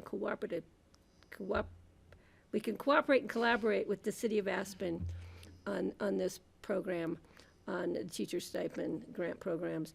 And I think it's a great opportunity for the city and county to come together and talk about those options and opportunities. I think that's key for me to moving this forward. It's a great chance. And I suspect, the city's concerns are going to be that cliff effect, that we've got the, one time and what happens after those 3 years, and would be interested, Greg, I think in the conversation that you started raising, is there something else that makes this potentially longer term, and understanding the board's thinking on that? That's obviously not something the board's ready to do. No, but I think that's a concern of the board's, but the fact is we have a limited amount of time to designate how to use these funds and how to spend them. And so there is an emergency out there to try and provide some support for these teachers and providers. And I think this is probably a great start for us. But let me go to Francie, and then Steve, and then Greg, and then Kelly, and then John. I've got more slides, so whenever you're ready. Francie, go ahead, please. Mine is a quick question about as far as you've gone now, Ashley, and then I thought we were gonna have the discussion when Ashley was all done. So mine's just a question, and that is, so would this be available to in-house child care providers as long as they're licensed, like they just have 4 kids and they work out of their house, and if they're the administrator of that and the child care provider, are they eligible? Yes and yes. It would be any licensed provider, so an in-home provider or a provider at a center. And we do recognize that many directors, even though they have the director title, are actually teachers in classrooms. So that's one of the details we would want to work with the providers on, is really defining who they see as staff who should be eligible for this stipend. There are part-time substitute teachers, there are a number of others, and we want to make sure we're rewarding everyone because they're all part of the big system. So gonna that would be prorate the that. follow-up we would ask the providers to give us some feedback on. Thank you. Okay, Steve, please. So my question is really a math problem. Do we know how many child care providers there are out there who would be eligible for this at this point? And then if we offer the $6,000 a year, are we gonna all of a sudden have double the number of people wanting to be child care providers? Are the jobs there? I think this is a huge coordination effort to make sure that the money, the ARPA money we have, actually lasts, because this is a kind of handout program, and you're maybe gonna have more people applying for it than are eligible for it, just because the money is there and they're gonna wanna try to get some. Okay, Steve, I'm gonna let, Ashley's got a slide up here for budget, so let me answer it, because I think your questions are answered there. But Greg, did you want to jump in, or can you wait till? My questions were just about, have we thought about any way we could incentivize partners beginning now? Could we present this as a matching or a challenge grant? As, you know, it'd be great to go and say, we're starting this program, we'd like to see it go much longer than 3 years. Ski company, city, I mean. Who else can we work hospital. with? Let's bring them in now, and can we incentivize them to get in now with us, so that we build something that lasts longer than this bag of cash? That was the one question. And then I'm a little nervous about Pitkin County only. Are we gonna be changing the way people move their children around if it only goes to the county line? No, we can't fund them through the valley without other partners, but partners is a great question, Greg.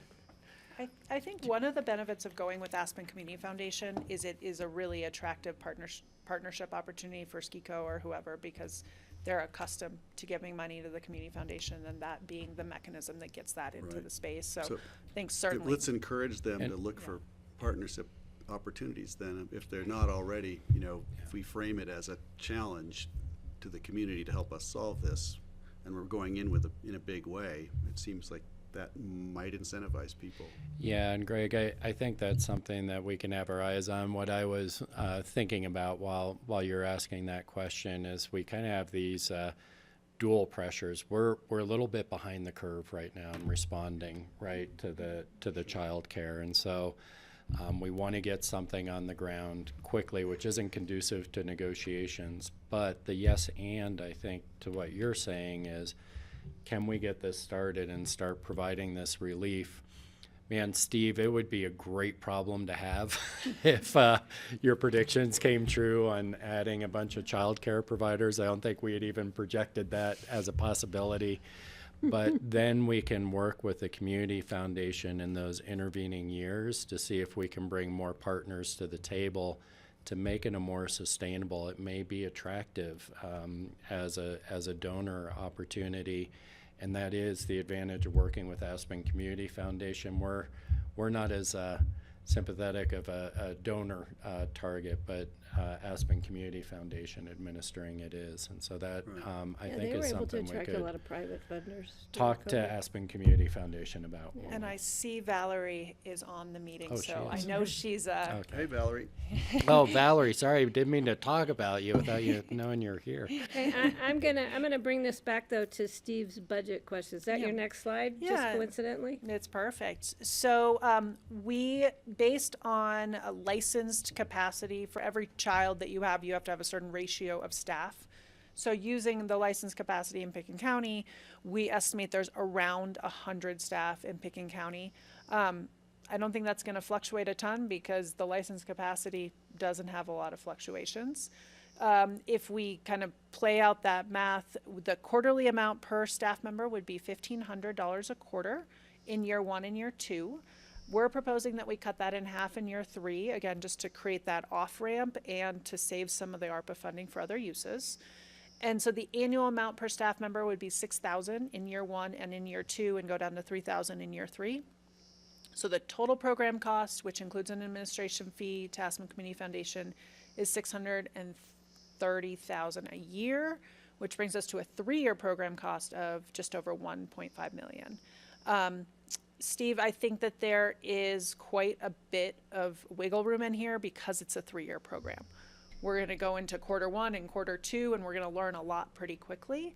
And honestly, if we see, we need to still figure out the details we were talking about with the city of Aspen and not double stipending. And we don't want to create any unintentional consequences of anybody moving to a different jurisdiction. And I think, Greg, I believe you asked, will people move their children, or will people start moving within Pickens County without? This is $500 a month. It's not a big amount, unfortunately. It brings up being a child care staff member competitive with some of the other, frankly, lower wage jobs in our community. So this doesn't make, this still goes, we're helping, but it does not move being an early childhood educator into some new category of, professional wages, unfortunately. I mean, that is where we would like to get as a system. This helps with inflation and transportation, and maybe your rent just went up, and makes it feasible, frankly, for people to stay in these jobs, because we know that our early childhood educators are passionate, caring people, and they do this because they love to work with children. Right. And this helps them stay in the job they want to stay in, because right now the wages and the benefits make it so they can't stay even though they want to. So it's not such big numbers that I don't think we're going to see a lot of people make a lot of big drastic decisions based on this. I want to add in here my thought for maybe year 3, to trying to level it out. I know the cliff, you want it to be a slope, not a cliff, but just to see how the program works over year 1, maybe year 2, and then looking at some of our fund balance and our unassigned general fund monies to try and stabilize it for year 3. But that discussion can come up after we've got a lot of lessons to learn here. But Steve, did that answer your budget, your dollar questions? Yeah. Yes, and it did remind me of when Molly worked in preschools in the valley for at least 15 years when we were first married, and she was always on the lower end of the pay scale for jobs in the valley during that time. And I don't think it's that much different now for the pay scale. No, it hasn't changed. And Kelly, you had your hand up before. Did you want to jump in?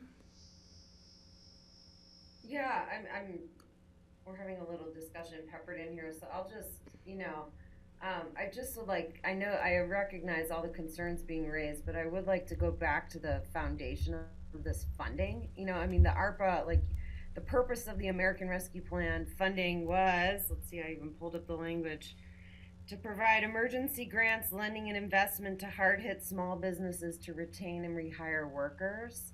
And, I feel like we've been really slow to move this. And so I don't want to get caught up in sort of some of the scrutiny that we ordinarily give to different funding when this funding was designed to be an emergency relief program.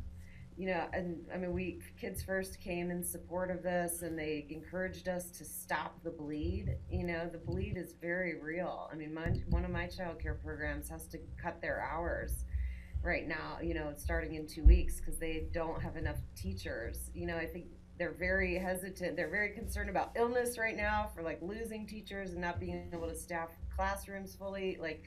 It's real. It's really real. And I just think we need to move this as quickly and as flexibly as we need to, and that we're able to. That's the purpose of this program. So that's what I would love to have direction to just start getting programs stood up. Okay, thank you, Kelly. And Greg wants to tag on. Go ahead, Greg. The tag would be, this is really a Band-Aid. It's not like we're really boosting something. This is a Band-Aid. So my question really is it enough? And if it's not enough, these are ARPA funds. This isn't county fund balance. This is an ARPA fund that came from above, right? This has been dumped on us to be used appropriately. Should we be discussing supplementing this so it goes farther and actually makes a bigger impact? Because if it's not going to do enough, you know, it's really great that we're finally getting around to this, but is it enough? So my question to the board, my board would be, and to you is, would a little bit more make a difference? How much more would that be? And should we be thinking about that? Well, it's kind of what I said, and let's take it lessons learned for this. It might just be the first 2 quarters, we go, oh my God, this is what we're learning and this is what we need. And I would not have any qualms with staff bringing it back and saying, we need to pop this up a little more, whether it be in year 2 or year 3, or maybe it's matching funds, Greg, so we can match other grants. Maybe the challenge is to us to match it. Who knows? Yeah, lots of opportunities. You know, this program has been created mainly in-house with some feedback from providers and staff.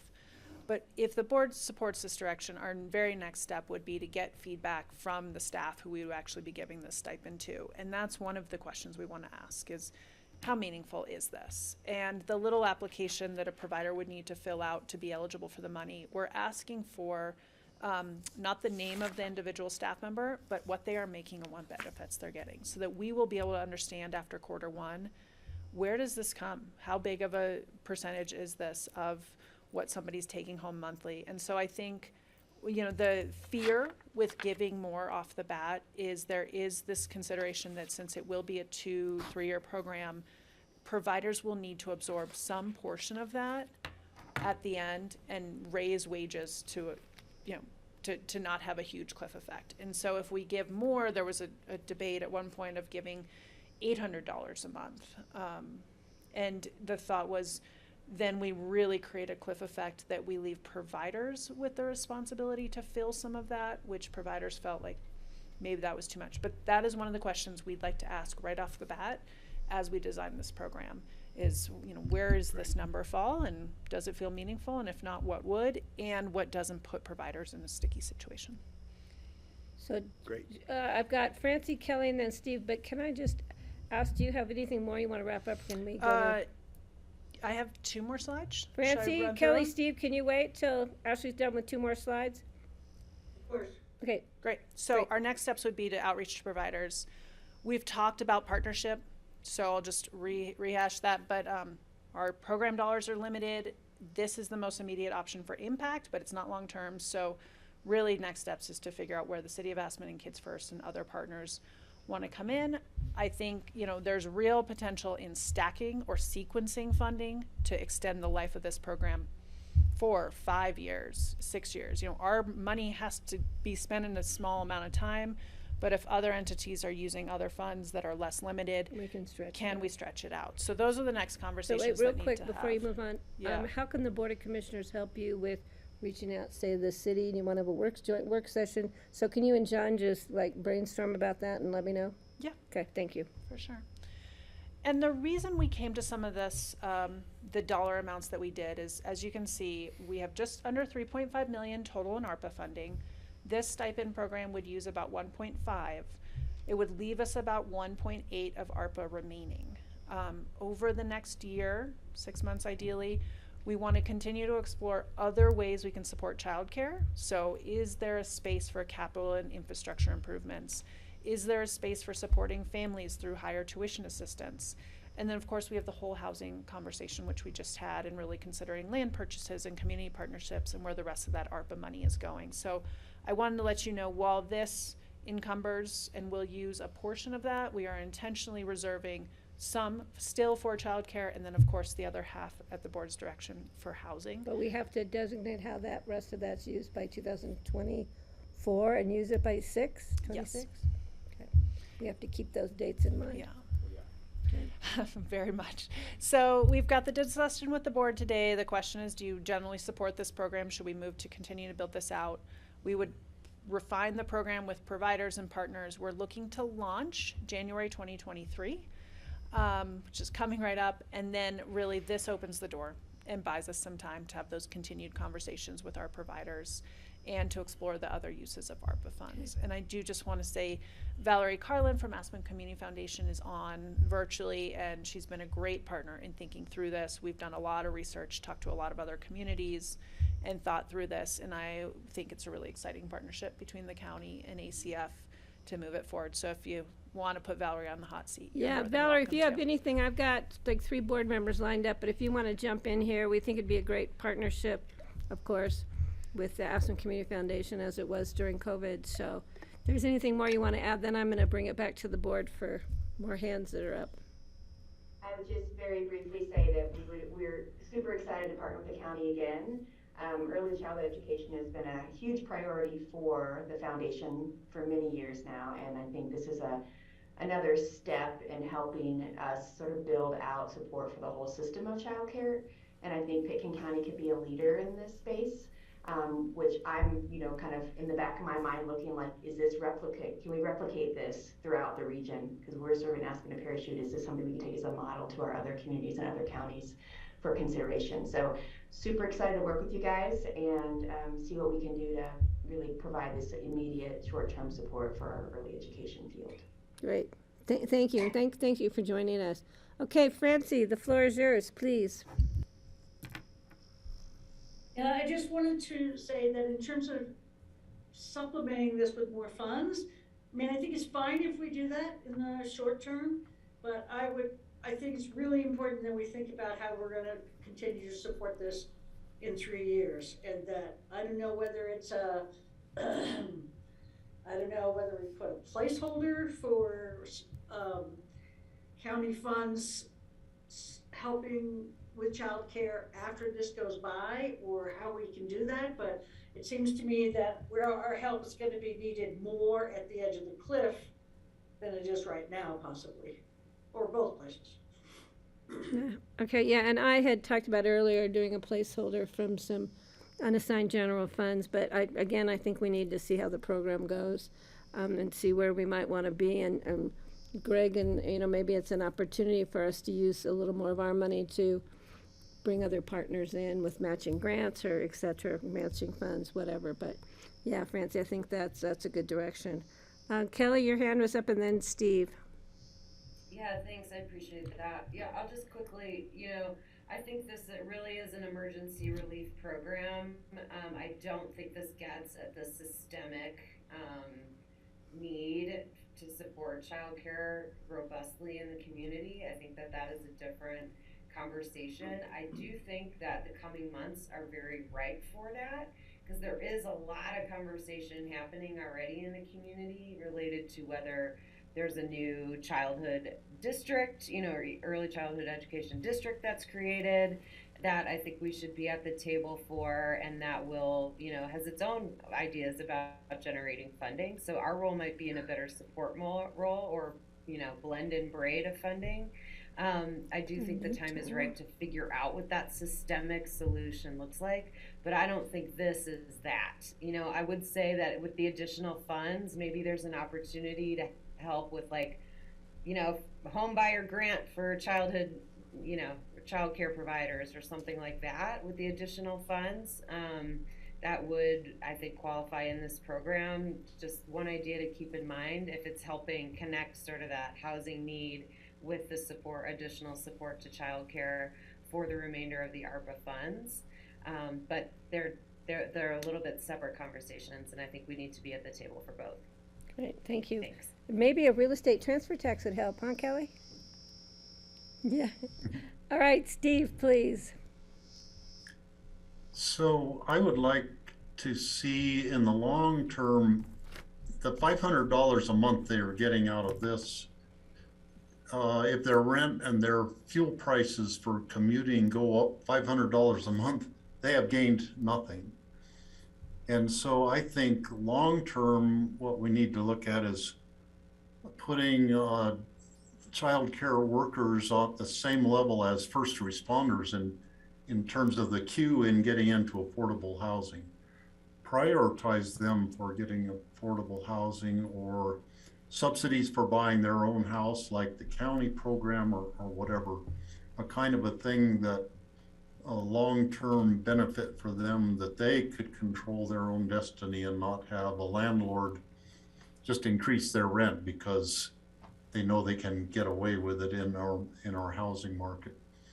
So that's looking at the long-term thing, and I'm in support of this immediate infusion, the program as you've laid it out, Ashley, for the immediate stipends for the teachers right now. Okay, so Connie, I didn't forget, we had one more decision point on our page of 3 points.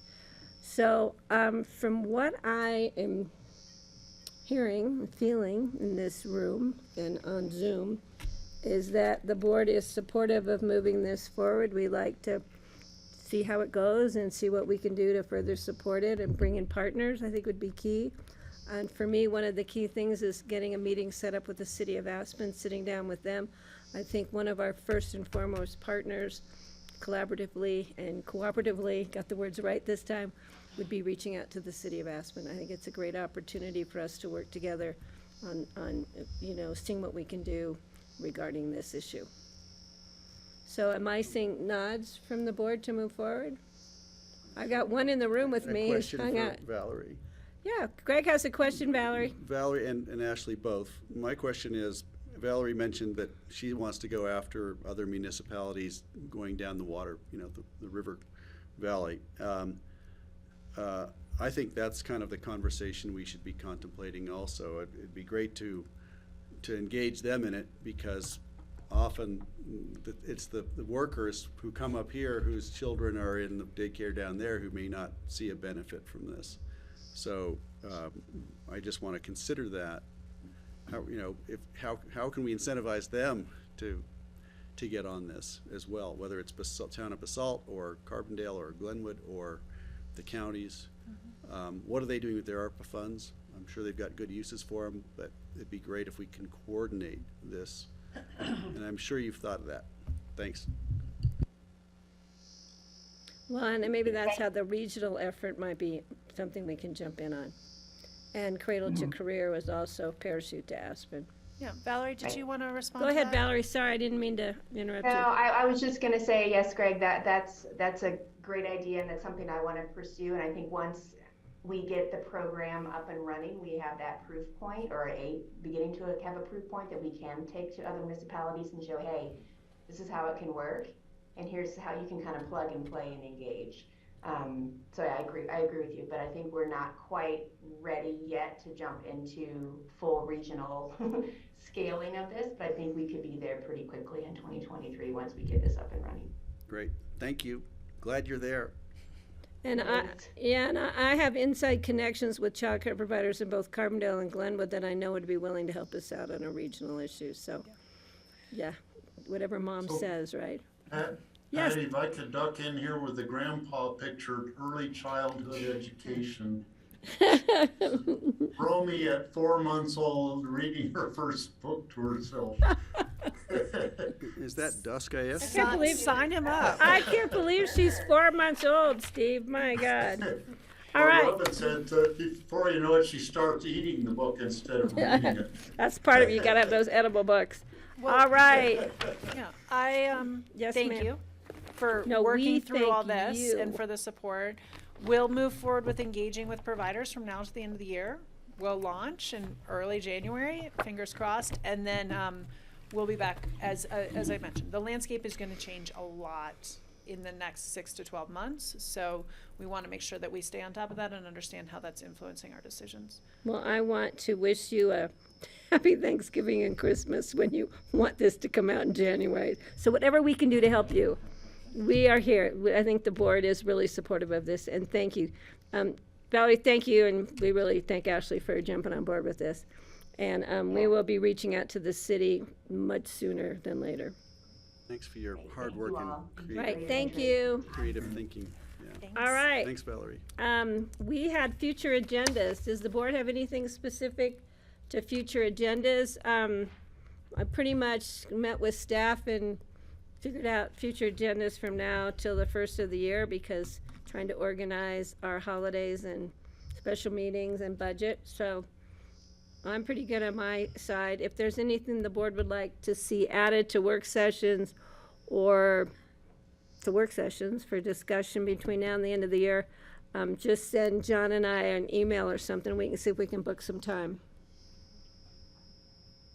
Does that sound good to everybody? Yep. All right. This is our last meeting before the holiday. I Do we did meet have tomorrow? Tomorrow. We have tomorrow, but then we're done. Last Yeah. work session. I'm not coming Tomorrow's tomorrow. the last. Oh, you're Kelly not and gonna I are out of here. You're not No, gonna no, be no, we're gonna be here. Francie, don't get nervous. I'll be here. Yeah, John, isn't that right? Tomorrow will be our last meeting before the holiday. Tomorrow is, yeah. Yeah. Okay. Did you have Don't anything jump else? the gun. I had one, so Colorado River District has reached out for a 30-minute update. I don't know, Patty, if that came to you. They asked for December 13th, but that conflicts with CCI. I know we may have time on the 20th if the board 20th, is. we booked that agenda's done. Okay. So- CCI's coming, or is it? We've just got Christmas CCI Eve meeting? and Christmas Day if they'd like to join us for dinner, but, yeah, let's talk about it. But right now, we've booked those 2 days for anything significant because people are traveling and because we already have big issues on. Okay. So, there's the first of the year. I don't know if there's anything emergent. Is a 30-minute update, and I haven't talked to John or A anything. 30-minute water update? Not gonna happen. Yeah. Yeah, let's talk to John Ely and see if there's anything emergent. If so, we'll see what we can do. Okay? Does the board have anything specific on future agendas? Nope. Okay, open discussion. Mr. Peacock, I have one pressing item. Yep. Greg, did you have a chance to look at that? I did.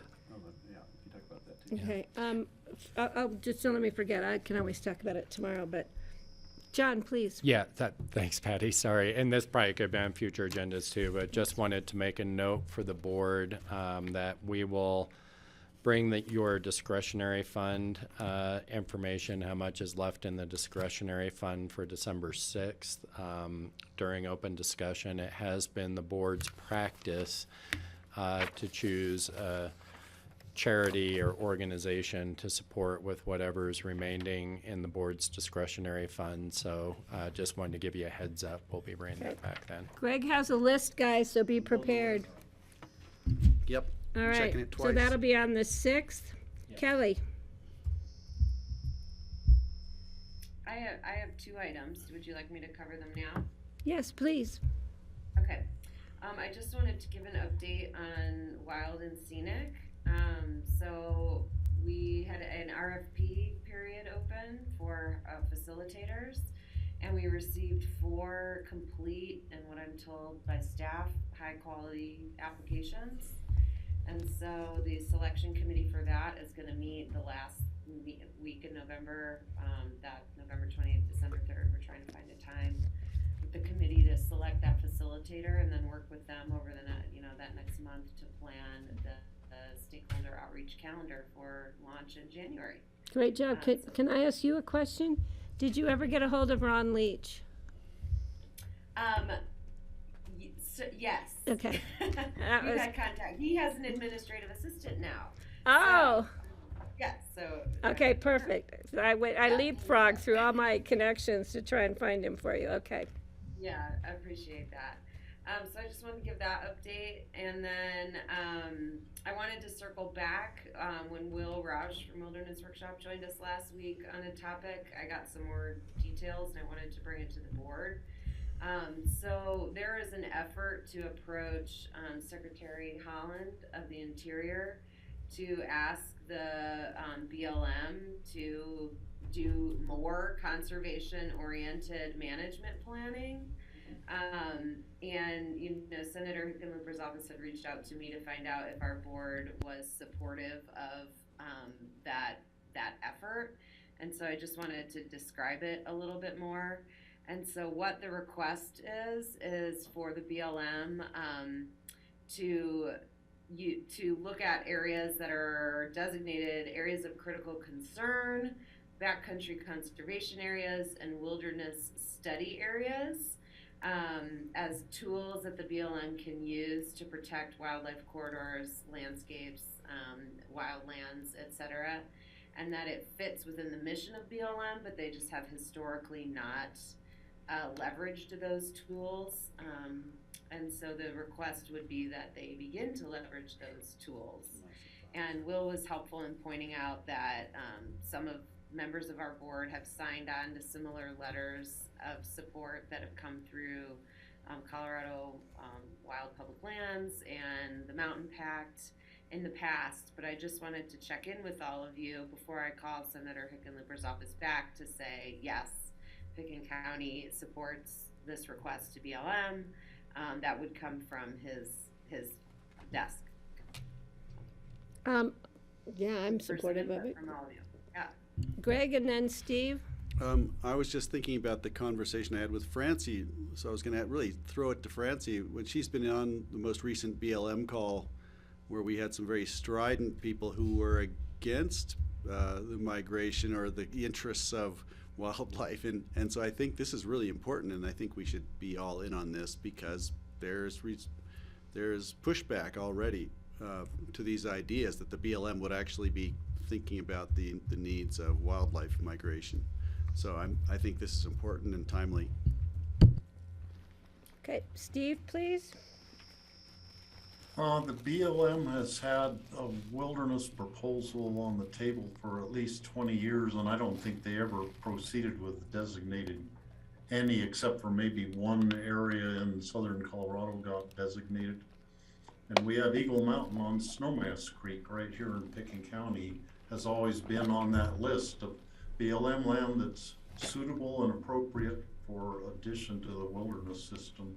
So I think, it's high time they get a good BLM wilderness bill and proceed with, having some designations that have been waiting a long time.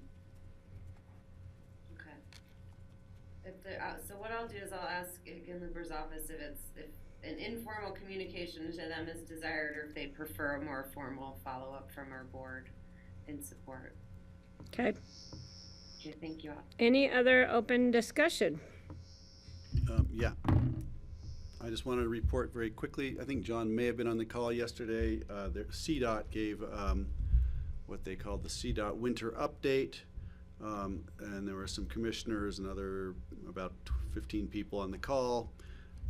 And the gist of it is they're increasing the number of staff and supplementing staff on Highway 82, which turns out to be one of the more challenging highways for them. They're saying that backfilling out of Grand Junction doesn't always work because the Grand Junction plow drivers aren't really comfortable going through Snowmass Canyon. So they're dealing with stuff like that. So the gist of it was they're being fairly aggressive and working quickly on availability of crew from around the state, and they talked about the various incentives they're using, and on housing, finding the housing in Eagle and Pitkin. Housing's a problem for them all the way from somewhere, I think, around really just the west side of Denver all the way west. It's a the whole it's a problem. state probably. But they are working on that, and they don't want us to think that they've forgotten us. They sent a slide deck which they will share with us, which I can send along to you. But I think that the point of it was to really assuage any fears we have about service on our highways over as winter approaches. And I can expand on that, but I think that's the gist of it. It was a good call, and I'll share the slide deck when I see it. And if you know any young people who want a career opportunity, they are doing everything they can to recruit. So it's a career with incredible benefits for a young person coming out of high school or even college. That's my report from the CDOT meeting. Thank you. Any other open discussion from the board? We'll also have open discussion tomorrow after our short meeting so Kelly can get on the highway. All right. Then guys, see you tomorrow at noontime. Patty, I'm unlikely to be able Okay, just let me know what your plans are. We totally understand. Veterans plaque. You want to talk about that now? Oh, yeah, real quick, thanks. Yeah, Friday I had the opportunity to meet with Sheldon Gentry, who's the young man doing the Boy Scout, Eagle Scout badge. He had already put together what Greg had asked for with a little binder of the plans for the plaque in the park. I went with him to speak with the people in charge at the Elks Lodge, and they are moving forward a $2,000 award for him for his project. I'm hoping that the Board of Commissioners will support $2,000. I also have another packet here with me to present to the City of Aspen, asking them for $2,000. And then Sheldon's project will be fully funded, with any of the funds that might be left over going into the Veterans Park Fund for any small, I think there's some maintenance issues that need to happen with the memorial structure in the middle of the park. And but yeah, it was a great turnout. Over 150 people came on Memorial Day. We moved it to the fire station because it was like 22 degrees outside or something ridiculous. And then everybody went over to the Elks Lodge for a very nice lunch. It was great to have Colonel Merritt there. Great to hear from members of the community that got up and spoke about loved ones that had served in all different branches of the military. So I'm hoping the board will give me a nod, and I've already talked to Rich Engelhardt. Has he talked to you, John, about where the money's coming from? Rich said he had it covered. Rich has it covered. John just said Rich has it covered. I just need a nod from the board to go ahead and appropriate, allocate, fund, write a check, whatever we have to do. Sheldon's plan is sometime after the first of the year to have this project done, at which time we'll hopefully do a little ceremony when he can unveil the new plaque. I have a question. I'll give you my nod. Okay. But it's conditional. And the condition is that we run this plan by engineering because he has a plan to mount the plaque horizontally on the top. He's going to mount it on a little wedge so people don't have to bend over to read it. Okay, so it's mounted, so And it because will be drainage and freezing weather is the concern. Yep. So I've already sent GR a note to say, hey, he and Scott Mattice are going to consider it so we don't have freeze-thaw problems. Or Yeah, weather and I problems. think the people who are installing it are keeping that in mind, but that's a good point. Okay, so if Once if we it's get final vetted plans. by them, I'm all for it. Yeah, once we get final plans, we'll run it by them. Okay. So is the board good with that? Yes, yay, thank you. I'll let Sheldon know. He's a very, very nice young man, so responsible, very quiet spoken. It was such a pleasure to meet him. All right, thanks, Greg, for bringing that up. All right, anything else? Okay, guys, see who's ever shows up. Steve, I hope you're feeling better. Francie, hopefully we'll see you. Kelly, take care of those kids and get yourself out of town. I'll be there. All right, thank you. All Bye. right, Grassroots, thank you very much. We are out of here.